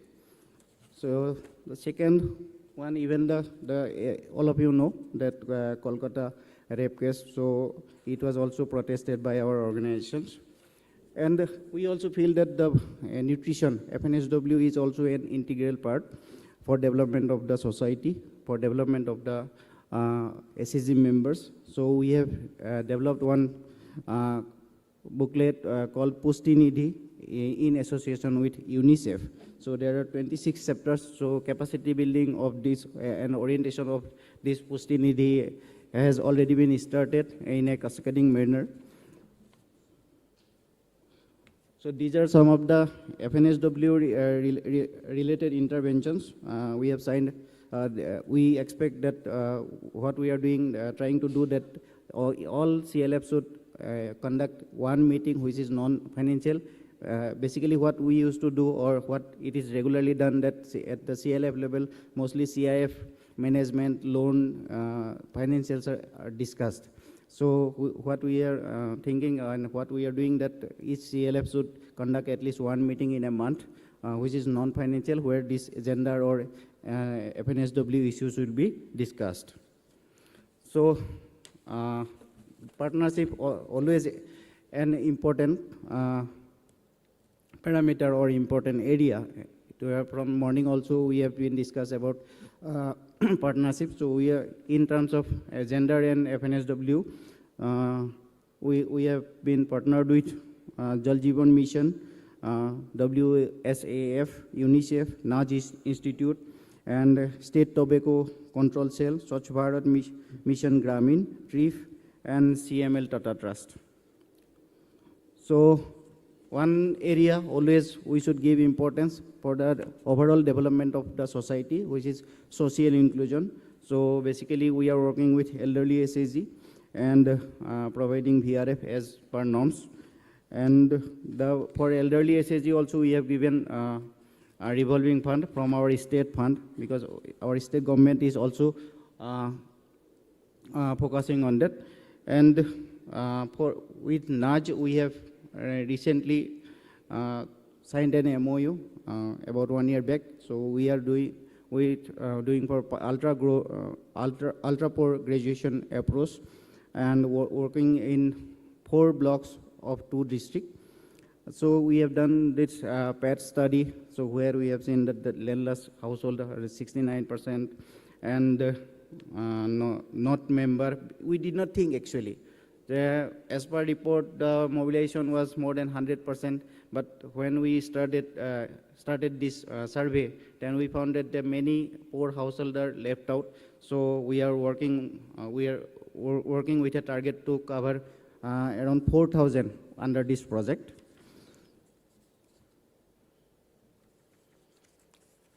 So recently our Honorable CM has announced that child marriage in Assam has been reduced.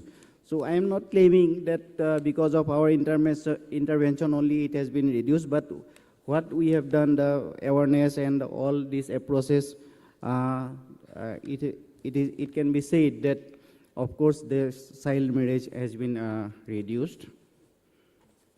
And our community institutions have taken a great role in reducing the child marriage in the state of Assam. So this is all what I wanted to share. Thank you. Thank you all.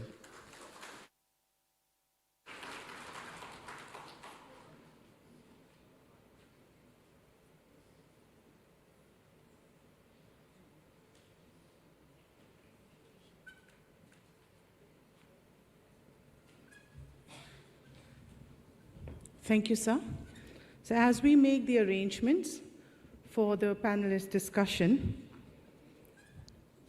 and prepare to dive into our second session, focusing on integrating gender into large-scale programs targeting the most excluded, this important conversation will explore strategies for ensuring that gender considerations are woven into the fabric of large-scale initiatives, particularly those aimed at uplifting marginalized communities.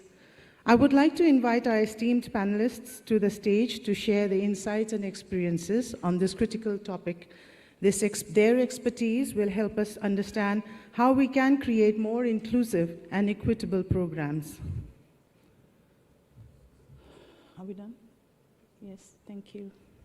So please join me in welcoming our panelists to the stage.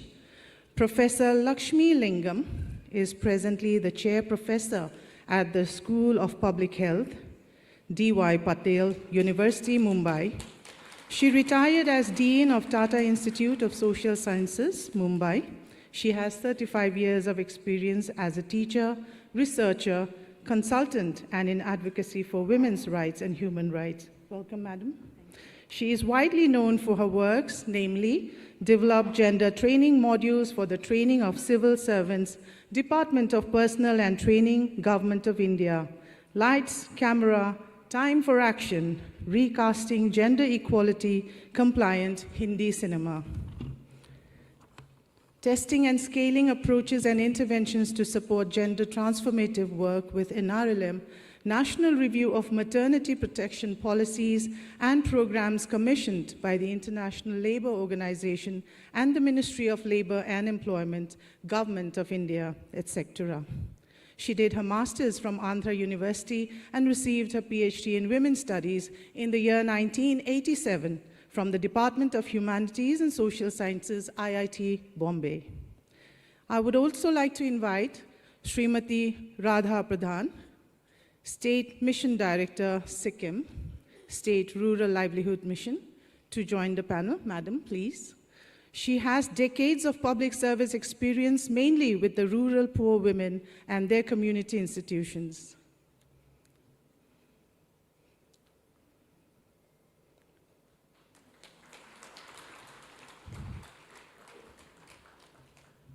Welcome, madam.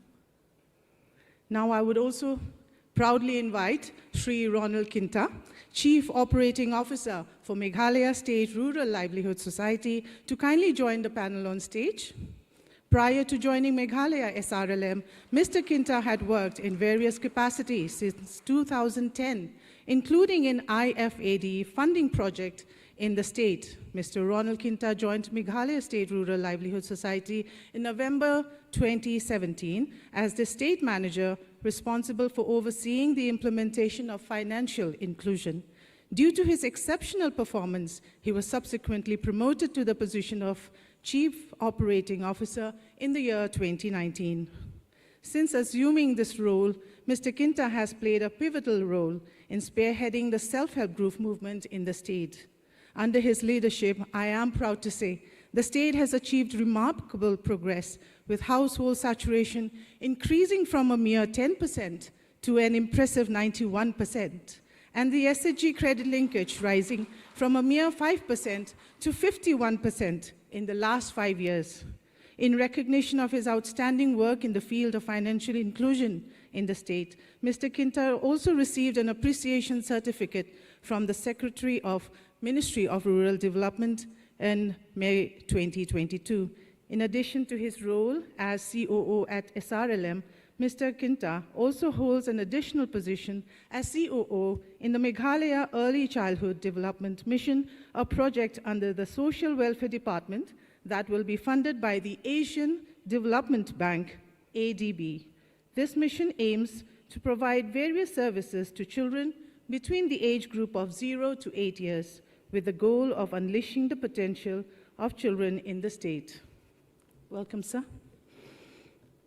Now we have here, we will invite Ms. Sneha Philip, Director and Head of Editorial India Development Review. Sneha has worked as the Chief Operations Officer at Celtea International. In addition, she has held leadership roles at AIESEC Mumbai and AIESEC New Zealand Incorporated. Prior to IDR, she worked at Dasra and Edelgive Foundation across research and diligence verticals on issues such as health, sanitation, gender, and strategic philanthropy. Sneha has an MA in Development Studies from the Institute of Development Studies, University of Sussex, and a BA in Economics from St. Xavier's College, Mumbai. Welcome, madam. We would also like to invite Dr. Sandra Albert, Director, Indian Institute of Public Health, Shillong. Madam, Dr. Sandra Albert is a professor of public health and a dermatologist with an MD and DNB in skin and sexually transmitted infections. She received a Doctor of Public Health in 2014 from the London School of Hygiene and Tropical Medicine, UK, and became the founding director of the Indian Institute of Public Health in Shillong, in Meghalaya, Northeast India. The institute was established to address the limited institutional and systems capacity in public health in the Northeast region of India and has set up various research centers and degree programs.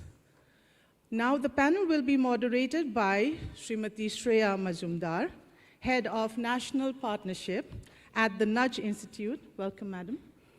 Earlier, she was the Executive Director, All India Artisans and Craft Workers Welfare Association, and also served as Head of Programs at Indo Global Social Service Society. She has done her Master's in Social Work from Delhi School of Social Work. Thank you.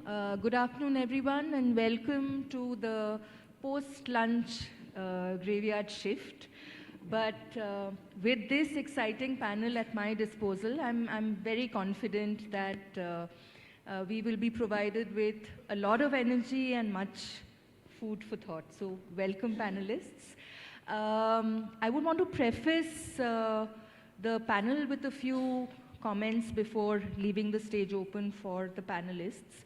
The need for gender-intentional, responsive programming for chronically vulnerable populations is critical to ensure that those who are at the margins slowly but truly move towards the center. It is dangerous to assume, however, that gender-responsive designs will automatically translate to gender-responsive implementation practices on the ground. This requires deep consideration and understanding of the particular vulnerabilities and contextualizations of the most excluded. The challenges are only compounded while working at scale. Keeping this in mind, I want to direct my first question to Lakshmi ma'am. In your research, you have spoken to the efficacy of community mechanisms in addressing core issues of gender-based violence. And you've spoken of some very, very interesting processes of restorative justice, engagement of men, and psychosocial support as integral to these processes. Since the morning, many of these processes have not been articulated in the sessions that we've had. What is your understanding on the value that these kind of processes, these missed issues can bring to gender-intentional frameworks, and how can these be integrated into large-scale programs? Yeah, thank you very much, and good afternoon to all of you. Since the morning, we've been hearing about the broader design ideas of the NRLM with a particular focus on mobilizing women, forming self-help groups, around financial inclusion, bank loans, building livelihood strategies, and also actually working towards graduating women and households out of poverty. However, a lot of these are broad stroke observations to say how the program is working. But when we closely listen to this, what we also feel is at the implementation level, it tends to become very women specific. And when it's very women specific, what we mean is it's targeted to women, and then women become actors to deliver a project specific demand and requirement. While the benefit is something that's going to be coming to the family, the question is, does it bring about changes in gender relations within the family at the community level? And are we closely looking at yoking gender transformation along with social transformation? So in my research, which I have done in Andhra Pradesh, in Telangana, and also in Maharashtra, what we found is the first generation women who come into SHGs actually start moving out of their homes, getting the legitimacy to be out there, be able to save money and make a difference to their families. And that in turn brings about changes intergenerationally, where the daughters are a different set of people. And these families also welcome educated daughters-in-law into the family. And then the second generation women also get into SHGs. However, we find many households, the men do not really change much.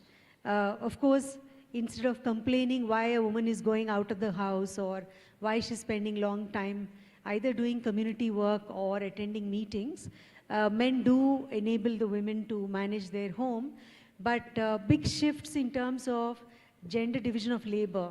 As to who does what, that doesn't change. So the responsibility for cooking, washing, cleaning, that continues to remain with the woman.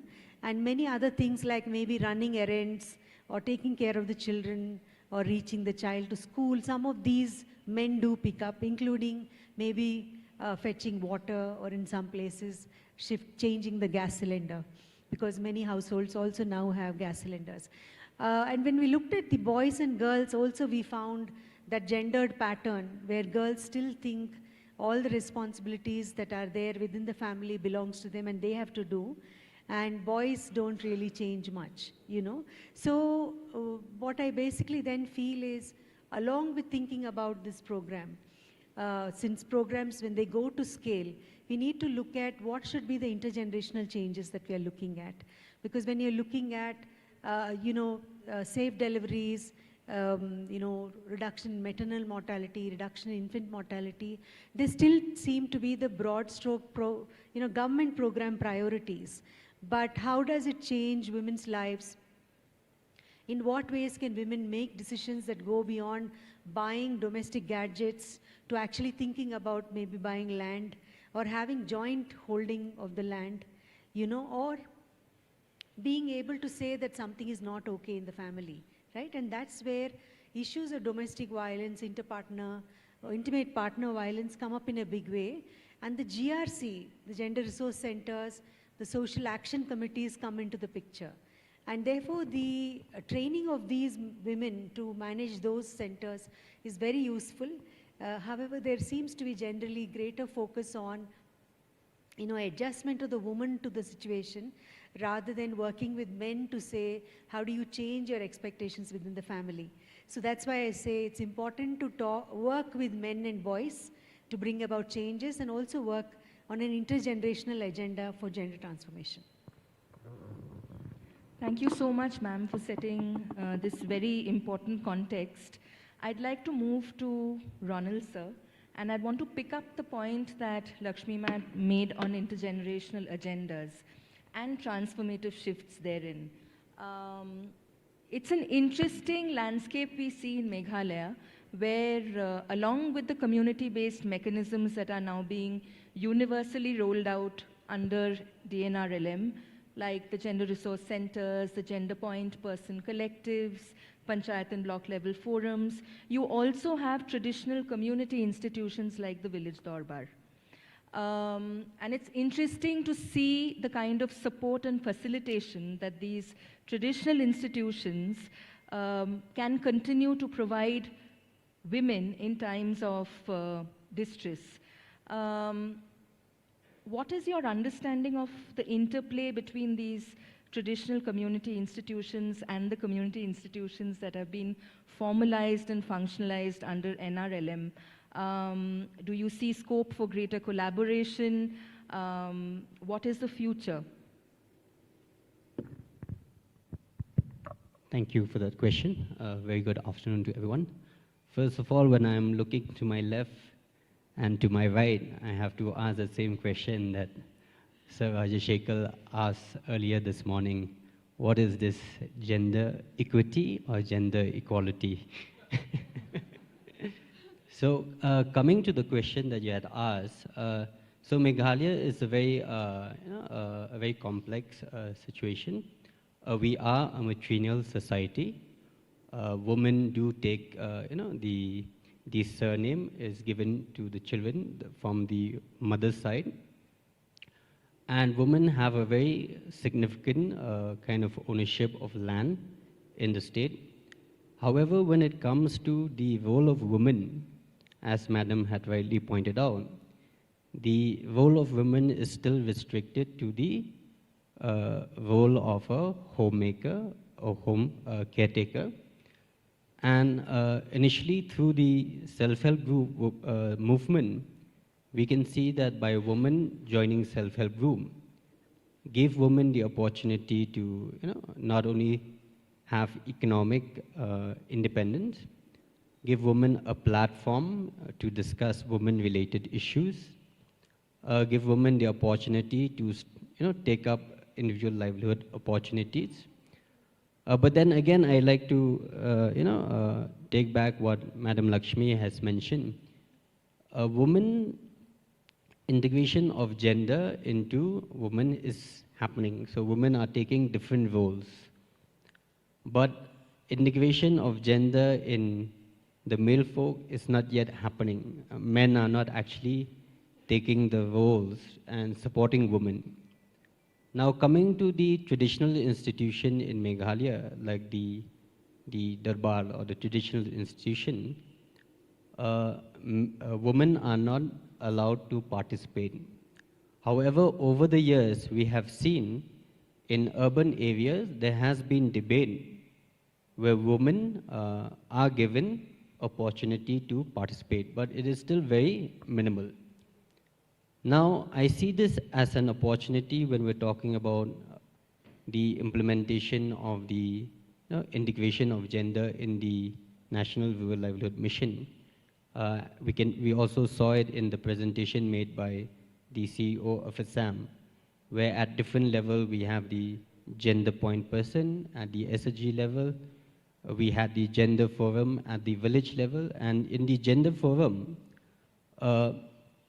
even the traditional institution or the head of the village institution are a part of these gender forum. And to another level where we have the social action committee at the cluster level federation and up to the gender resource center at the block level.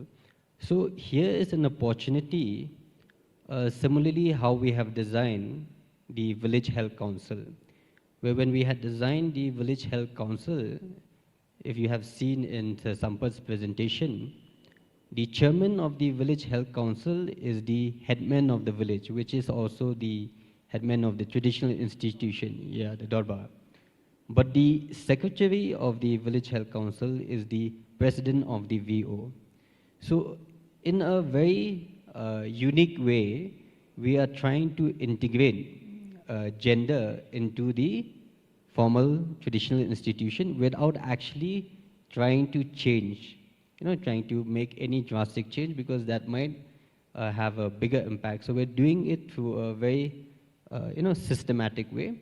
And over a period of time, because if you look at gender is an intervention that should not benefit only women. Gender should benefit both men and women, So we need to integrate the intervention of NRLM into our existing ecosystem and find a way to work together for the benefit of both men and women. Thank you. Ladies and gentlemen, it is our honor to announce the arrival of the Honorable Minister for Community and Rural Development. Please rise and welcome, sir.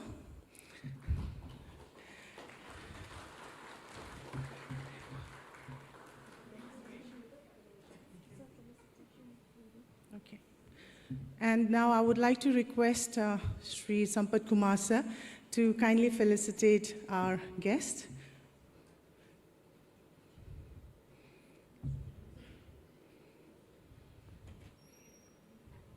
Thank you, sir.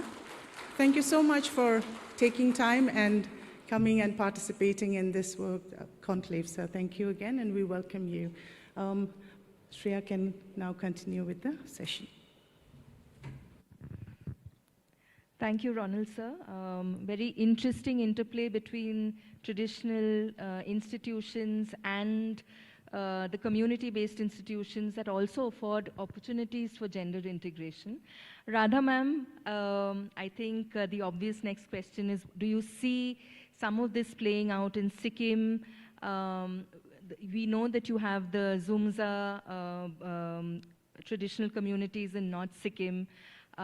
We also know that the state government has prioritized and made certain commitments with regard to gender. Would you like to comment on some of the perspectives and the opportunities you see in this regard for the state?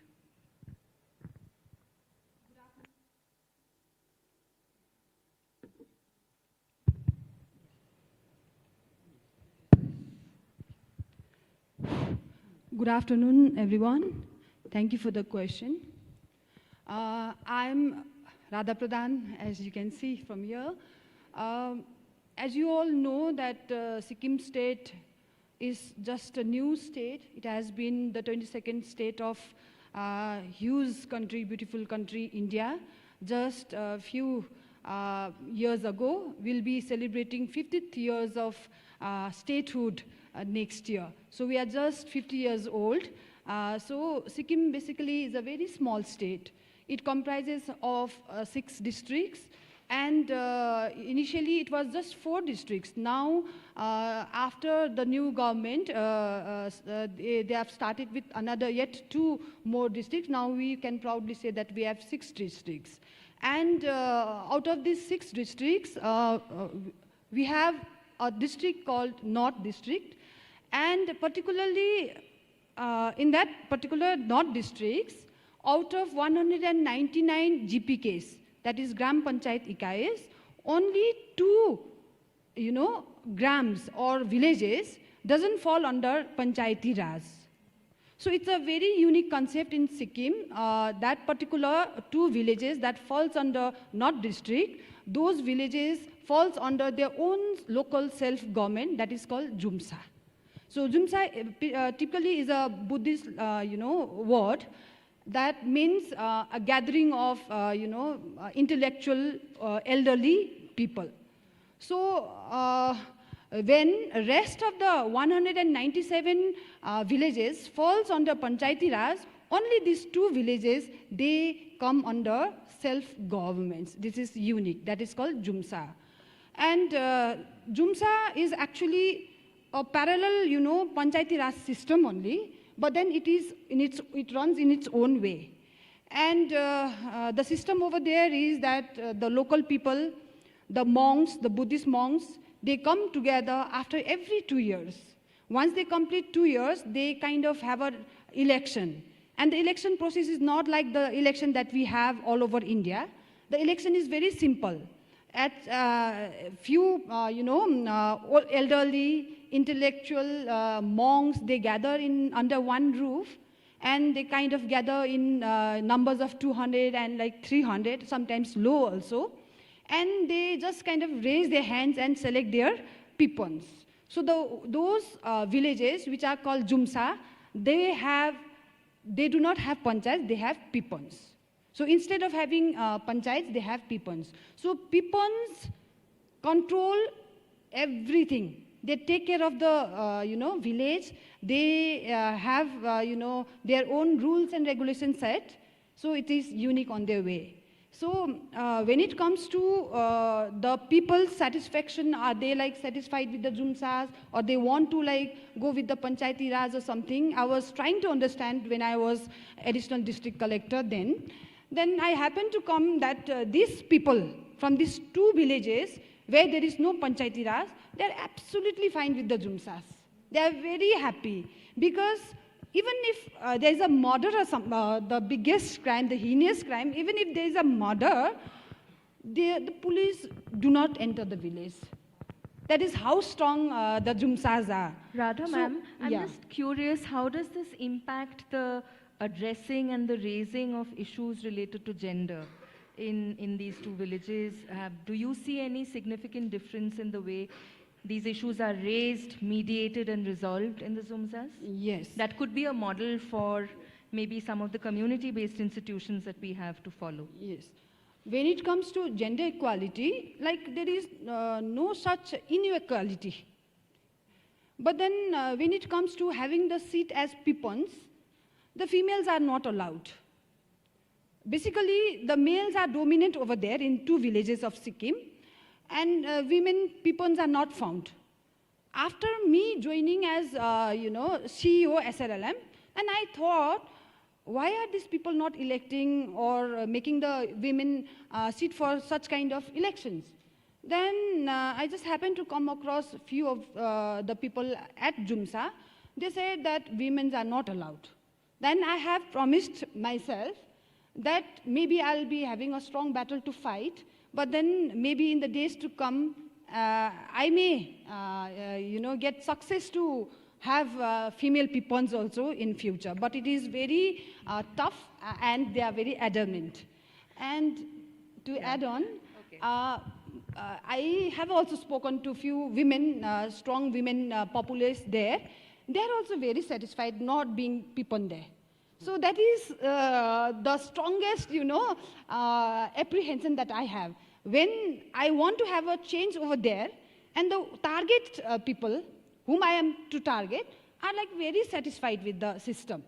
So the main biggest fight for me as a CEO would be the women itself.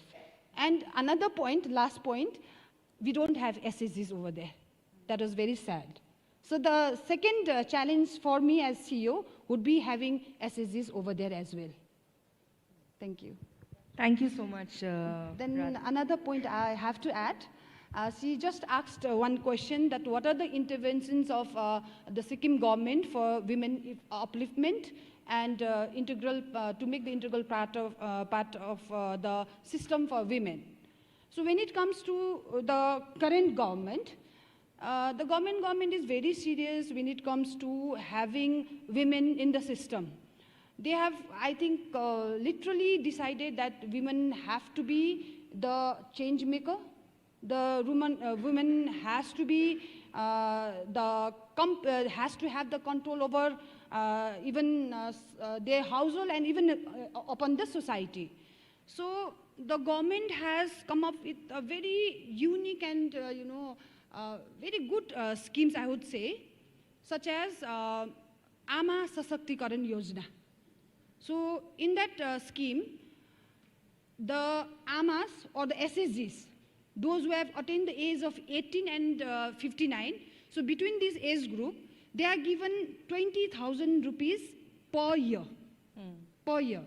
So basically the women that falls under 18 to 59 years are mostly those who are widow, single mother, and pensioners.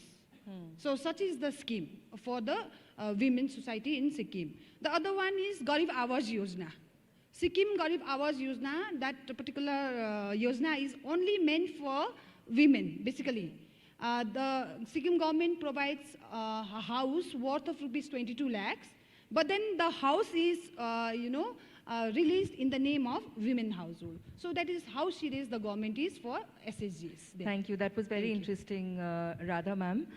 Shifting gears slightly and going back to the original point of contention of how gendered integrations often tend to focus on economic indicators like income, savings, financial lending, etc., at the cost of other more relevant empowerment indicators. A 3IE study, in fact, said that while the NRLM SAG women did well on the first counts, on the counts related to women empowerment, particularly at the level of the household decision making, and for community level interaction and engagement, the scores were quite low. Becomes imperative then that women are treated as completely agentic beings who will themselves be unburdened and empowered on their own terms. And Sneha, the question to you is that in your travels across rural hinterland, what have been some of the structural enablers and inhibitors you've seen in women trying to exercise these choices of agency and resilience for themselves? Thanks for the question, Shreya. Good afternoon, everyone. So I think we've started picking up on some interesting themes, over the last 20 minutes or so. And Lakshmi ma'am spoke about time poverty, essentially, and we've been talking about poverty today. One of the things that we know that women face is time poverty. There are endless expectations, whether they are at home, in governance structures, outside the home, that women are increasingly expected to take up. And that isn't necessarily balanced by, and this has also come up already, it isn't necessarily balanced and shared by others in their household or in those communities.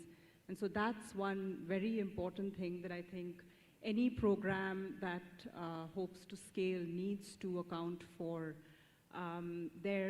There's a Canadian physician, some of you may know him, he's called Gabor Mate, and he puts it very beautifully. He says that, well, not beautifully, but he puts it very aptly, I would say. He says women are society's shock absorbers.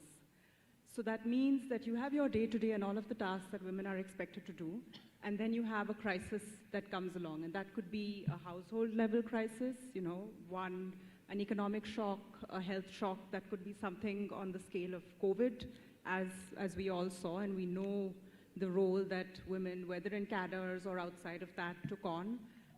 It can be all of the changes that climate change are bringing and that we're facing every single day.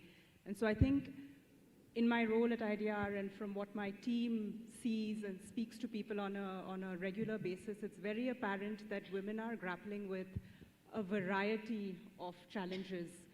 There are also many, many structural barriers that need to be addressed. And so for a woman in an urban setting, that might be ease of access to safe public transport, which means that she doesn't have to spend several hours a day getting to a workplace. For a woman anywhere who is a mother, there's the aspect of childcare and the role that that plays. And so I do believe that programs that look to scale also need to start looking at how some of these structural barriers will be addressed at scale, because otherwise that's something that will become that is going to disrupt, that is going to come in the way of successful implementation of things like this at the scale that we all want to see it happening.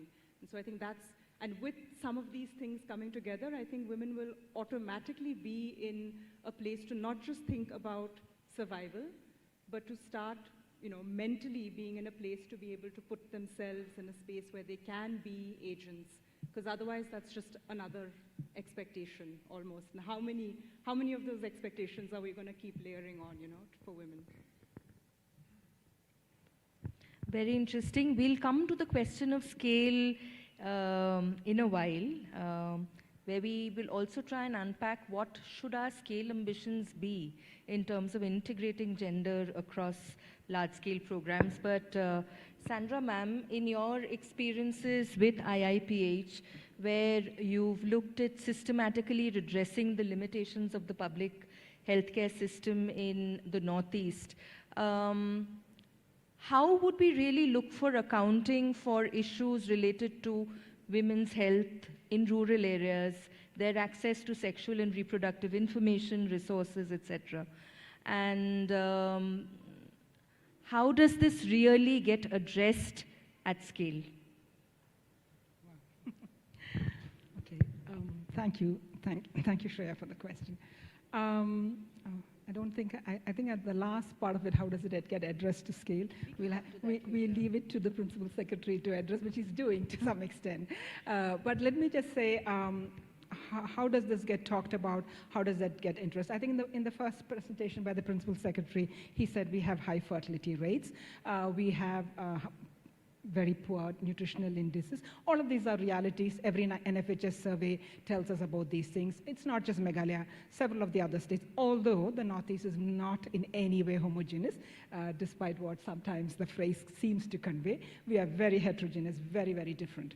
But let's just look at the issue of sexual and closer. Okay.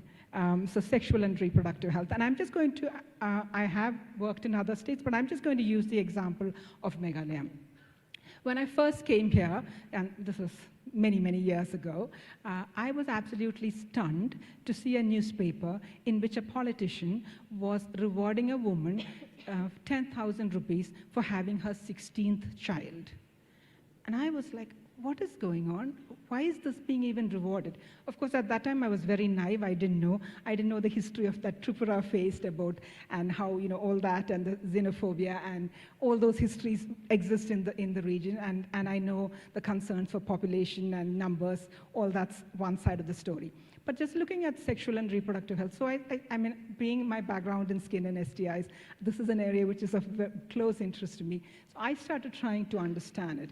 And when you talk to people in the health system, things are changing now, but so I'm just telling you a little bit of story from before, is that people say, oh, if you go and talk about family planning or contraceptive, they will just say, whatever God gives. So I wanted to understand what this whatever God gives is. So my first project, in fact, these are all in the public domain, and there's one paper called When the Hen Crows, if you want to read more about it. But the first thing we did was we went to villages in East Khasi Hills, but quite distant away in Peninsula Block, and then went and talked and had these focus group discussions, and talked about is it really anything goes? And we have, when we do these focus group discussions, we have these various steps and exercises we do to try and unpack what they mean.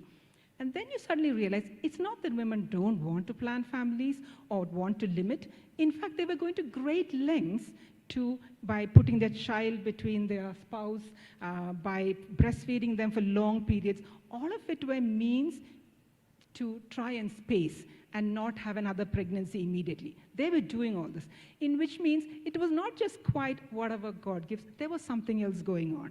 And so, we would show them all these contraceptives, because it's a cafeteria mechanism to make them understand. And at that time, the older women, there was a distinct difference. So if you ask the older women, how many children do you really want? The woman who has 8 children will say 8. The one who has 6 will say 6. But when I ask the younger ones, who has 2, she will say 3. So what are you going to do after 3? And then initially some will be the whatever God gives bit, and we're like, well, God also gave you a brain, and we have some technology here which could help you use the brain which God gave, and because for a heart attack, you won't just sit at home and say whatever God does. You would take your husband or your father to the hospital. So maybe there are things you should think about. So, so in some sense, what I'm trying to say is, there may be things people say as face value, and I suppose this is the value of research, but you must learn to unpack what it also is not being said. And so if you dig a little deeper, and that needs a bit of skill, and you're a little patient, often you'll understand and know there's more to the surface what is being said than what's actually being practiced. That's lovely, Sandra. I have been basically given a time check, but this is one question that I wanted to ask all of the panelists before we wrap up. What would be your one key recommendation to policymakers and practitioners alike as they go about designing effective, gender-responsive, transformative design programs at scale? Lakshmi ma'am, we can begin with you. So actually, because we are talking about scale, I think it's important to recognize the program is already at scale. The gender part is a little silent, or there are inadequacies or apprehensions about how to address it. So I would think it's very important to take up the entire component of having conversations with men and young boys. Second thing is, while we talk to women and work with them on livelihoods, at this point, most of the livelihoods options are around, goatery, piggery, chickenry, etc. But what about the next generation women? What are their aspirations? Are they also going to, they're going to come out of poverty? Will they also have the same livelihood options, or they want other options? So looking at mapping what could be the new options which young women with education levels, because they have aspirations. Otherwise, they're going away to rest of the country.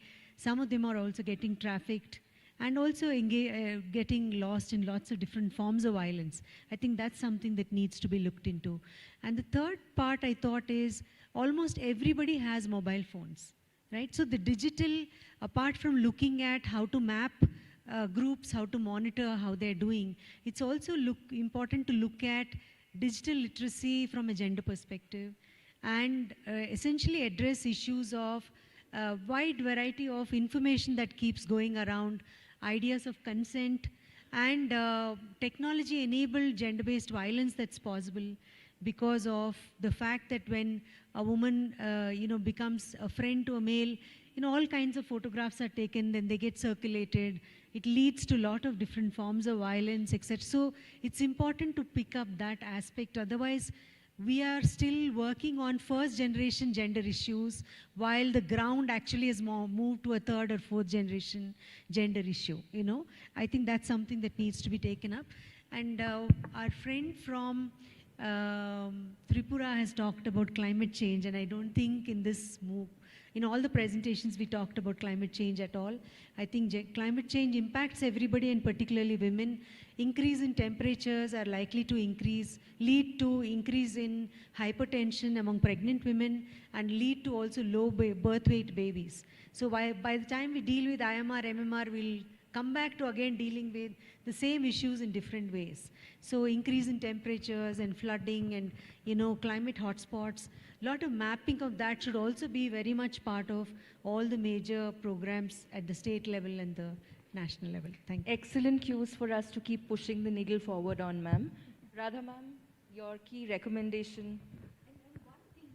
We need to also go beyond the binary. I'm sure there are lots of transgender individuals, and how do we actually make sure that we go beyond male, female, and also look at non-binary, gender non-conforming individuals and see that they are very much part of all these programs. My recommendations to the policymakers would be the most excluded, apart from women, are the elderly ones. Mostly the elderly ones residing in the villages, they are looked down upon. Now I feel that by saying so, I do not mean that we should be looking down upon the SSGs, but then looking at the SSGs, we should also look upon those areas where the SSG members have elderly people, and elderly people has to be given certain, facilities so that they have their own livelihoods. We should, I think, start thinking about their lives also, because what I feel is like in the society, all of them are busy. Every one of us are busy. Kids, they are busy. Youth, they are busy. Women, of course, with the interventions of SRLM, women also have become, tremendously very busy with their work. And the most left out, in my truest sense, the most excluded would be the elderly one. The time has come for all of us to think about those elderly ones who are basically loner. They don't have, ideally, the ones to communicate with. So we, the SRLM, should start thinking more about this excluded also. Very, very relevant. Give me one more time. Yes. Then the next thing would be to scale up where the SSG is today in Sikkim's perspective. Now they have to scale up to the second step, that is through MSME. They can be more inclusive in the society. Thank you. Thank you, Radha ma'am. Ronald sir? So I was doing a bit of research yesterday on this particular topic, and I came across what the government of Canada has adopted. It's called GBA, so it's gender-based analysis. So they have a tool, a particular tool, to actually assess gender-based analysis, and now it is GBA+, which means it also talks about the vulnerable and the excluded. And basically they do this analysis to first look at a program and how the program can benefit both men and women from the gender perspective. So we're talking a lot about how, through the self-help group movement or through various programs, we are trying to also empower women to take other roles beside what societal norm have defined role for women, right? Now when we look at large-scale program and when we talk about more involvement of men in health and nutrition, I think we also need to look at program and how to bring in men you know, in areas of health and nutrition, and try to integrate that role that men can also play on aspect of health and nutrition. And then we can say we will have gender equality in terms of all aspects, both socio-economic and health and nutrition. Thank you. Thank you, Ronald, sir. Sneha? I'll build on what my fellow panelists have said. So I think that we need data, disaggregated data, gender, not just on the binary across ages, because we are a large and populous country and we are not homogenous by any means, and we really, each of those groups is actually a very large group of people, and so we really need to understand what people need, what they want, what their aspirations are, and then ensure that the programs that we're running and designing and delivering are responding to those, because things are changing very, very fast. So if the data doesn't keep up, our programs won't. Sandra. Okay, so I think I'm just going to say something that we should all be mindful of. And to the urbanite, it may be different, but when you talk to the rural people, it may, Meghalaya, as you heard, is matrilineal, but we under no illusion, our value systems is very patriarchal, as much of the Northeast and the country is. And this is not just a question of men believing certain things. The greatest number of people who perpetuate patriarchal values in our communities are women themselves. And so I think we need to pay attention to that as we make these schemes and programs, that's a steep learning curve that even women of multiple generations have to go through. And we have to remember, don't assume that just because you're bringing gender sensitivity to an awareness program, suddenly it'll all magically change. It won't, and we may have to do it slightly differently depending on the context of which you're working on. I like the focus on creative conscientization that you bring in, Sandra. It's a good note to end the panel on. Thank you so much for your insights, fabulous panel, and you've been a very, very patient audience. Thank you.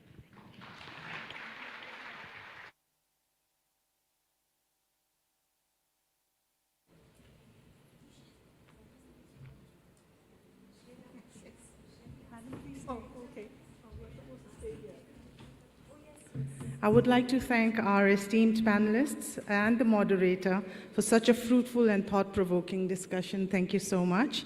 Now I would like to request Madam Yamonlang CM, she is chairperson of the State Women's Commission Meghalaya, to kindly come to the dais, to kindly felicitate also our panelists here as a token of gratitude for their valuable contributions.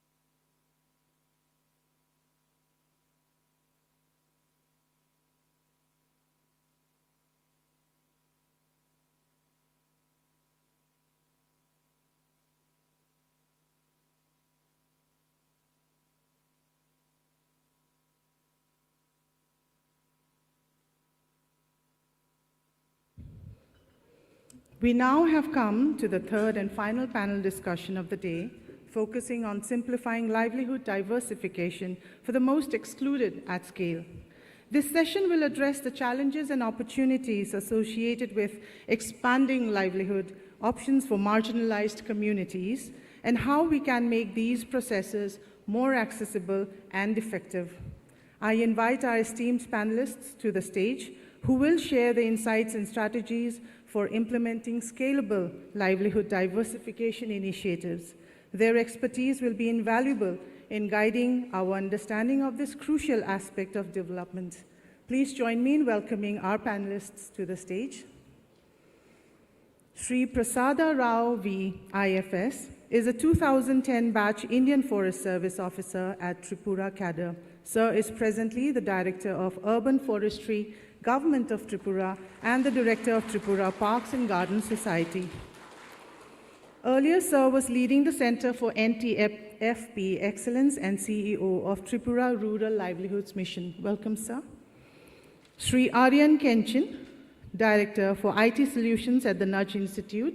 He heads the widely celebrated Sarthi Tech Platform development for special projects targeting the extremely vulnerable through DAY and RLM.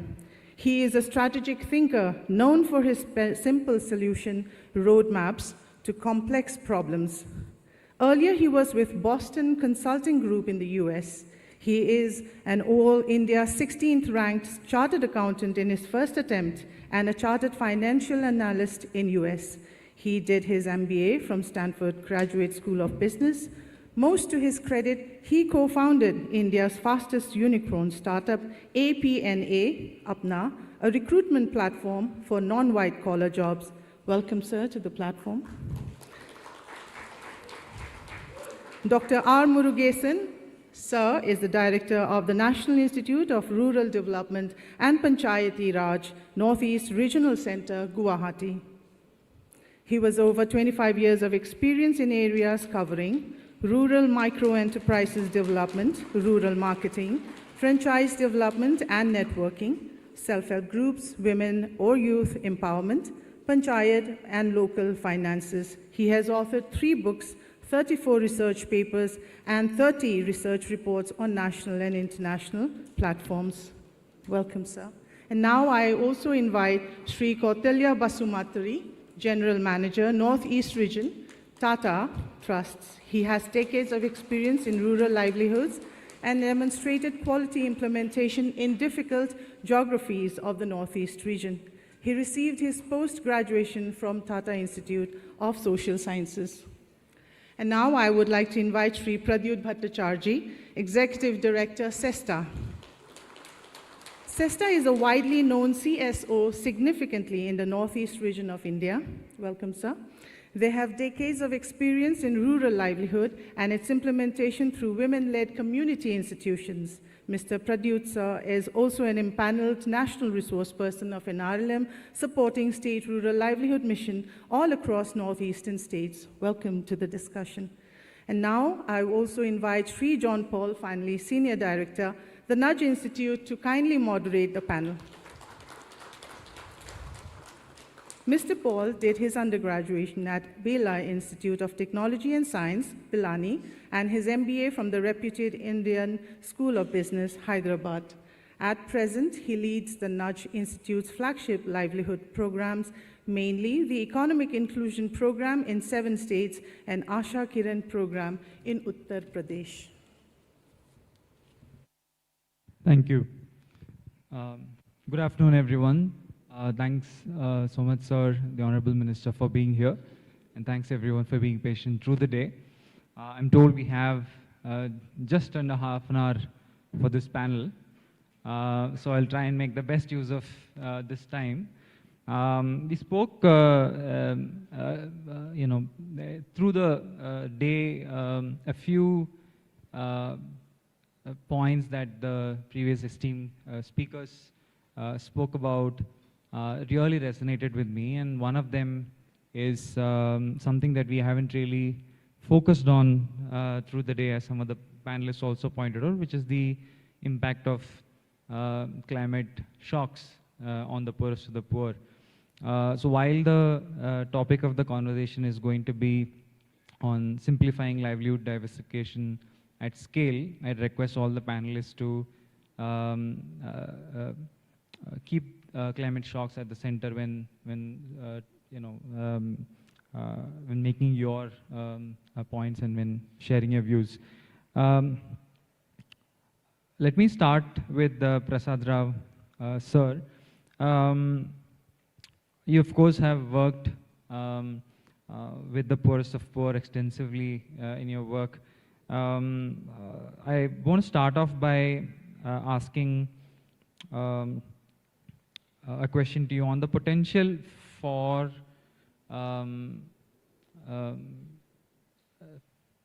livelihoods, especially forestry-based livelihoods.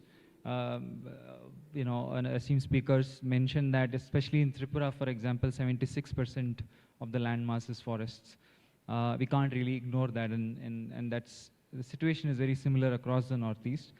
How do you think of livelihoods for the poorest of the poor at scale from your experience?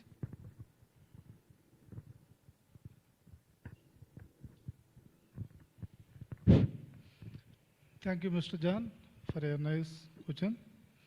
At the outset, I would like to convey my sincere thanks to the Meghalaya SRLS for giving me this opportunity to share my ideas. Before that, at the outset, I would also like to highlight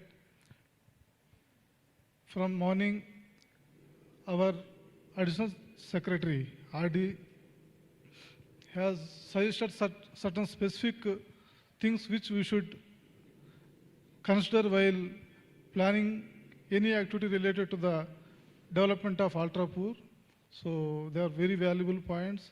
At the same time, our Special Chief Secretary from Andhra Pradesh, Rajshekhar sir, also have very beautifully explained how this SHG movement has transformed. And sir, proudly I can say I am also one of the beneficiary of that Dwakra movement in Andhra. My mother is also, she was a widow and a single mother. And because of the support of that scheme only, we could able to reach this position, sir. So that sort of transformations happened. And the way Tripura government, under the leadership of our Honorable CM and other Council of Ministers, and of course with the planning and execution of the dynamic team like Sampath sir, how as per the mandate of UNDP, very qualitative transformation, how they are planning and executing by establishing innovative labs sort of things, sir. So it is really very impressive, and we'll take all these learnings to our states also. We'll try to replicate these ideas. With this, at the outset, I would like to answer to your question. Yes, John, you have given a very right question to me.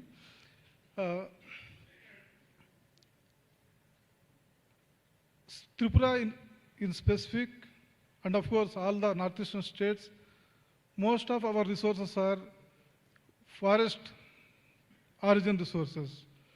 And coincidentally, most of the vulnerable communities are ultra poverty communities. They are the forest fringe dwellers. So what the strategy we have to adopt for scaling up of their livelihood activities or for simplification of their livelihood activities, I would like to recommend a couple of recommendations. First of all, we have to study the opportunities and scopes in the respective areas where these ultra poverty communities are staying. What is the opportunity to explore? What are the scopes we have to study first? Then we have to map the skilling sets of the existing or conventional skilling sets of these communities. We have to analyze. As our Rajshekhar sir has told, the ultra poverty communities, they are homogeneous, they are heterogeneous. We have to further grade them.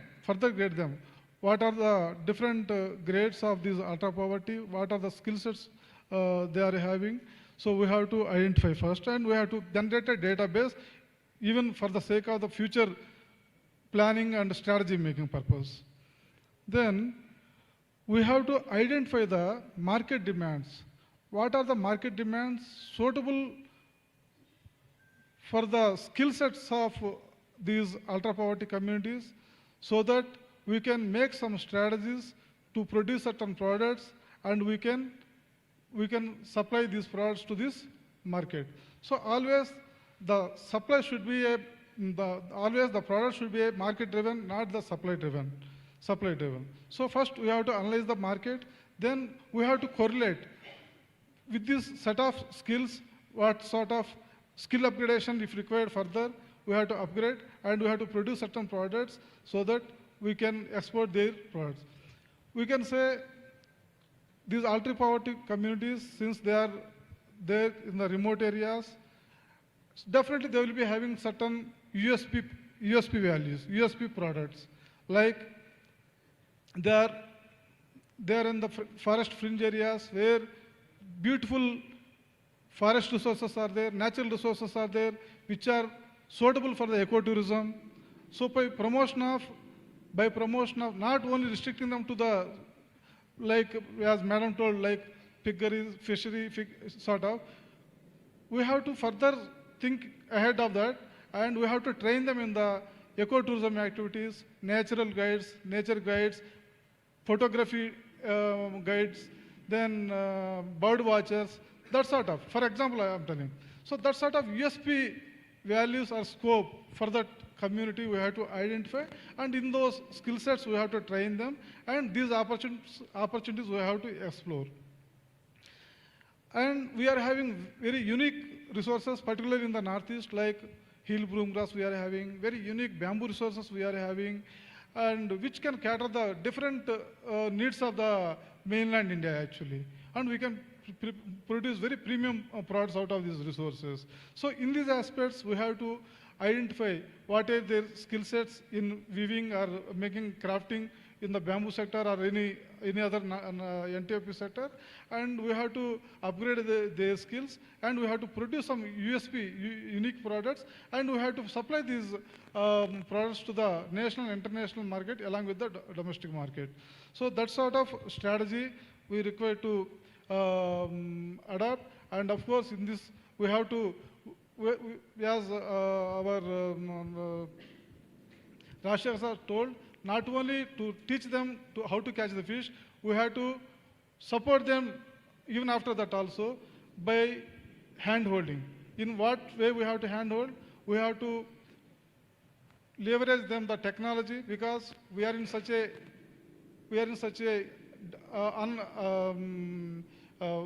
areas where we are not having the access to the technology, we are not accessing to the academia, we are not accessing to the innovations. So these sort of gaps we have to leverage. We have to leverage to their doorsteps. We have to support them in terms of designing, quality improvement, incubation sort of centers we have to establish. We have to support to them through the incubation centers, and of course designing, we have to designing and quality control measures we have to take care of. We have to guide them in those aspects, and of course at the end market is one of the important things. So we have to leverage these marketing linkages also. That's where we can actually can tap the potential of these ultra-poverty communities' potential, and thereby we can really upgrade their livelihood activities.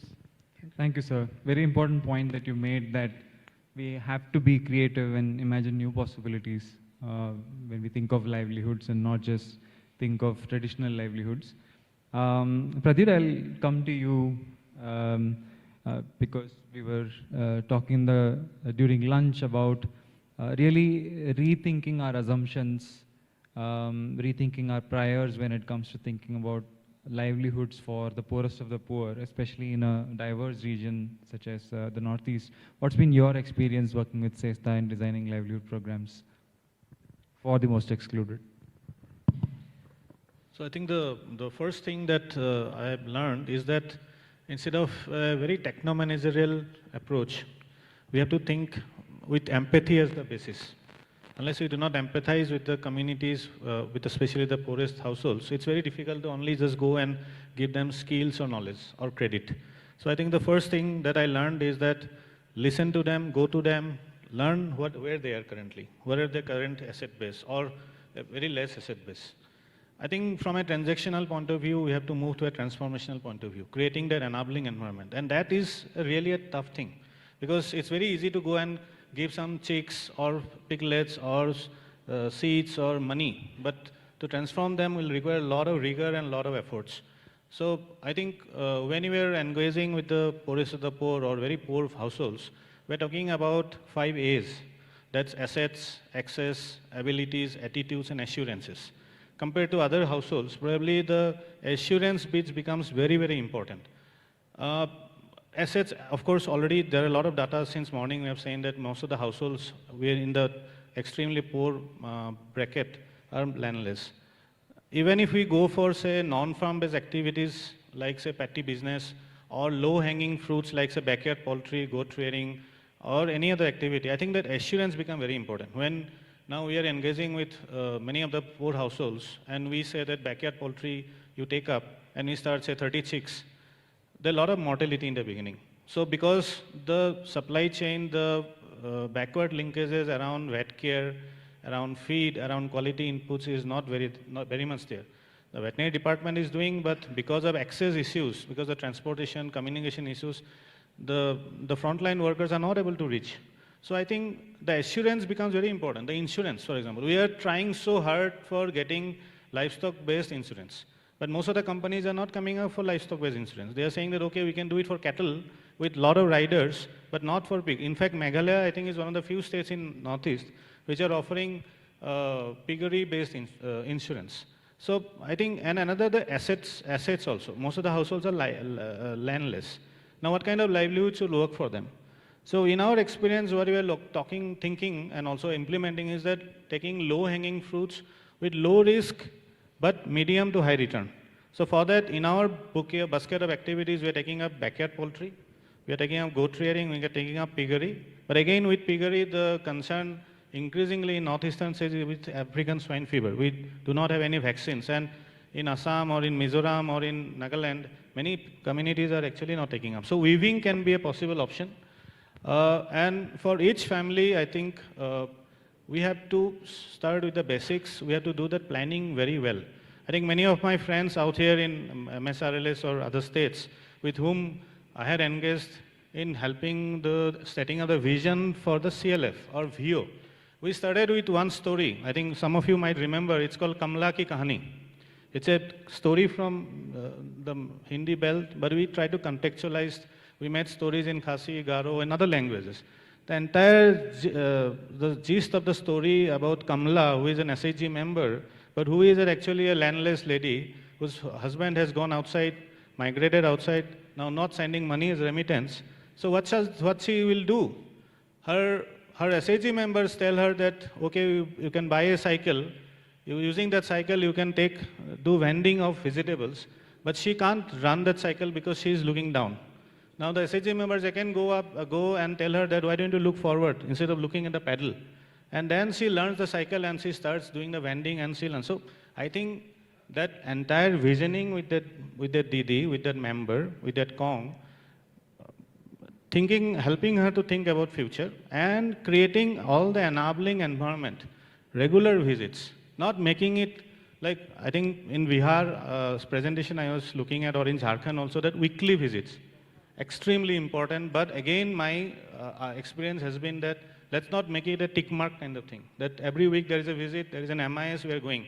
Spending time with them, being with the Didis also gives a lot of confidence. So my takeaway of engaging with the extremely vulnerable communities would be to be with them, and then slowly build their confidence to take up certain things. Because people who are doing daily wages, if I say that you do piggery, you do weaving, you do multiple things, 2 activities, the first question she asks her that, if it dies, then what happens? I might not get my wage also. The community, the household which gives me the daily wage, they will go to another wage earner. So that assurance becomes very important, and that helps That will come only when the facilitator, the people like us or people like the master resource person or who the community cadre engages with her, gives her that confidence. So that's, I think the market and all will come in the subsequent part, but first I think let us streamline the production by giving her adequate confidence. Thank you. I'm so tempted to go to Aryan with the question on technology, but I'll come back to you, Aryan. I do want to go to Murugesan sir. Pradyut specifically spoke about, and I think the point that Rajsekhar sir spoke about in the morning about being thoughtful, about being sensitive, is something that's come up again in thinking about livelihoods for the most excluded. But he made an important point, sir, about thinking deeply about capacity building, about especially of the field cadre. Now, in your role, how do you think about capacity building at scale, especially considering the nature of the target participants that we are talking about, which is the most excluded?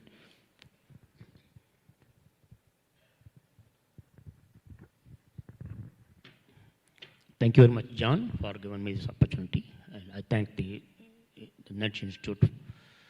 Sorry, I'm a little bit not well. No problem, it'll be lifted. It's only a dry cough. As my predecessor said, yes, we are referring Dr. Rajasekhar Sar's points. Capacity building is very, very important for any aspects, for any micro or small or medium or any type of enterprises are to go into escalating the things. So one thing that training is different, capacity building is totally different, and of which skill development is also entirely different. That no, it's giving the things. Until our analysis on it, we can have in two segments. One is the indigenous technologies as well as the latest technologies. But indigenous technologies comes from our own tradition, our own system, For example, if I'm a carpenter, my father might be a carpenter. If my father is, if I'm a sculptor, yes, that comes from my own system and all these things. This is what earlier the ashram schools were teaching the technology and along with the skills. But now, since we had pattern of changed after the British invasion, so we have gone into the other conventional method of teaching, and now the new education policy (NEP) is also going to teach about going for the practice the old governments. This is what I have to follow. But for the last 35 years, I'm working with the NIRDPR. We used to conduct a number of training programs at the district and above level officials, particularly in the field of rural development and Panchayat Raj functionaries. And now, on the other part, now we are talking about this training the SLG women and self-help group and all these things. Yes, at the more, we used to, in NIRD, we used to go to for the most evaluation studies, examination and all. I had been associating with the evaluation of IRDP, Integrated Rural Development Program, that was in the way back 90s, it was started. And from the round 4 onwards, I'm associating with that in the micro enterprises evaluation examinations. So my observations from the field is that, yes, one can talk about in the skeleton that it can be viable and all these things, but competing in the market itself is a very big challenge. So how far the market is challenging to overcome the challenge, that's also important. Women group is also producing a lot, many items producers in the villages, in their own respective vicinities. But the marketing is also a very big challenge. How they can come into challenge center, and for which we have to find a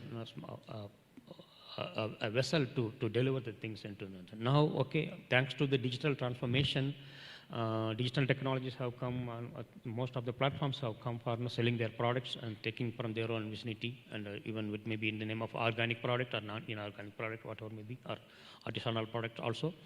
But ultimately, the reach is not giving me that much satisfactory level.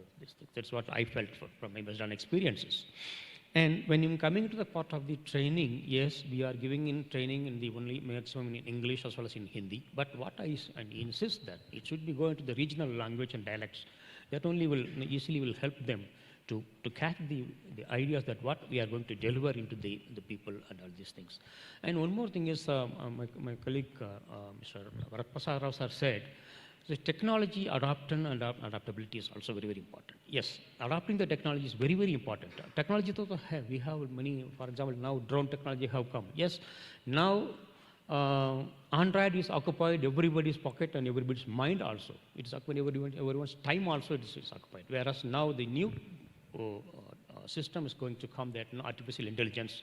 Because through the support of the artificial intelligence, what you are going to think, or forethinking will also be measured by the artificial intelligence and all these things. This is how this will also come integrating with this technology that will also support us in escalating the prosperity of the women group or any other group activities into that con. So this is what I would like to say now. In another round, then I can explain more. Thank you very much for giving me this opportunity. Thank you, sir. I think, Aryan, I have to come to you now. Sir just spoke about tech. You've been building tech for to target those who have very little access to tech, right? How do you build tech for all the purposes that the panelists just spoke about? How do you simplify technology to serve the poorest of the poor, and how do you build that at scale?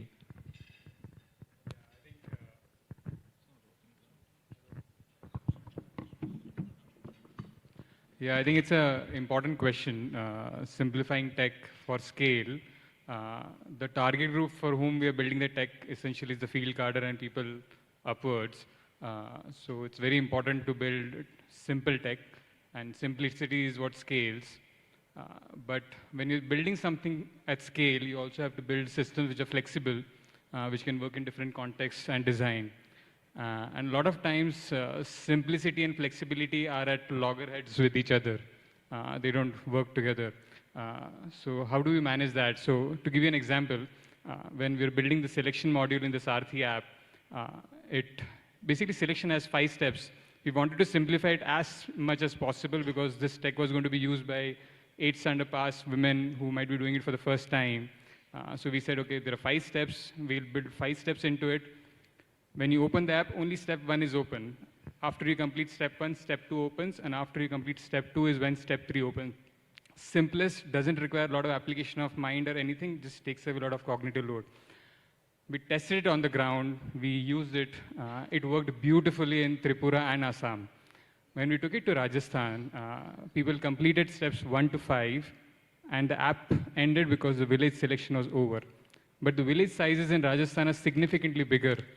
So they had many more households, and they're like, oh, your app doesn't support this. We made the simplest app, but it's not flexible enough for Rajasthan. And you can't just simply open up the app and say you can do any step at any time because it just opens a Pandora's box. So you had to come with some system which is flexible enough to handle these things. So what we did was we said, whenever you complete a bunch of steps, let's say you complete steps 1 to 3, all the households that are done till step 3, you can't edit. But if you add more, you can always add more at any point, and then you can work on those households.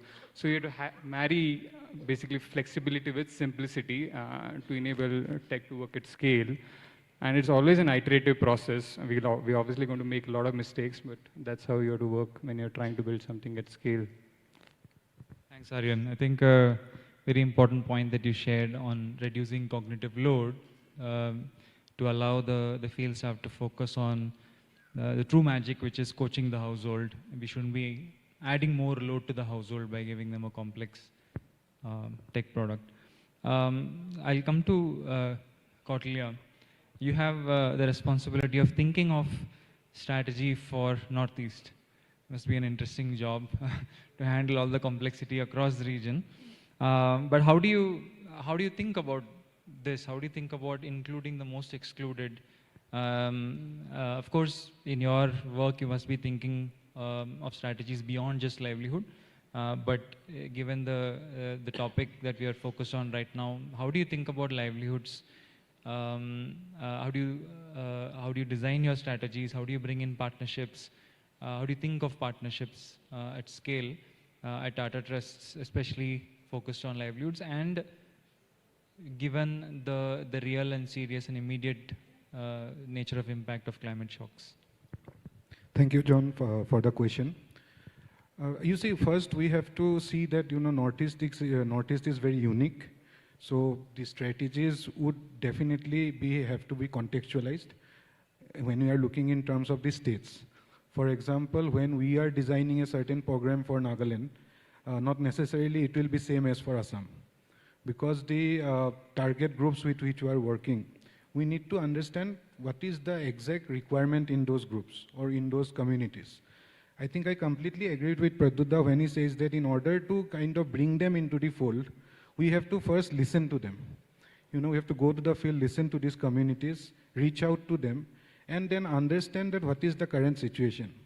And in terms of like, you know, providing them with the support, what we also need to look at is that how best we can help them.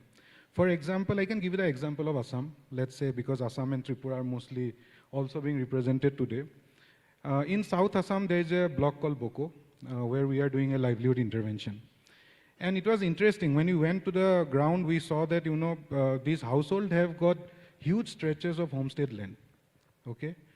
But their income levels were very minimum. Some of them are cash strapped, okay? And then we tried to understand that, you know, you have land, but why don't you have income with you? Then we understood that, you know, the thing is that they do not have the means and resources to even start those activities. Okay, for example, they would have land, they would have their own, let's say, betel nut trees are growing in the garden, but apart from that, there is absolutely no income coming in. But the kind of opportunity that we saw was that, you know, the same stretch of land, we can definitely utilize more of the horizontal and vertical spaces, where we started with more of horticultural crops, spices, and now it is bringing in results. Similarly, we have done similar kind of interventions because when it comes to the hilly areas, you will have to look, the resource availability is again different. For them, like, you know, how you are working with the availability of water for their agricultural practices takes an important role, right? For example, like, you know, since we have Rao sir from Tripura, I'm happy to inform you that, like, you know, we are working in Dhalai and Jampui hill areas where we are trying to, like, you know, work on the spring ecosystem so that we can increase the, like, you know, water retention capacity of those areas. So one, we are doing that. I think it is also touching upon the climate aspect, and it is also going to help the farmers in having more access to the resources they would need to grow the crops. So these are some of the interventions and strategies which you are looking at. Another important thing, John, which I would like to add is that, you know, there are two aspects. One is that you look into the community, you listen to them, you understand, and you try to design a particular intervention. But it is also important to keep a holistic approach to it.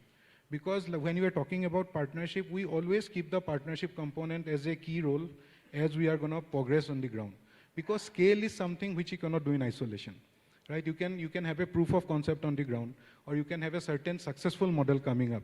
But when you will have to expand it to a larger population, you would always need partnerships.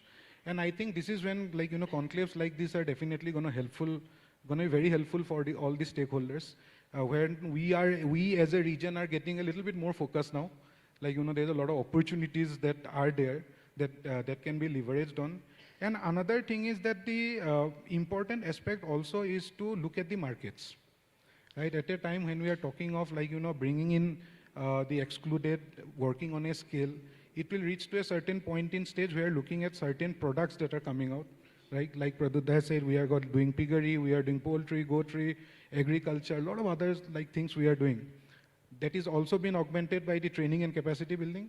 But the crux will be at the end of the day is that where we are going to sell the produce, right? So capacity building, access to the market, knowledge of what the market is all about. Do we have the capacities with us right now, the technologies or the low-cost innovations to address the needs of the market is also what is going to be important.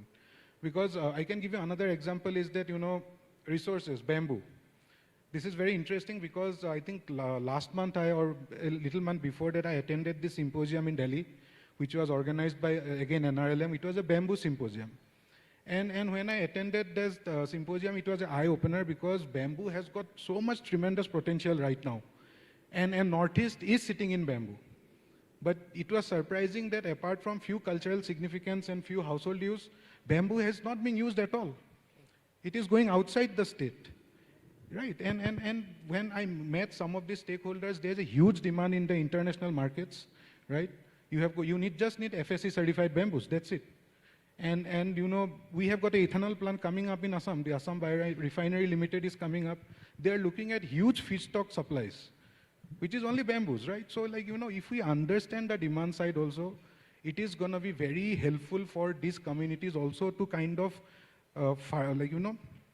fasten their kind of movement into getting out of the trap zone, right? But the challenge is going to be is that we need to provide them accessibility, and we need to make them, we need to guide them in the right direction, in addition to what we have discussed today, because then it adds up for me. Thank you. Thanks a lot. Can't agree more on the potential of bamboo in international markets. It's a market that's just about starting to explode, and you know, it's a huge opportunity for all of us practitioners here in Northeast. I think we have just about a couple of minutes. I'll probably, yes, I'll ask for closing comments from each of you. I would like to add 3 more points. Our approach should be, now most of the crafts which we are crafting in mostly in the northeastern states, we are crafting the decorative crafts actually. So these decorative crafts cannot generate demand on recurring basis. If you can slightly shift to utility products, these utility products can generate a recurring demand so that we can generate a livelihood opportunities in a multiple folds. That one strategy we have to adopt. Then most of our resources, they are exporting to the other states as raw materials. Slightly, all of a sudden we cannot completely prohibit that type of exports, but we have to make a strategy to value add these raw materials here itself, and we have to export these finished products. And third thing I would like to, we have to put some special emphasis with the convergence of the suitable schemes and projects, and of course with the suitable partners. We have to create certain special markets, like the handcraft products from the ultra-poverty communities, or otherwise, like in Tripura, we are having Riyang communities, and their craftsmanship is excellent. But again, they are doing with the traditional decorative crafts only. If we can teach them or train them with the utility product range, with the same craftsmanship, they can excellent utility products they can craft, and definitely these products will attract the attention of the international market. So that sort of strategies, being the enablers, or being the policymakers, or being the hand-holding, supporting system for these ultra-poverty communities, we have to make strategies like this. So thank you, sir. Thank you. Aryan?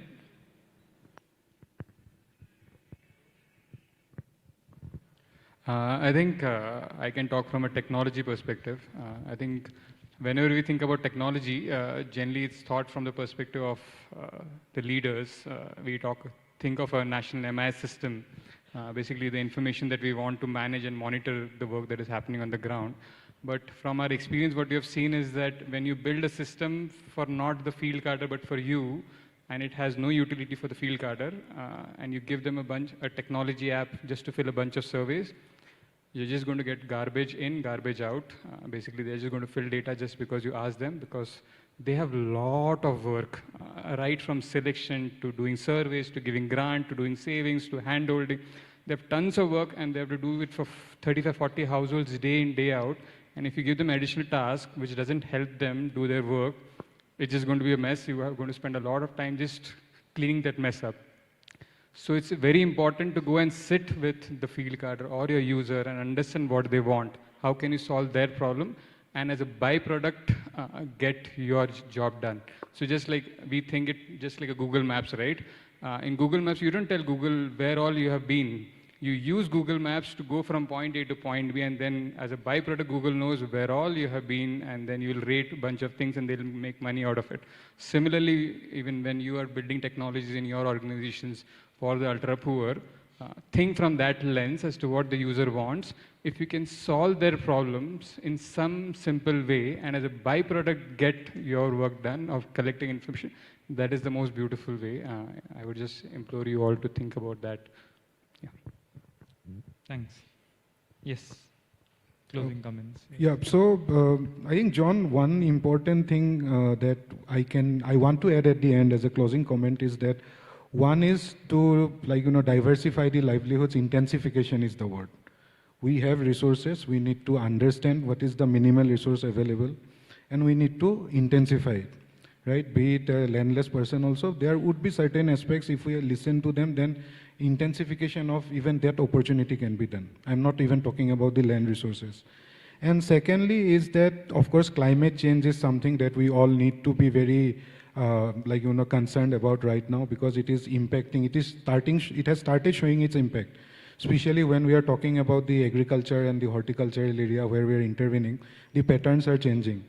And another aspect now which we also need to do is that while we are working on mitigating the aspects of climate change, we also need to create these shock absorbers for the communities in terms of insurance, right? Because spices is something, black pepper, insurance is something which we have just tried out in Assam. Now it's working.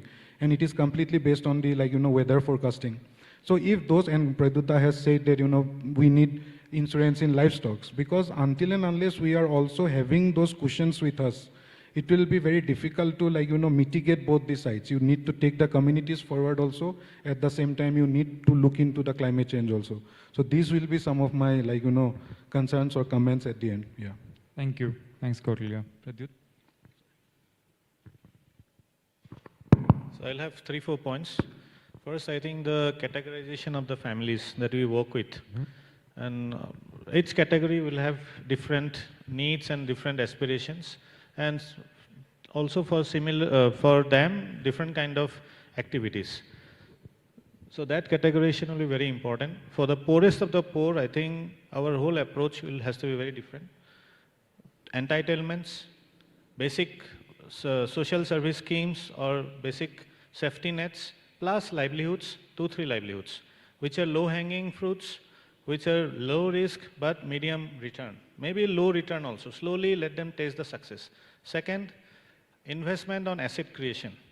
In Northeast, the leverage from Manrega for IBS, individual beneficiary schemes, have been very, very low, especially for NRM-based activities or non-NRM-based activities.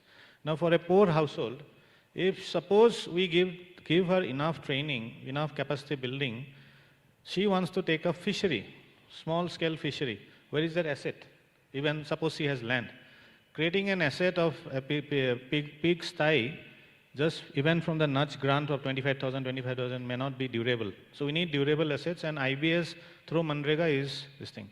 Third is capacity building. This capacity building word, I have been dealing this for the last 22 years in my development sector. It's a used and abused word. Now high time that we use newer methods, newer tools of capacity building. Bringing 25 women and giving them the same sort of capacity building using lecture method may not work for the poorest of the poor. We need audiovisual, we need visuals, we need small clips, small nugget, small nudges. I think that is very important. And the fourth, as Kautilya has mentioned, as I was also saying, advisories. Real-time advisories before something happens. If I am doing poultry, I need to know when is the vaccination schedule. Somebody has to give me advisories pre the disease outbreak happens. If I am taking vegetables, I need to know when I have to apply the Brahmastra or all the different concoctions. And if something happens for the poor family, the advisory should clearly mention that these are the actions to be taken. Right now, the advisories are not real time. They are not readily accessible for a very poor family. The nearest hospital, veterinary hospital, is very far away. Even if there are Prasusakis, Krisisakis, many times there, I'm frankly speaking, they'll have lots of formats to fill. I don't know how much time she has to go to a very, very poor family who is in one hamlet in this thing, who is doing Jhum cultivation. Most of the time she may not also attend the SHG meetings. So she has to have that support mechanism. So that enabling environment, it is our responsibility as a facilitating agencies to provide that. These are the 4 things that probably we can take. Thank you. Very, very nicely brought out the nuances of working with the most excluded. Sir, over to you for your last comments. So actually, capacity building, it's a different terminology that you just know, building the capacity as well as the knowledge and the skill and so on. But in the different stages, what I would like to say at the end is, supporting all the points and taking over from my colleagues in the dais, is right training for the right person is important. In general, I'm giving the training for handicrafts, yes, but there must be something inner sense to we accept that, no, yes, I can go, I train, it's nothing like an engineering college starts giving number of engineers, but finally they are finding difficult in jobs. Whereas my own candidates from the grassroots level, they are doing well, excellently, they are excelling in the market also. Such trainings also should be given, so that only will eradicate the poverty as well as employment things. So this is what I would like to say. Thank you very much for answering. Thank you, sir. And with that, we'll end the panel. Very, very interesting points brought out on keeping the user in mind, whether it's technology or livelihood strategies or capacity building. I hope it's really useful for the audience as well. Thanks so much, everyone, for your patience. We'll close this panel. Thank you, everyone on the panel as well, for your time.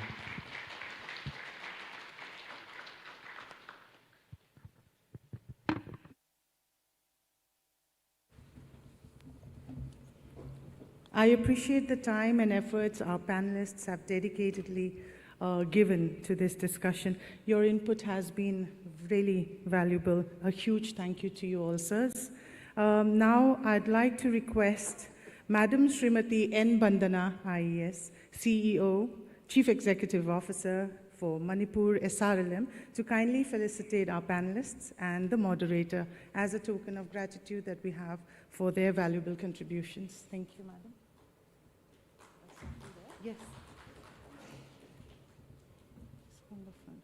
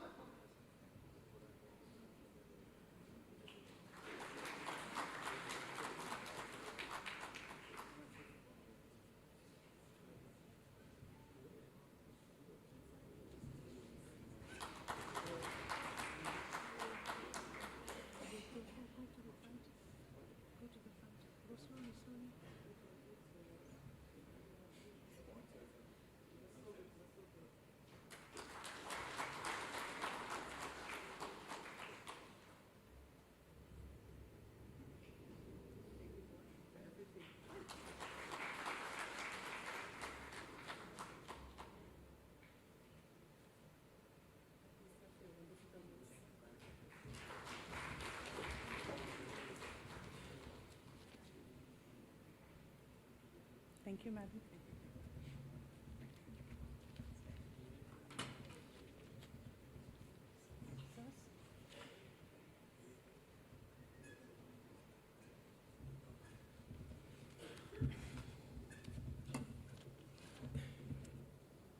Now I would like to request Chief Executive Officer, Meghalaya State Rural Livelihood Society, Sir Sri Ramakrishna Chitturi, IES, and Sri Atul Sateja, founder and CEO of the Nudge Institute, to kindly come to the dais to felicitate our Honorable Minister, Community and Rural Development.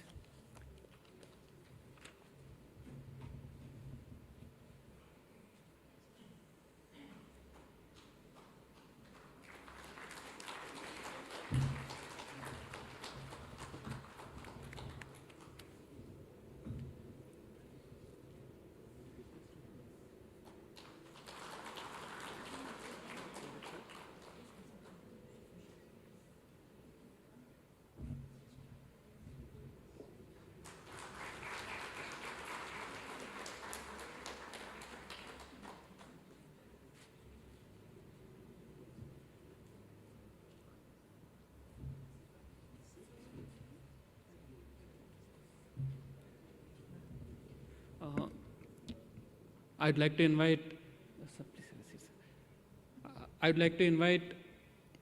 Shri B. Rajshekhar sir to be on the dais with us, and Mr. Atul and Madam Lakshmi. please. And Shri Rao sir and Madam Bandana, please join us on the dais. And I would take this opportunity to introduce our Honorable Minister for Community and Rural Development Department, Shri A.T. Mondal sir. Sir is also incidentally the Minister for Power and Taxation Departments. And I would like to really thank him because, just to give a brief background, he was actually traveling, he was in Chennai till yesterday, and today also he has actually cut short all his engagements to be with us. And we are really thankful for that, sir. We are really thankful for your constant guidance. And sir has a vast experience in power, taxation matters, as well as rural development. Actually, in the government, like when I'm speaking to other officers, I would call him my minister because like he's the Minister of CNRD and I'm the CEO of MSRLS, and he's the Minister of Power and I'm the Director of Finance of MECL, and he's the Minister of Taxes and I'm the Commissioner of Taxes. All departments I work, he is the minister. And again, he has been a very hands-on person and very active person. When he took over charge as Power Minister, I still remember like the first thing he did was like right from the Jaintia Hills, Leshka to Ganol, he visited all the power plants, not leaving even one. He visited all the power plants to understand the issues that are plaguing the power sector in Meghalaya. And similarly in R&D today, like he came only today afternoon to Shillong, and immediately after landing in Shillong, he called me saying that like today there's a program, I am coming back just for you. So I was really touched by his gesture, and I went to brief him and I said like this is the program we are doing and this is the partnership which we are having with Nudge Institute, and the immediate question is where are they working, which other states? We said like there is a similar program in Jharkhand. So we have to go to Jharkhand and see the program and have to learn from that. That's the kind of passion and motivation he has to work for the upliftment of the women and poor of the state of Meghalaya. And sir,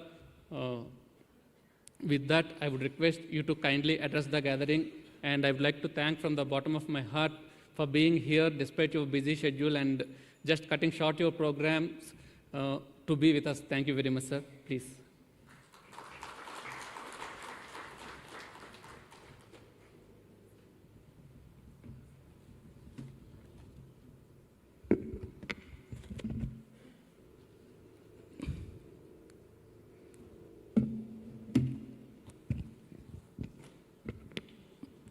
Thank you very much.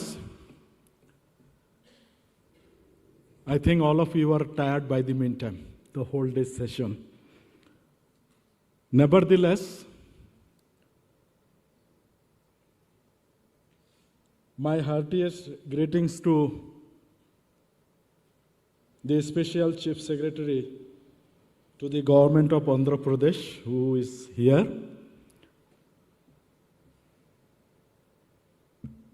Our Principal Secretary has left because he is having another meeting. Mr. Otul Shatija, Founder CEO of the NAS Institute, and we had just a chit chat.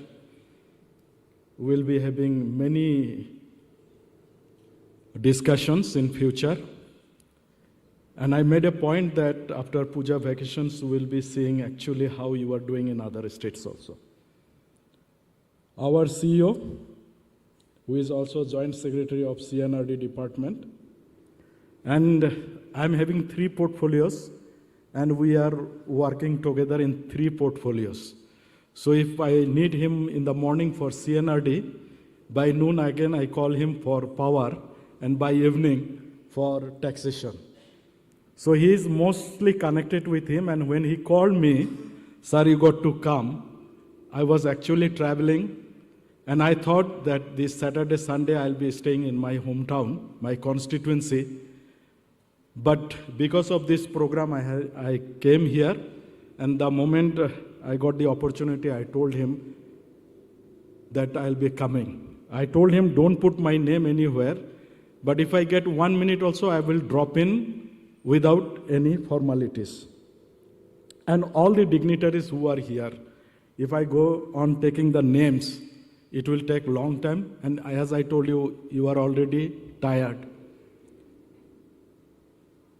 My heartiest thanks to all the panelists. I had a nice hearing, listening to the panels.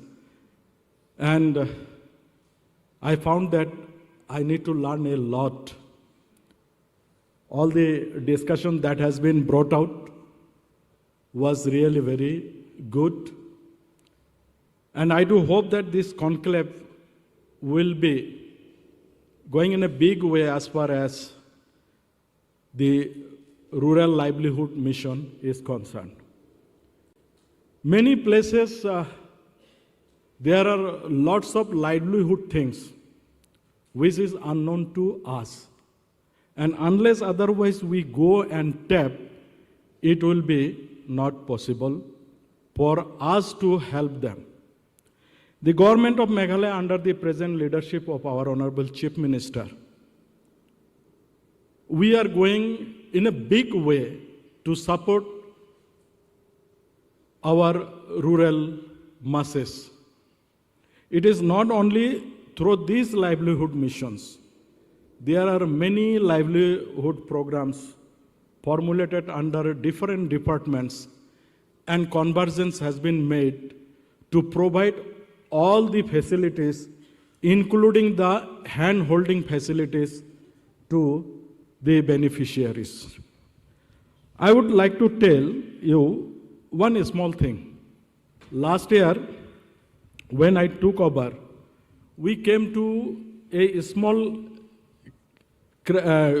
know about a small craft known as knang. This is the embroidery made in the traditional clothing, and it is done by silk.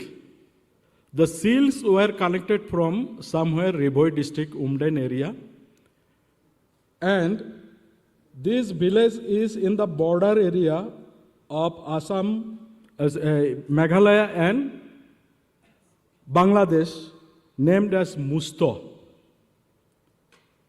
And how nicely it has been fabricated from time immemorial, around 200 years of craft.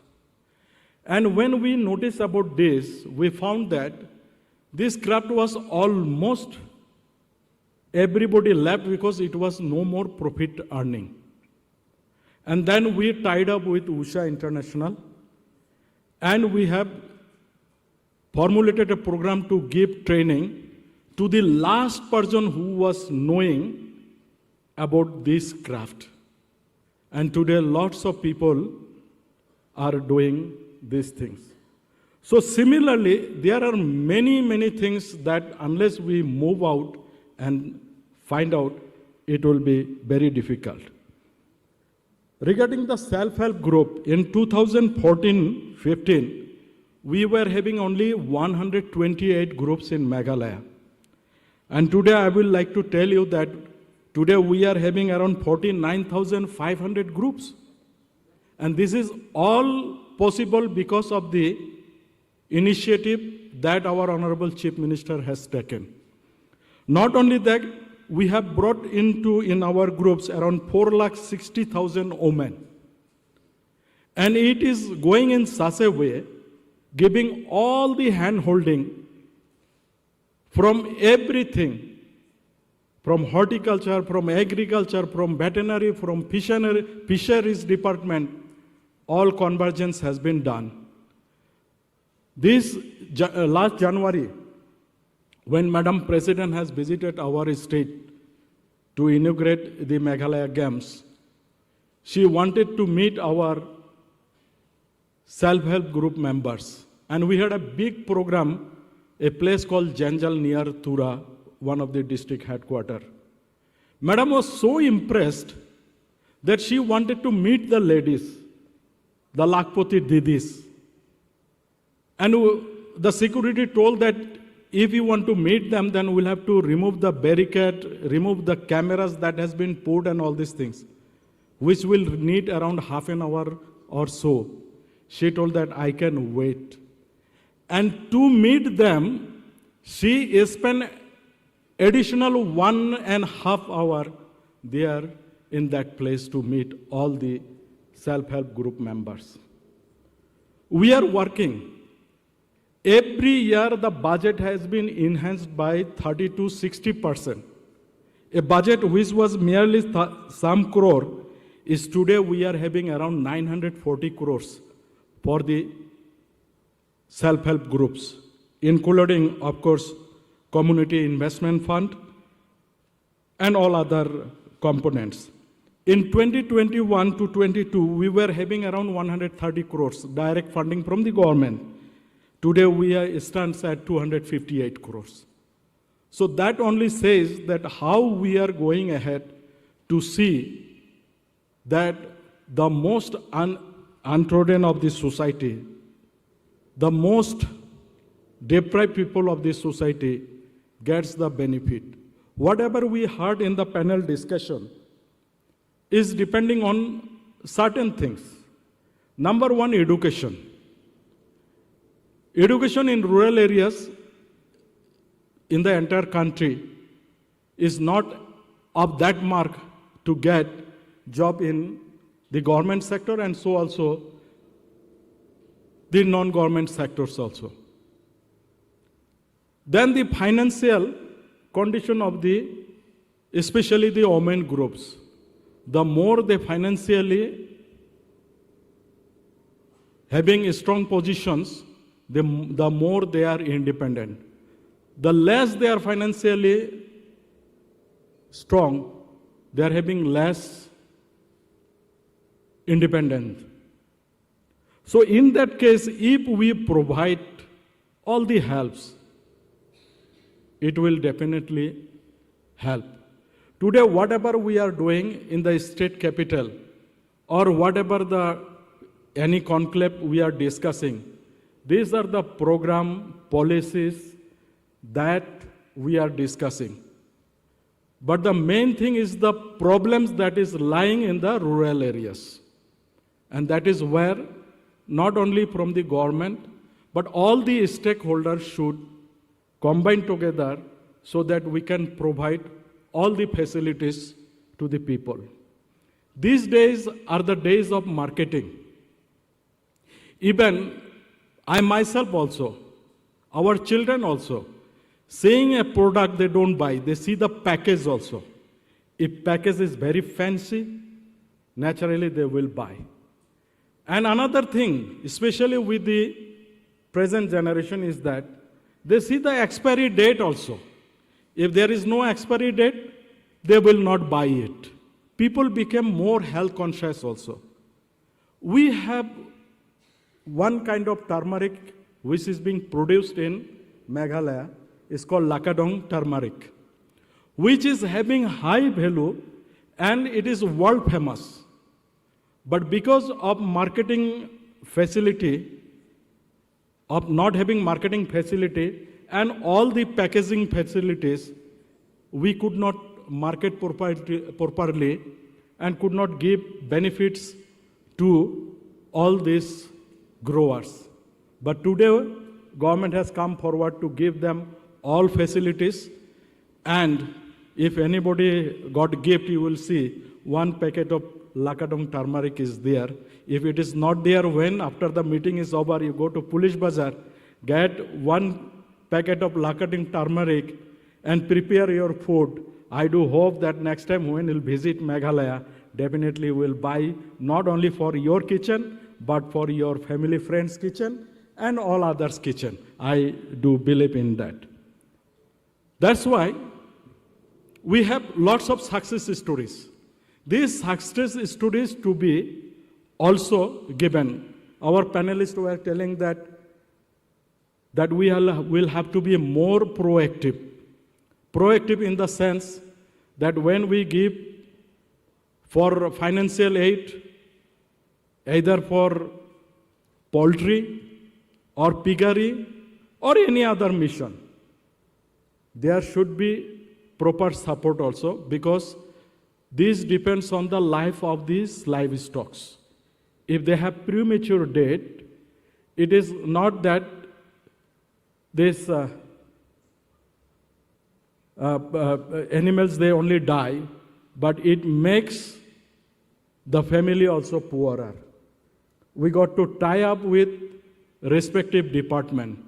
That's why government of Meghalaya, out of even this self-help group, provide chickens for poultry farming, goatry, and piggery through veterinary department, so that sufficient help and assistance is provided through the department as per medicines are concerned, vaccination is concerned, so that these are very healthy and ultimately the beneficiaries get the benefits of this.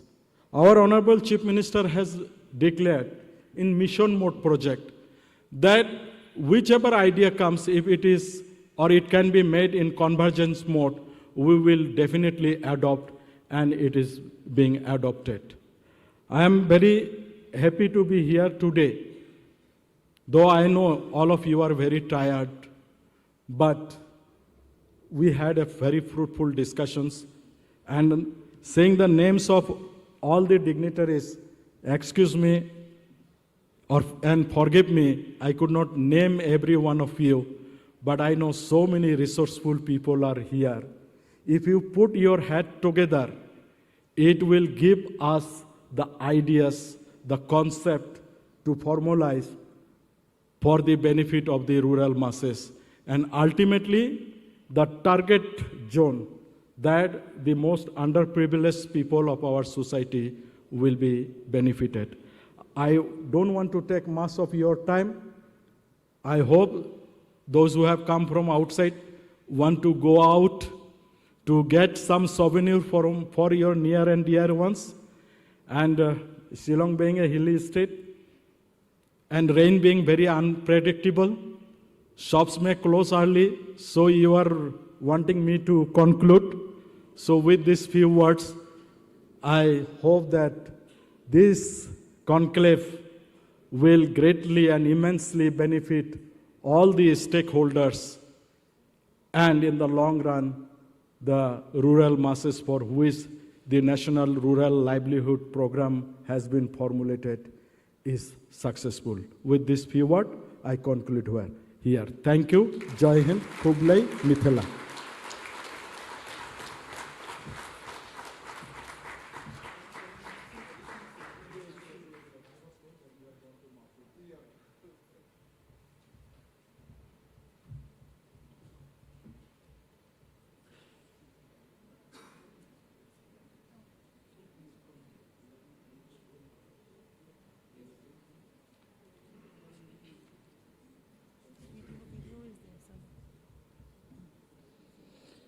So as we come to the end of this enlightening conclave, I would like to give my heartfelt thanks to Sir for his wonderful, encouraging words for each one of us here. We all are excited to know where we are going next for the second edition of the Northeast Conclave in 2025.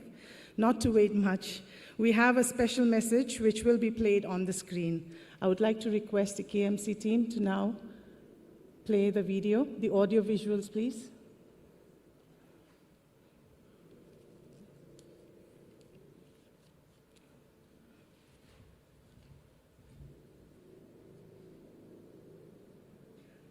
Let me congratulate the Meghalaya Rural Livelihood Mission and the Nudge Institute for organizing the Northeast Conclave. This conclave is important from the point of view of bringing all the stakeholders together. Similar conclave is being organized next year in Agartala, Tripura. I take this opportunity to invite you all. Let us build a prosperous tomorrow for everyone.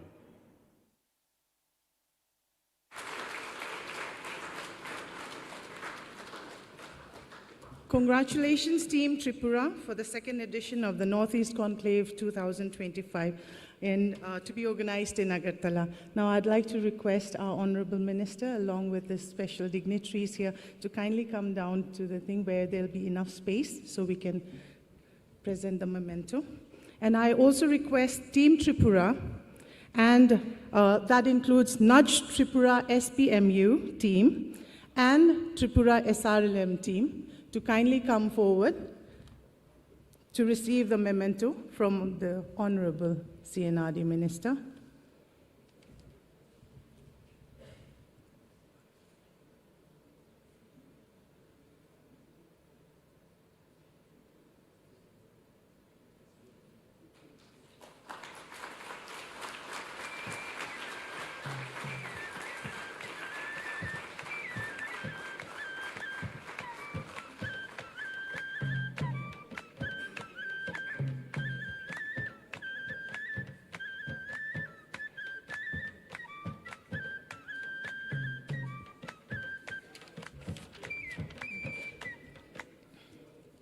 We wish Tripura SRLM all the very best for the second edition of the Northeast Conclave. Now I request all our special guests to kindly take your seats. I would now like to call upon Shrikant sir for the vote of thanks. Thank you.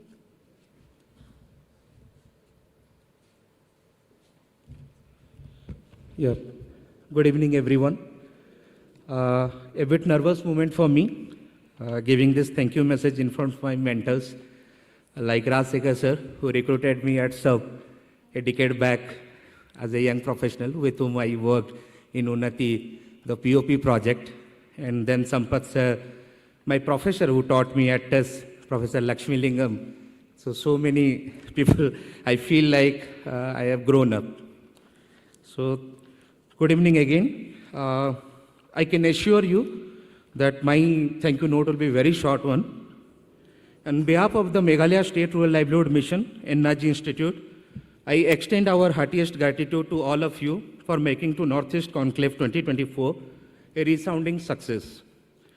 This event brought together thought leaders, policymakers, community organizers, and development professionals who share a common goal to empower the Northeast upliftment rural livelihood. Your insight, active participation, and collaboration have been truly inspiring. And we believe the ideas and partnership formed during this one day will drive meaningful changes in our region. We also want to express our deepest appreciation to all our speakers, panelists, and facilitators. I may express my gratitude to the Honorable Minister who made time to reach us and inspired us with his kind words, the Additional Secretary, MORD, the Special Chief Secretary to Government of Andhra Pradesh, Development Commissioner and Principal Secretary to Government of Meghalaya, CEO MSRLS, Founder CEO Atul Satija of NAJ Institute, Devang Bhandari from Partner KPMG, and also Nachiketa from MD DXC Technologies and other senior officials from Line Department. We are also thankful and heartiest gratitude to CEOs and SMDs coming from different state rural livelihood missions such as Assam, Tripura, West Bengal, Jharkhand, Arunachal Pradesh, Nagaland, Mizoram, Sikkim. I am also thankful to the CSOs such as BRAC India. We have Aranyak, we have CML, we have Tata Trust, and we have Sesta who contributed by giving their inputs. I'm also thankful to the media friends who being there with us and also covering us in our YouTube link. I also take a moment to thank the entire MSRLS team, headed by the CEO and also guided by Sri Sampath Kumar, and also all the sector leads of the MSRLS and the entire MSRLS family, starting from state to the block level, who spent so much of time in managing these activities. We have more than 330 participants attended this conclave, and there is 800 plus viewers over YouTube. We have been attended by 11 states, and there are 8 CSOs and 4 academics. We also attended by 3 research institutes. As we conclude this conclave, let's carry forward the spirit of innovation, cooperation, and determination that we have witnessed here. Together, we can transfer the lives of our people. And I also finally congratulate the Team Tripura for the Northeast Conclave 2025. Thank you again for being with us. Have a good evening.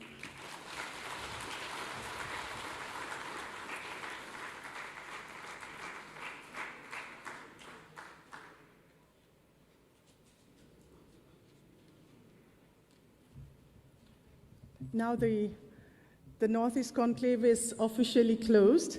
However, I would like to request everyone to kindly remain seated, or you can stand at your own place.